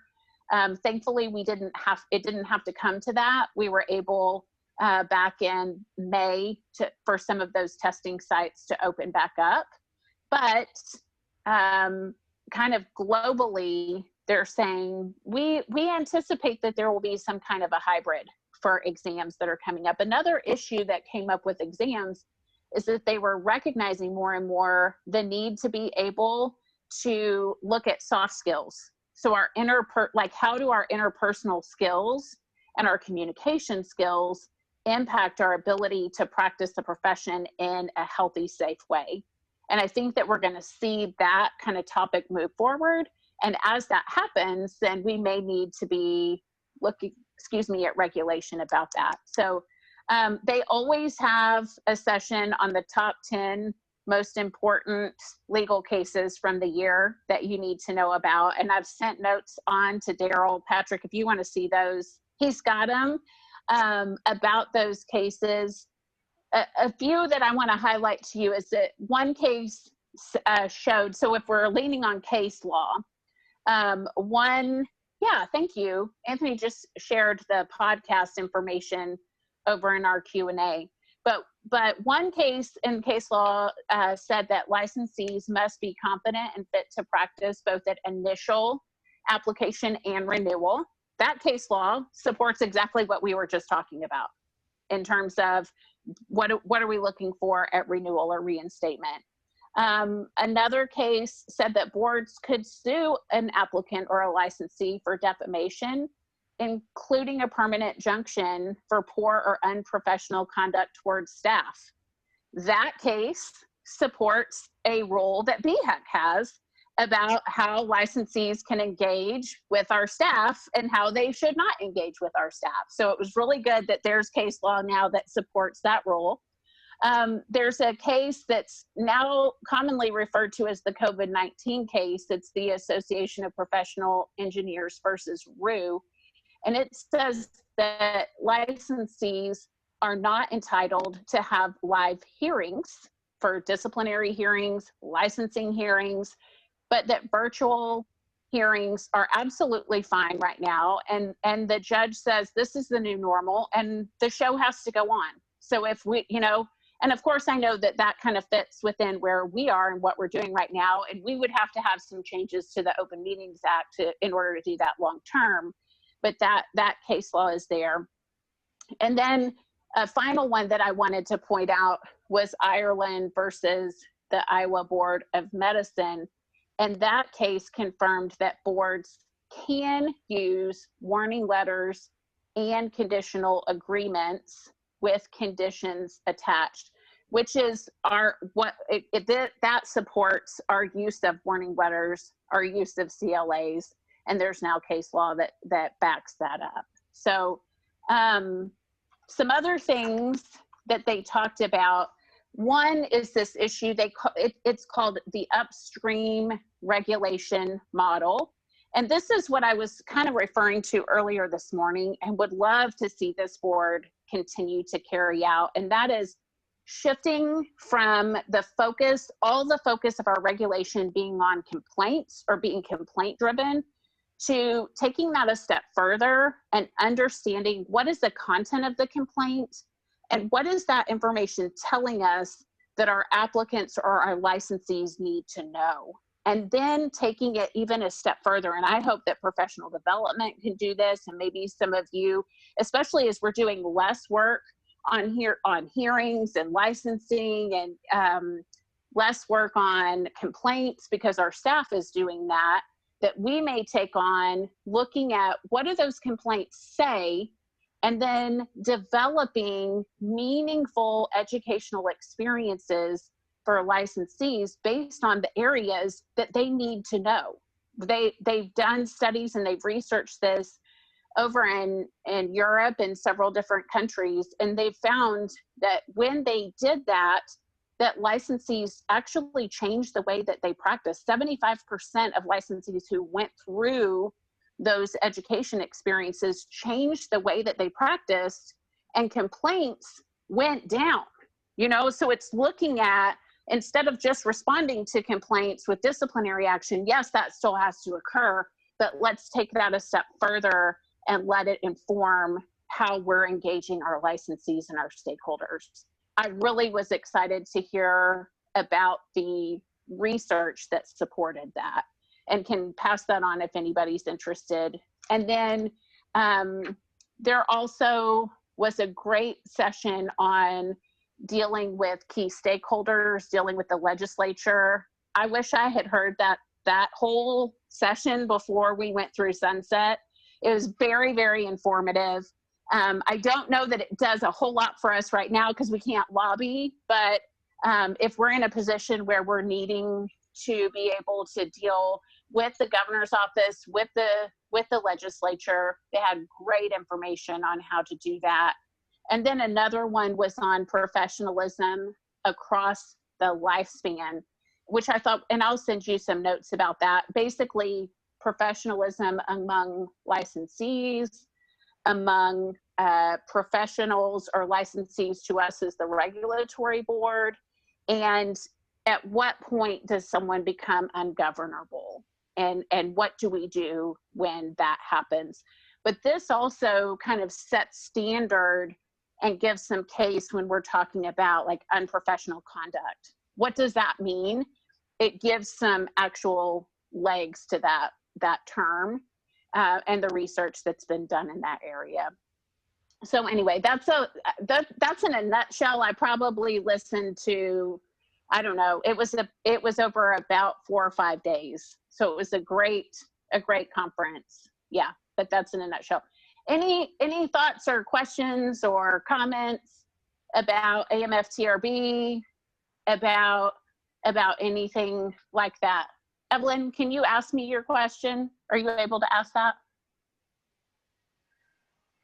Yes, I just was curious if any clients right now are seeing their therapists in person in Texas.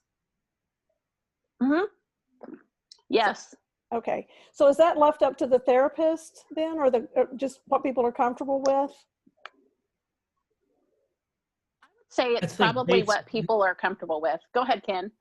Yeah, I was just going to say, I think it's whatever people are comfortable with. In our office, I know we have 7 therapists. 5 of us have returned seeing clients both online and in office. And we have 2 that say they're not coming back until there's a vaccine. So it's whatever the client, and it's whatever the client's comfortable with too. So the other question I had too was, are the teletherapy rules different for the pandemic situation versus long-term? Or are they covering everything? Our rules currently are holding as they were written, with the exception, which now it's actually in rule, I think that has been passed and published, is that they do not have, it doesn't specify what the training requirement is. It just says you have to be trained to practice. But everything else is held, in Texas, everything else is held through the pandemic as far as teletherapy goes. In a whole lot of states, Evelyn, especially looking at like state clusters and states that border each other, there's a lot of states that have opened their boundaries temporarily so that like, this isn't the case, but it could be like Louisiana and Texas had an agreement where you could see people across state lines. That is not the case, but it's a made up example. And then the other thing is we've seen a lot of states who did temporary orders that said you can practice in the state for so many days or for so many sessions. So for example, Colorado was wide open for a little bit, and now they're back to saying somebody can practice without being licensed in Colorado. You can practice there for 20 days, you know, or 20 sessions. So, but in Texas, because of the way our statute is written, we currently are holding to, in order to practice in Texas, you have to be licensed in Texas. Okay. Because originally when we talked about this, long before we knew pandemics were going to happen, I thought it was super beneficial for people who live in rural areas or in parts of the state that care is just so scarce. But now I'm curious, long term, if some people are going to be more comfortable with a teletherapy type session where they don't ever have to leave home and they can just do that. So that's why I was curious if the rules held for current as well as long term. And is that just up to each individual case? I think so. Some of you professional members, you want to see your experience. Yeah, I think it's the case. During the pandemic, a lot of people were taking their PESI, which is a continuing education provider, actually offered a course that I recommended to several people who had called me for. It was a 12-hour course for free on telehealth. And I think what's going to happen, one, I think telehealth was on its way anyway, because of, like you're saying, the rural areas, and then people who, it saves them time and money, actually, to be able to come to a session online. So I think it's going to be a continual growing thing. Okay. Thank you. And I think research shows that it's just, most of the time, it's as effective as being in person. I'm not sure I agree with that 1,000%, but at least 100% anyway. Thank you. Anybody else want to speak to that who's actually doing it? I know I went completely online for several months, and then as I've come back into the office it's been interesting. I've had a lot of clients, kind of like you're saying, Evelyn, I've had a lot of clients who at first said, I want to get back in your office as soon as I can. And now they're saying, can you just send me a link? So that it's interesting that people they've adapted to this mostly well. And again, I think that, you know, our rule that talks about we have to constantly or continuously be observing, is this modality in the best interest of the client, where that client is and in this time frame. Of course, when things were shut down, it was the only option. But as we go forward, it's going to be important for us who are out there in the field to keep looking at, on a case-by-case basis, and making sure if we're going to use teletherapy that it's in the best interest of that client, you know. So those are good questions. Any other questions or discussion on item number 9?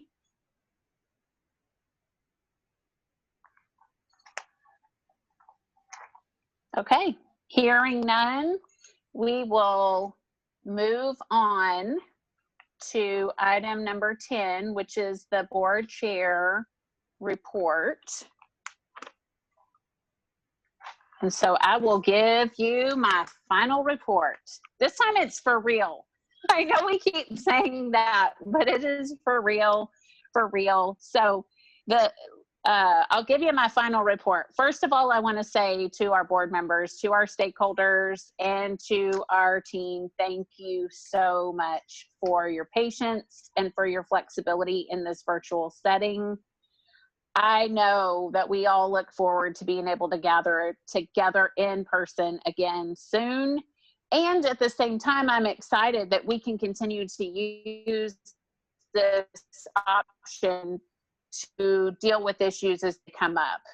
And I think that that's a really good thing, that we'll be able to have hopefully the flexibility to do both. And then to our board members, I am just continuously impressed by each one of you. I'm thankful for each one of you, for your insight, for your wisdom, and for your dedication to protect the public here in the great state of Texas and beyond. Your work, as I mentioned, yes, but your work has an impact that is resounding across the nation in many ways.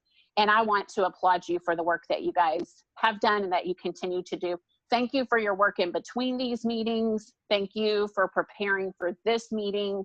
You guys are outstanding. And you know that strong mental health care matters right now, that is part of how we protect and support the most vulnerable people in our state.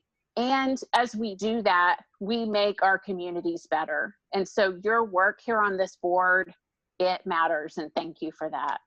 And I want to call special attention, George, are you on this call still? I want to make sure you can hear me. I see his phone on there. I can hear you just fine. All right, George, thank you for your work on BHEC.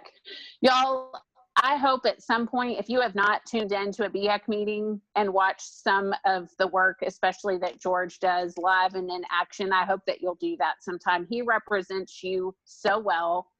George, you bring a unique perspective, a skill set, and your talents to BHEC, and BHEC is better for it. And so I thank you for serving there. And I am proud to be on this board with you and proud to serve on BHEC with you. And Lisa, I said earlier, but I want to thank you again for your work on the jurisprudence exam. You really went above and beyond there. And that really is, like I said, that educational experience can shape practice, hopefully, and then change practice in a meaningful way that supports public protection and supports better practice. And so thank you for your work on that. And thank you for serving as our alternate delegate to AMFTRB and giving up your time that day to be with us and all the preparation that you did before that meeting. And then Ken, thank you. You guys, I don't know if you know the amount of time and energy that Ken puts in to not only being a great supervisor, but also to training and supporting supervisors. I had the opportunity to listen to Ken, to be in a workshop with Ken back in September, and it was just an outstanding experience. And so thank you for the support that you're doing with our licensees. And then as you're supporting quality supervision, again, that is about protecting the public as well. And it helps then to get other licensees trained up. And then our mental health force is greater and greater. So that's an exciting thing. And Mike Miller, thank you. Thank you again for continuing to serve in your expired seat. I know it is a sacrifice that you continue to serve. And there are few as loyal and as dedicated as you are. And so thank you again for your service over the past 12 years. And especially thank you for your service over the past 2 years when you thought you were done. And every meeting we thought it was your last meeting. I'm glad that we've had you all the way to transition into now. I feel like in a lot of ways, we've kind of walked through the wilderness over the past several years and we've crossed into the promised land. And it's exciting that we got to come in here. You've got your hammer. I love it. I love it. I got my hammer. I'll always cherish this hammer. Good. Very good. So thank you, Mike. Thank you. Thank you. And then Sarah, your workload has increased exponentially since our last meeting, and you continue to do your work with grace and detail. Thank you for the work that you do for us. You are our support on the front lines. You are our face on the front lines, and you work day in, day out with such excellence. And we are so grateful. And thank you that you said yes to coming over with us and to sticking with us permanently as our executive director. And you serve our stakeholders so well. Thank you. Thank you. And I also wanted to recognize, she's not here, but I wanted to recognize Georgia Norman. As you guys know, Georgia retired back at the end of August. She served the state for 35 years. And Georgia, I know all of you would agree, she has been an excellent support to us. She also carried with her the institutional knowledge of all of the years and all of the boards and all of the meetings that happened before we were ever here. So many times in a meeting, Georgia was able to say, this is what happened. This is what you did, you know, and could capture that institutional knowledge and carry it forward. She is greatly missed. Sarah, I don't know if you get to talk to Georgia, but please let her know, if you do, how much we miss her and how grateful we are for her service for so long. So, and I do want to say officially, welcome, Brian. It's so good to have you with us.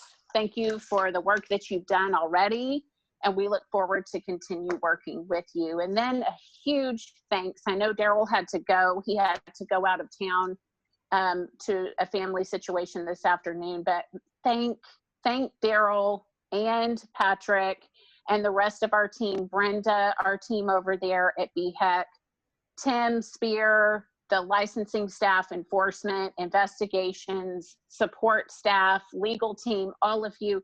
The transition, you guys, this transition has been bigger than any of us thought it was going to be. There, like I said, there's been turbulence and bumps in the way, and they have done an outstanding job. They have been creative, they have been flexible, they have been nimble, and they've pretty much been happy doing it. I have not talked to, they're stressed, but I have not talked to anybody at any point where they were, you know, taking their stress out on anyone. So you guys have done a remarkable job under pressure and under fire. And I am so proud of the work that y'all are doing. And I know that BHEC is only going to continue to grow and get better and better. So speaking of BHEC, to give you a quick update on our last few meetings, and George, you feel free to jump in here as much as you need to, but we met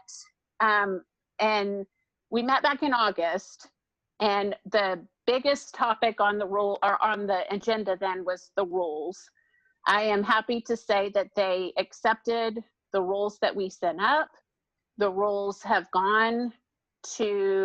they've been adopted, they've gone to the register, and the new package was effective October 5th.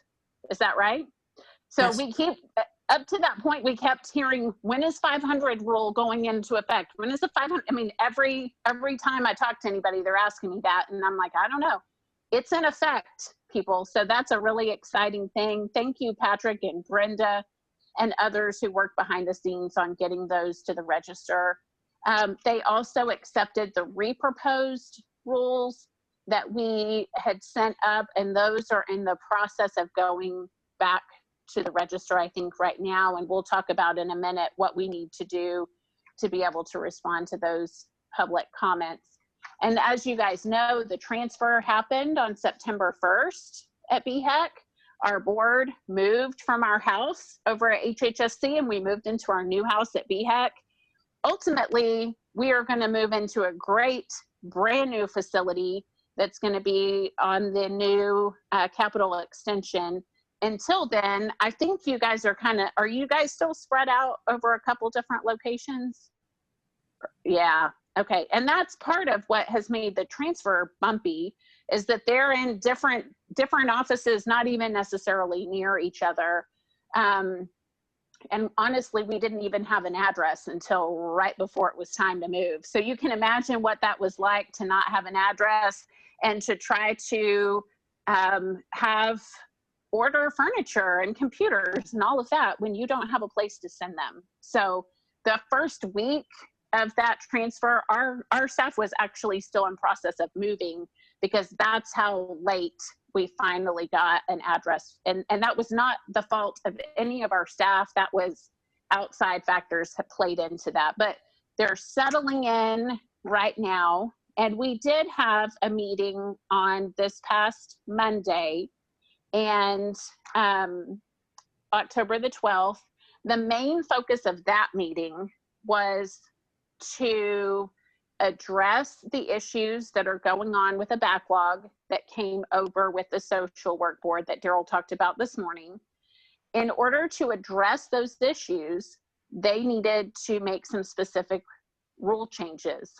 I want to highlight and point out how impressive it was to be at a special joint session of the social work board and BHEC working side by side in tandem on getting those rules passed. So the social work board would recommend a rule and BHEC was able to then quickly get things passed so that we can look at those issues that are causing those backlogs and quickly get them taken care of, hopefully at the source.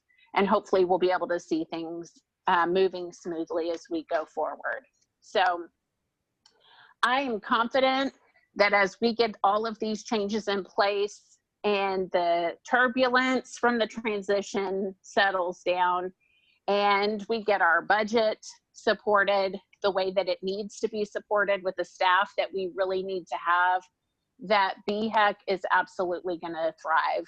And again, I want to say that there are other professional organizations and regulatory bodies across the nation that are watching us because they want to see how does this model work there.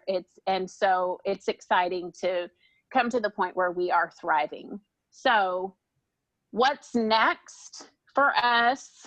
We will need probably to have a special meeting to review public comment, and we can talk about that up here when we look at our meeting dates.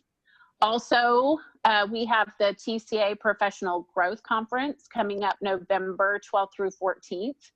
That's going to be online. If anyone's interested in joining that online, then you can go to their website and see how to do that. Ken and I are going to be representing, I won't officially be probably representing the board at that point, but we'll be there presenting virtually on rule changes, on BHEC, on board issues. And then the TMFT annual conference is coming up March 4th through 6th, I think in Austin, maybe virtual, maybe hybrid, who knows what's going to happen by March, but that's going to be Lisa and Ken presenting there with that group of stakeholders. So Mike, I think we're leaving them in good hands. I know we're leaving them in good hands. We're leaving them in strong, good, capable hands. We have accomplished really good things, y'all, together. I'm proud. I'm proud of you. I'm proud of the work that we've done with each one of you and with board members before over the past 12 years and even before that. And I'm so grateful that I was able to be a part of it and entrusted to do important work with all of you. I'm confident that you're going to continue in regulatory excellence as you continue to work towards protecting the public. It has been a joy and an honor to serve with you, and I'm excited to watch this board and to watch BHEC continue to succeed in the future. I am going to be cheering you on. I'm excited to watch you thrive, and I will be cheering you on. So that is the end of my report. George, did you have anything that you wanted to add on BHEC as our BHEC rep? No, I think you said everything perfectly. I think the main thing that we'll have to focus on at the next meeting is the customer service level that we're providing. Other than that, you captured everything. Thank you. Okay. We've covered item, well, before I move on to 11, does anyone have any questions, anything you need to comment on about anything from item 10 from my report? You're going to be missed, Jennifer. Thank you. I'm going to miss y'all. Sarah, do you have a record of the kind things I said about Chairman Smotherland last time? Can we just repeat that? And, I have a recording of it. there you go. It's out there somewhere then. It still stands. I'll go back and listen. Yeah, I'll go back and listen. Thank you, Anthony. All right, item number 11 we covered earlier. Sarah, was there anything that has come up through the course of this meeting that you might want to add or that you feel like needs to be addressed? Not at this time. Okay, very good. So let's look at item number 12, discussion and possible action regarding future activities of the board. One of the things that we need to do here, is to review our calendar. And I think Sarah sent us some recommended dates, proposed meeting dates for fiscal year 21 and 22. It's hard to believe that I'm saying 21 and 22. So I'm gonna let you guys chime in on this. The only two things that I would recommend is you're looking at these dates. Of course, you have this big picture and we have to fit it now within that big picture. My concern about an early January date is I want to be realistic about who will actually come to an early January meeting right off of the holidays. I'm not saying don't do it, but if you commit to it and you set it there, then I want you guys to say, yeah, that's something that I can do and will work for us. Sometimes I know doing it, January 7th is kind of hard and we pushed it towards the end of the month. The other thing is in October, if you're meeting in Austin in October, you may need to have a little bit of flexibility related to other events that happen in October. We've always tried to look at the event calendars there to make sure that there would be a place for you to stay. So those are my thoughts as you guys, and I'm gonna let our vice chair kind of lead this part of the discussion about dates. For the board's Lisa, I'm sorry. Go ahead. Sorry to interrupt, but for the board's consideration, I'd also like to bring to your attention, I had proposed Friday, November 20th as a possible meeting. And I want to acknowledge Brenda and thank her for getting the proposed rules to the Texas Register. They'll be published, two sections will be published on October 23rd. And that means the public comment period won't end until November 23rd. So I would like to remove November 20th from your consideration. I looked up two other possibilities might be December 11th or December 18th, which runs into the beginning of the Christmas holiday season as opposed to the after January 1 holiday season. But I think if you pick December 11th or December 18th, you'd be able to review public comment for 3 sections of rules that are out there right now and be able to have those ready for the full council to review when they convene on January 12th. Thank you. I'm sorry. Thank you, Sarah. Finding these dates. Where are they listed? Item number 16. Number 16. I had it under announcements and upcoming events, but it also kind of fits under future priorities and activities. Still not seeing it? Guess I'm having all kinds of problems with. I thought I had fixed my. I'll go back to the one you sent me, Sarah, and see if that's it.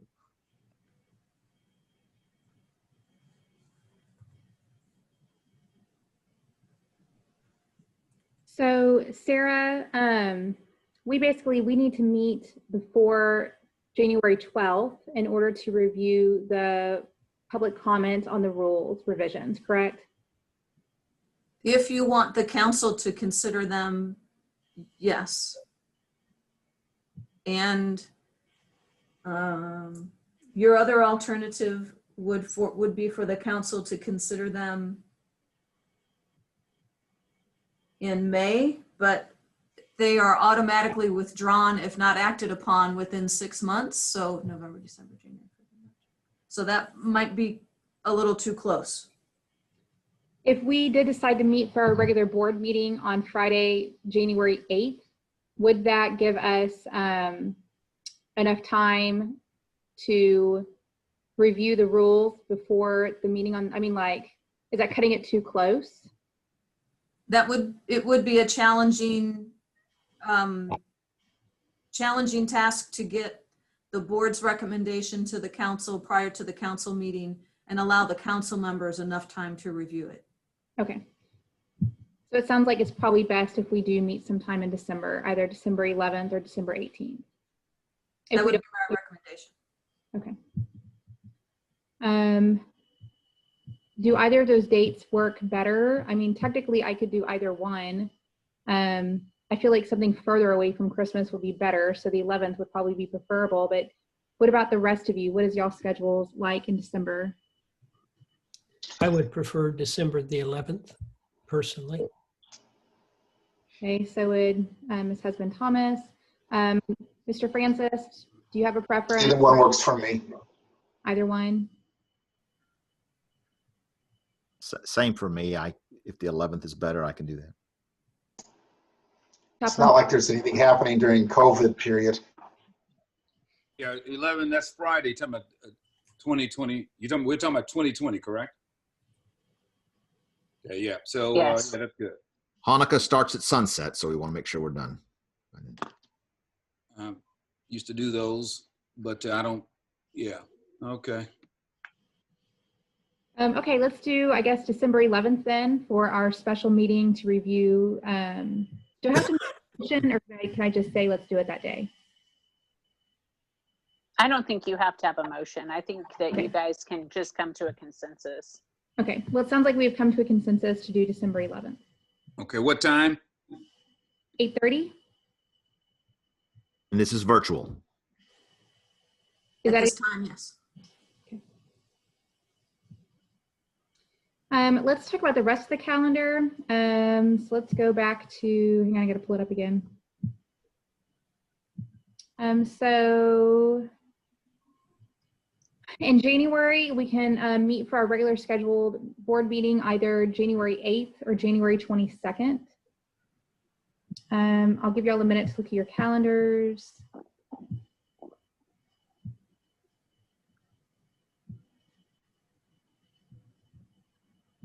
Honestly, the 8th would probably work better for me, but I'm open to either one.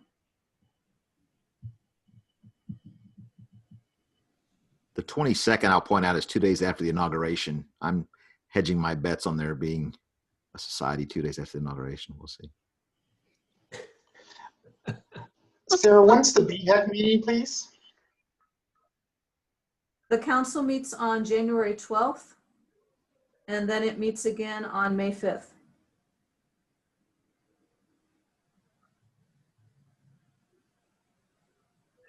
So would it be best for us to have had the meeting already taken place before we meet, or us meet before they meet? That's your decision on 8 versus 22. Well, you will have met on December 11th in order to prepare for the council's meeting on January 12th. So you don't have to meet on the 8th if you don't wish to.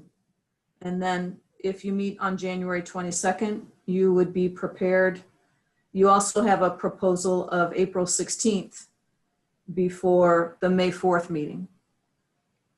I wonder if it, okay, so just a potential, is it possible that at the 12th meeting with BHEC, that they could kick some of those rules back to us? Like, would it be good for us to meet after they meet, so that way, if there's anything they kick back, we can address it? Or is that not really a possibility or a thing? It's certainly a possibility. And that's kind of the tricky part, is you want to meet in between the BHEC meetings so that you're, one, preparing things for the council to review and taking up tasks that the council has given to you. And it's just going to have to be a seesaw, one and then the other, and one and then the other. And also, everyone, this coming year. I think it's the 18th of January, excuse me, probably let me see, the 11th of January is legislative year. And good luck with hotels if the governor says, and we already heard Attorney Spink says we can return. And so this is a legislative year with the packed agenda that they're going to have to deal with. So we're going to be competing for hotels because we're no longer at our old place, as been indicated. We're going to our new place. So that's another consideration for meeting. So earlier may be better than later in January if we go back to in-person meeting. But the 22nd would give us the benefit of having already the BHIC already meeting, and that's probably sounds like that's the better use of our time. Mm-hmm. Did you have something to say, Patrick?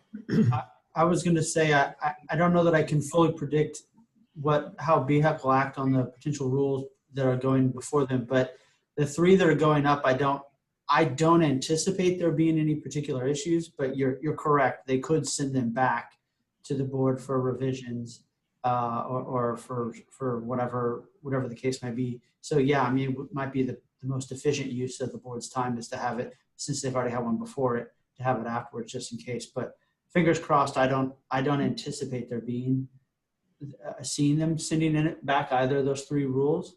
But especially one of them is a criminal history rule, which I'll let you know other boards are stealing your guys' homework and using that rule going forward. So, I mean, I would be surprised to see that be an issue, but who knows that it could come back. So that's true.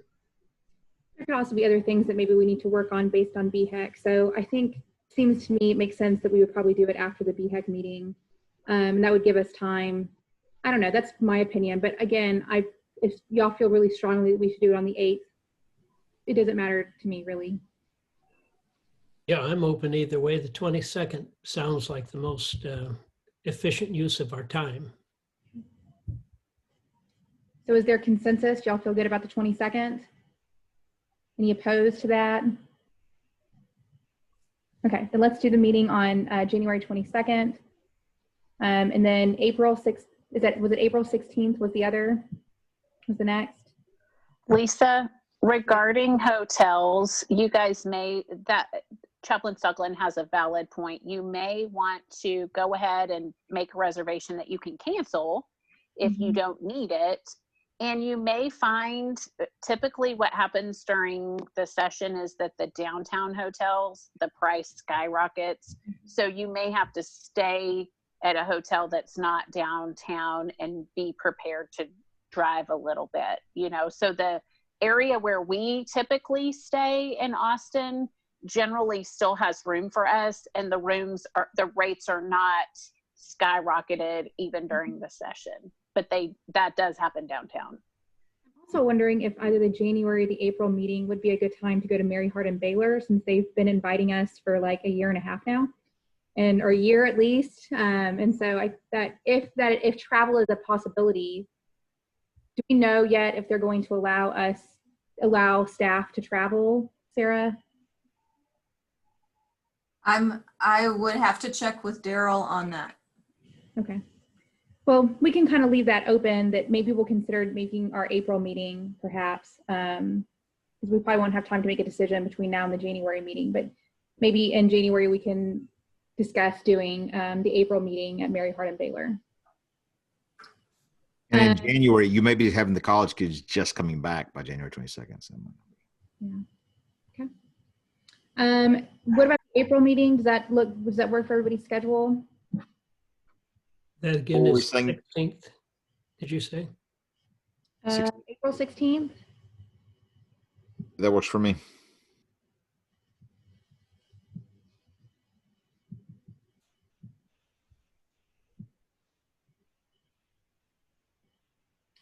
That works for me. So are we good for April 16th? Okay. And then the next date is in July. Hang on, I gotta pull that up.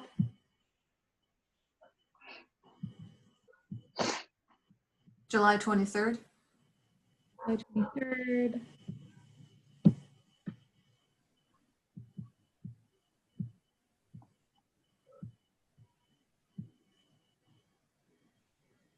That works for me. Does that work for everybody else? Yes. Okay. Lisa, will this just now be a one-day event?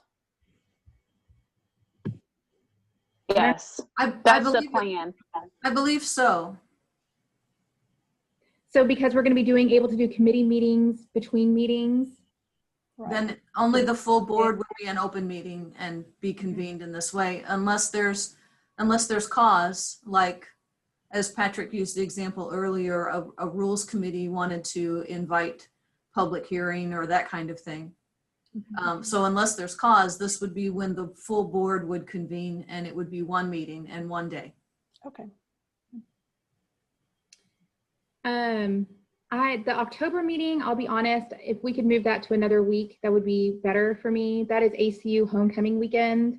And also my son and I are both hopefully testing for our black belts next October, and that's supposed to be that weekend also. And so it's like, it's just a bad weekend. I don't think there's a way that I can do a meeting in Austin, test for my black belt, and do homecoming all in the same weekend. So it'd be nice if we could move that either before or after. So I don't know if anybody has a preference in October of what weekend. So I picked that weekend because it kind of fits the pattern that the board has been in for the last few years. And that coincided with Austin events that generally fill up the hotels. But of course, right now, everyone has canceled their events for the foreseeable future. And I've not been able to find what events might be held in October of 2021. The week And Sarah, before, that includes the UT football game? that's always going to be a problem, yeah. If you want to stick to Fridays, the week before is the 8th and the week after is the 22nd. And I don't have any conflicts so far with the other boards. Would it be advisable to hold off until we have a clearer picture of what's going to be happening next October? Since that's technically into the next fiscal year, can we hold off making that decision, or do we need to make it today? No, you can table that next year if you prefer. What does everybody else think? I will turn 50 on October 20th next year, so you can decide if you want young Anthony or old Anthony at your meeting. Lisa, I would recommend that you guys go ahead and pick a date. And again, it might be one of those things where you can book out your hotel in advance and catch it before all of the events start to get on the calendar. Just making sure that you book a room that can be canceled. Okay. ACL will be over by the weekend of the 22nd. That won't be a competition if we want to look at the 22nd. Okay. Well, then let's, and I think, Evelyn also recommended the 22nd. So let's plan for October 22nd. Okay.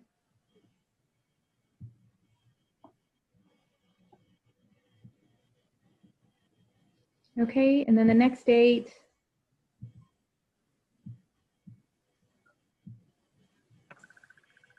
is January 7th.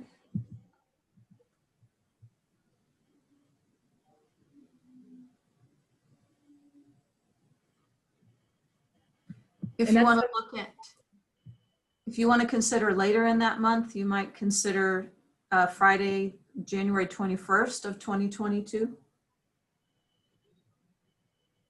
That is so far out that I think at this point I'm open to whatever.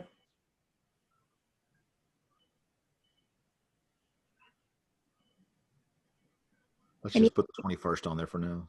Okay, then we'll do the 21st. Works for me.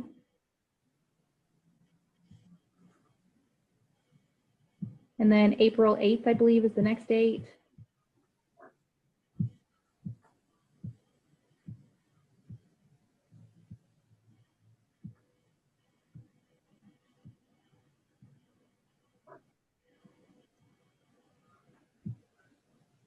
And I guess we can just stick with that for now. And July 22nd to finish that fiscal year. Yep. Let's just, yep, let's stick with those. Thank you. Welcome, thank you. Lisa, I'm sorry. What was the date between the June 7th? Oh, I'm sorry, the Jan 7th and the July meeting? In 2022, April 8th, I believe. Hang April on. 8th, thank you. Yes, April 8th of 2022. And I wrote down that you chose January 21st. Did I misunderstand? That is correct, January 21st. Thank you. January 21st.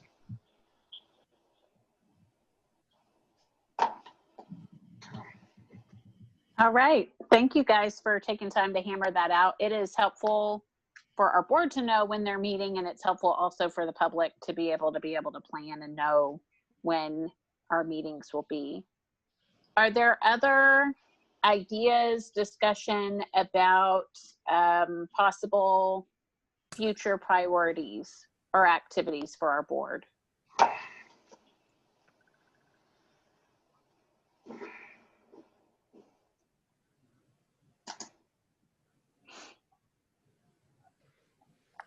I don't know that I have a future idea or priority, but I do kind of like, Jennifer, what you were saying earlier about,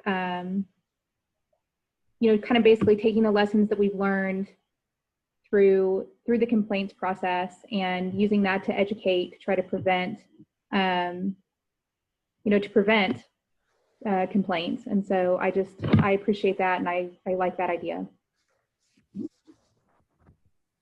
Thank you. I'd love to see you guys do that. I think that that's a great idea.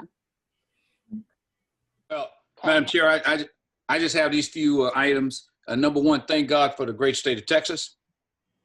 Number two, the military continues to deal with 22 killed. For those who may not be familiar, we have 22 military personnel from this war who are committing suicide. It was down to 20, and now it's back up to 22. The other is 10 November is the Marine Corps birthday, and 11 November is Veterans Day, since we won't be together until after that occurs. And this Thanksgiving, I want to wish everyone a happy Thanksgiving, but remember there are service members and DOD civilians who will not be home this Thanksgiving, nor Christmas, nor Hanukkah, nor any other holidays because of combat deployment responsibility. So just want to keep that in mind of those people who typically sacrifice so much and get recognized so little. Thank you. Thank you. Okay. Any other discussion about possible action or future priorities? All right. Our next item is going to be item number 13, public comment. Sarah, I don't want to push y'all through if you're ready for a break. Should we take a break now, or should we continue to push through? How are you guys doing? How much longer do you think we have? I don't know. How many people do we have in the public? We have 13 attendees. Okay. You want to take a 5-minute break? Let's do a 5-minute break so that we can get up, stretch, be attentive to the public comment, and come back. So it's at, let's come back at 2:55. Great. Let's see. 3, 4, 5. We've got 5, 6 of us here. Let's go ahead and call it back to order at 2:57. And we're going to be on item number 13, public comment. Public, thank you so much for hanging with us today. These one-day meetings where we get it all in are long, and we really appreciate that you're willing and able to be here. So we look forward to hearing from you. Sarah, you want to help us through public comment? So I'll just go over what was on the preamble to the agenda real quick. If you wish to provide public comment, please use the raise hand feature to indicate so. Those who raise a hand will be unmuted, and then will be allowed to give their public comment. Are you imposing a time frame? Probably, you know, keeping the comments somewhere between, you know, 3 and 5 minutes at the most. Okay, I'll note if 5 minutes is exceeded. After you've had the opportunity to provide public comment, staff will call upon and unmute those who have joined the meeting by telephone. So we'll go through those in that vein. Okay. So I'm calling on Pamela Bermender, and I've unmuted your phone. Please, Ms. Bermender, do you have public comment? Can you hear me? Yes. Yes, okay, we great. can. Hi, this is Pamela Bermender, LMFT and approved supervisor in Texas. As a licensee and representing the Christian Counselors of Texas Governmental Liaison Committee, I want to express appreciation for the board and the dedicated public service of each member of the board that works so diligently to ensure the legitimacy and governance of the MFT profession, which upholds and requires quality and ethical services to the citizens of the state of Texas. Thank you so much. Thank you. And that's the end of your comment? Yes, ma'am. Thank you.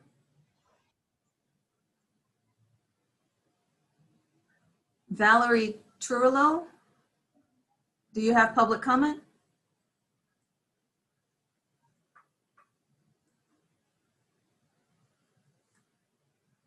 Valerie, I may have mispronounced your last name. That's fine. Can you hear me? Yes, now I can. Yes. Okay. Wonderful. I'm not. My name is Valerie Turiols. I work in the behavioral health industry. I'm not exactly sure if this is the right forum to air this concern, but I am having trouble finding someone to pay attention to what I feel is a very serious concern that does affect your board and the LMFT board. In my job, I'm very familiar with credentialing, and I've noticed something that I think a lot of people probably have not. And please excuse me if this issue is already being addressed by your board or the larger BHEC. But with the recent transition from license verifications being done on the HHS database to the BHEC database, there has been a change in the way that the original date of licensing is presented. The BHEC now shows the original date of license as the date of initial licensing at the LMFT associate level, even when it lists the title of LMFT, which is misleading to the public. For instance, if I was to try to find out how long my therapist has been licensed as an LMFT, fully licensed, with all the rights and privileges accompanying that, and I looked them up in the database, I would see the originating database, for example, the originating date, for example, August 31st, 2016, and think that they had 4 years of experience as a full LMFT, when in fact they had been under supervision for 3 or 3.5 years and may only have been an LMFT fully for 6 months, perhaps. I think that this is deceptive and misrepresents the experience level of therapists to the general public. The database previously did not show this way. When the database actually transitioned over to BHEC, it did not show it this way. At some point, it changed. I see this because I do license lookups on a daily basis, and I noticed this very quickly, and I think it's something that most people would not notice or even be aware of. But I think that it is a misrepresentation to the public of the level of experience of therapists, and that it could be just deceptive, and whether it's unintentional or not, I think that it's misrepresenting counselors' experience levels. I know it applies to both LMFTs and LPCs, and I believe also LCSWs. So I know it doesn't just affect your board, but I do think that you guys have a vested interest in it, and it's something that you should be aware of. Thank you. Thank you.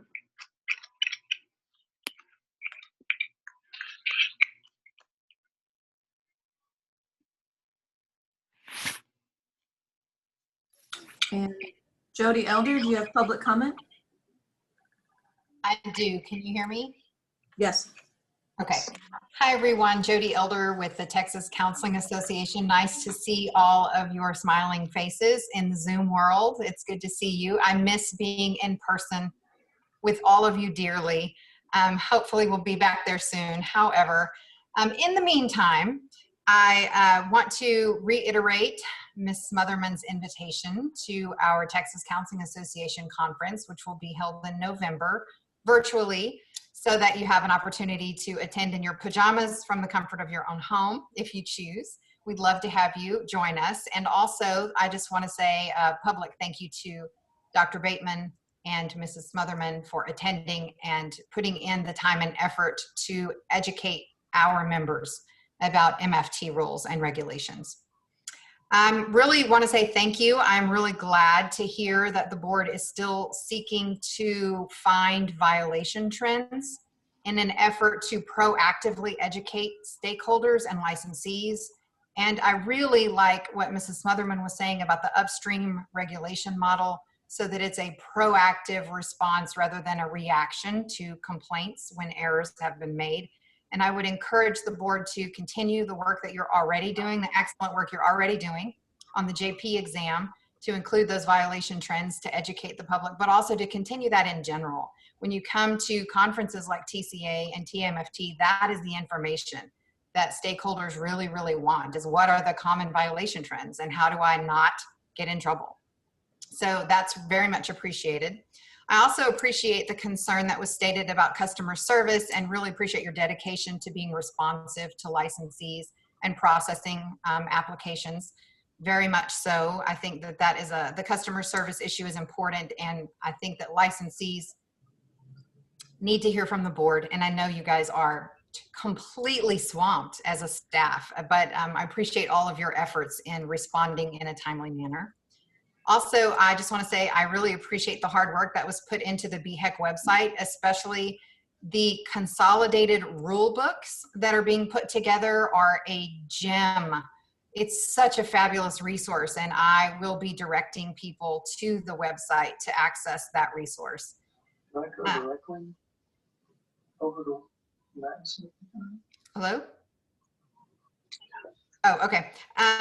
The other thing is I would echo the need for an online licensing process. I realize that that carries with it a hefty price tag, but as soon as that could be up and running, I think it would benefit licensees and the state of Texas, the great state of Texas, because we would have licensees hitting the ground running even sooner than having, and I think it would support staff and not have to track and trail so much paperwork. The other thing is I would like to express a little bit of concern about the ability for the individual committees to meet without a quorum, because while I understand the benefit that allows faster processing of complaints and applications, I am concerned about the lack of transparency. One of the things that I really have enjoyed over the years as the TCA liaison to this board for 8 years now is this board's absolute eagerness for stakeholder input and feedback, and the way I have always felt so valued. And while I understand the transition after sunset meant that a lot of that information was no longer publicly available because of PHI restriction, I also feel that there is still something to be learned from those processes that we take back to our stakeholders. And I'm concerned that that lack of transparency and lack of public comment consideration or stakeholder input could then create problems down the road that the board may or may not want to deal with. So there's one concern. The second one is I do request, I heard that you mentioned I believe, if I have it correct, that there's new active MFT rules that were adopted as of October 5th, and that there are MFT rules that will be open for public comment very soon. And I have not seen a notice come out over the listserv for people who have signed up for that, saying that the new rules are active. And I will say that I was lucky enough to participate in a supervision training where I did talk about the new rules that are coming down the pike for both LPC and LMFT.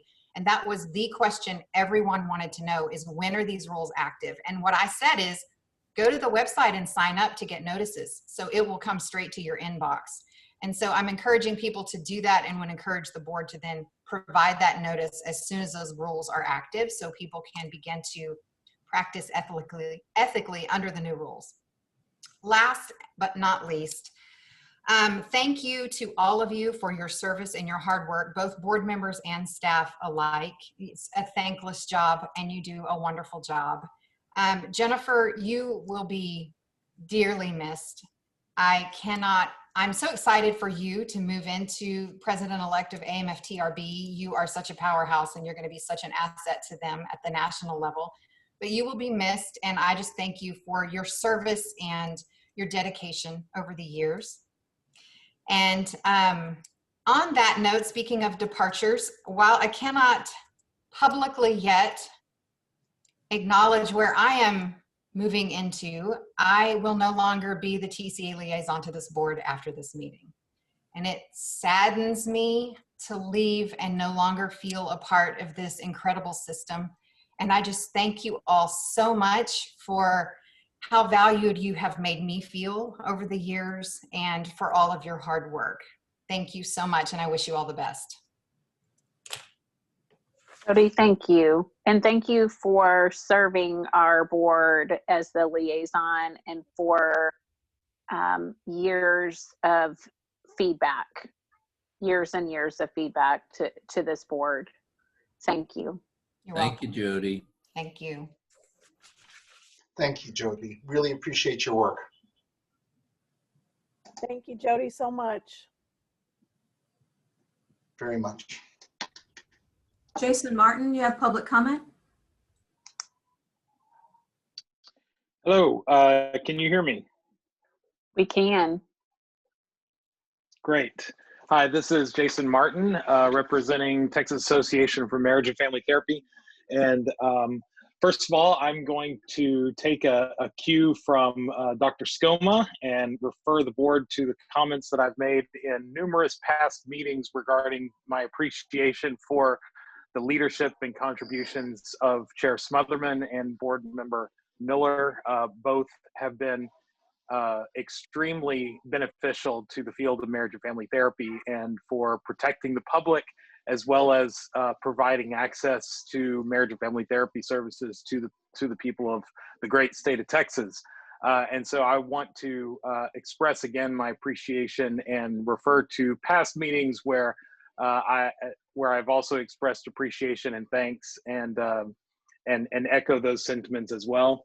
I also want to let the board know that I personally am going to miss interacting with Dr. Elder at our meetings. She's been a big resource to me as well, and so I wish her the best in the future, and I'm going to miss interacting with her. I too want to echo the concern already expressed about holding committee meetings without notice to and participation from the public. The possible exceptions regarding rules committees is good to hear, but I think that this somewhat undervalues the benefit of the public being able to witness the processes and deliberations of the committees, not only the outcomes. The outcomes, I understand, may be reported in full board meetings and considered by the full board, and we would have an opportunity to understand it there. But the actual process of deliberation and understanding how certain decisions are arrived at, while maybe I don't know that that's legally required, but as a member of the public and as a member of the clinical profession and a licensee, it's extremely helpful to be able to bear witness to those deliberations and take back to the people that we represent, sort of the thinking behind some of the rules and some of the decisions that are made, either with regards to rules or ethical decisions or licensing decisions.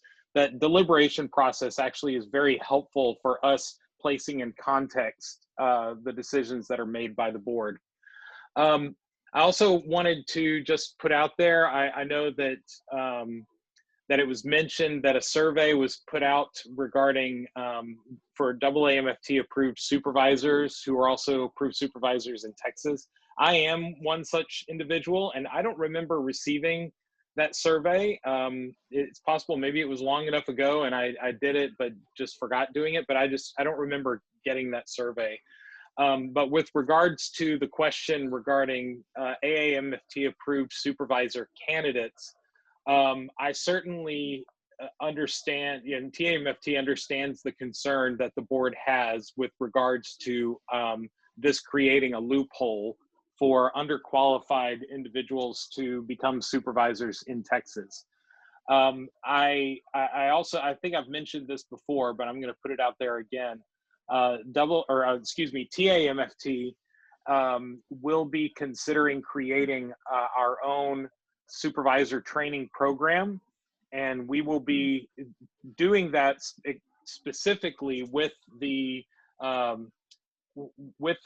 Texas Board of Examiners of Marriage and Family Therapists rules regarding supervision and qualifications to be a supervisor as a primary driving criteria for what that program will look like. I don't have anything to announce in terms of when that will be rolling out, and I understand we're not even necessarily looking for an endorsement from the board, but that is a loophole that we that in your deliberations somewhat brought to our attention, and we're looking for a way to address that ourselves as a professional community. And so hopefully that we will have something that is driven by the Texas rules for supervision that will meet, you know, those standards, and that we can offer for our, not only for our members, but any licensed marriage and family therapist in Texas who would like to become a supervisor. A few upcoming events that I want to just make sure you're all aware of. As Chair Smotherman already mentioned, our annual conference, the TAMFT annual conference, is scheduled March 4th through the 6th. Currently, it is still scheduled to take place in Austin. However, I would not bother booking a room. I'm almost certain that this conference will be shifted online. That is not official. We have not made an official decision about that, but it is highly unlikely that that will end up taking place in person. We have a really good online conference setup that I'm really excited about. I think we'll be rolling it out for that conference. Also, in late May or early June, we're going to have an all online student conference, and I do wish to invite the board at some point. We don't have a specific date, but we would like to have a representative of the board that could speak to students specifically about licensing and the steps to achieve license. A more specific invitation will come at a later date, but I just wanted to put that on the record that we will have a one-day online student conference in late May or early June, and we love the board's participation. Thank you very much. Thank you, Jason.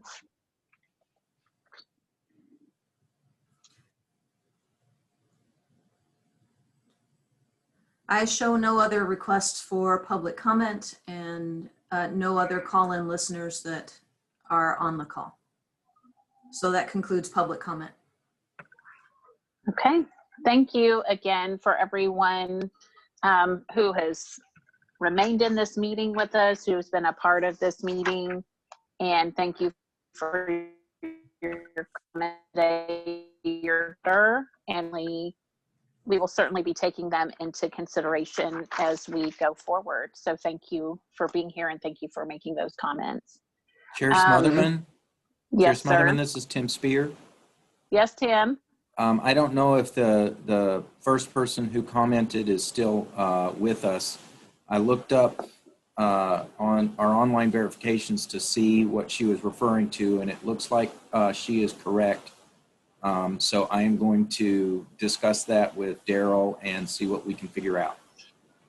Excellent. Tim, thank you for doing that. I had on my note to follow up with Daryl, and you are already ahead of that. So thank you so much. I've got screenshots and stuff ready, so I will talk to him and our IT folks and see what we can get figured out. I don't know from a policy standpoint, I doubt that that was the intent. I agree. I don't think that there was an intent to be misleading or misrepresenting in any way. And I'm glad that it was pointed out and we're able to go back and take a look at it. So Tim, thank you so much. Sure. All right.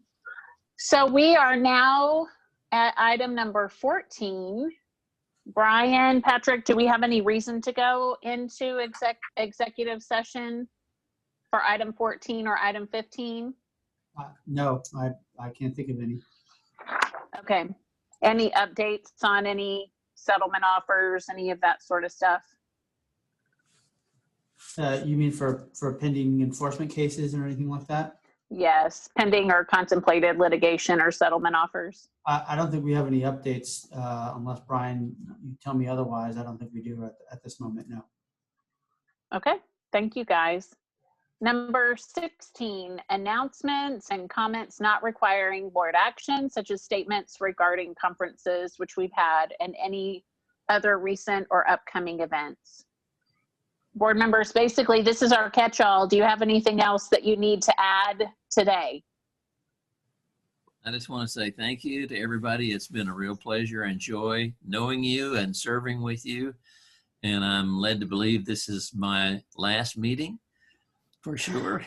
And I will treasure my hammer that Jennifer got me last year. It'll be a good reminder of all the wonderful years I got to serve and learn about the wonderful ministry of marriage and family therapists. So love all you guys. Have a great life and a wonderful Christmas holiday, and be sure to vote. Mike, I want to express appreciation. You know, you were a big help to me when I first came on this board, and kind of took me under your wing, told me some things to do and to watch out for. I really appreciate it. I'll miss you. Well, thank you. I miss you too. The same, Michael. Clearly, when I came on this board, you surely got me aligned and what was right and what was not right. So thank you. You're welcome. I don't know if think about you with your hat on and carrying your hammer. Probably everyone on this board has received that welcome letter from you. That's something that Mike put into practice a long time ago and has worked on a welcome letter for new board members, and then has really made it, taken it on as his own responsibility and joy to bring each new board member in. And Mike, that has been an amazing thing. And you have impacted every single one of us through that process. So thank you for doing that. Well, you're welcome. That does go back quite a ways, because that was before Michael Pohl was the chairman. I know, back when Sandra was, I think. Yeah, Sandra, I think, was the one that encouraged me to do it. So yes. So anyway. I hope someone else will carry that torch. You cannot have Mike's hammer, but I hope that you'll carry the torch in being the welcome bearer and bringing on the new board members as they come onto the board. Well, Mike Miller, I appreciate it, because you welcome the chaplain sergeant on the board and the cowboy hat, and I'll hopefully these attorneys will echo what you and I used to say, the great state of Texas. I'm hoping that they will start saying that. If not, I will let you know, and maybe you can call them, but hopefully we'll echo that. And even our public commenters were saying the great state of Texas. So thank you, Mike Miller. Yeah. We'll let you know how things go when people say or fail to say the great state of Texas. Amen. Amen. Well, Mike, did you copyright that letter? I don't want to cross an attorney, but no, there's no copyright on that. Hey, please also thank you for your service, and please give your wife my greetings. I always enjoyed visiting with her in the break room while waiting for quorum to break. So okay, it's always good to see her. Yeah. I want to say one more time to Sarah, thank you so much You have been the best executive director we've ever had by far.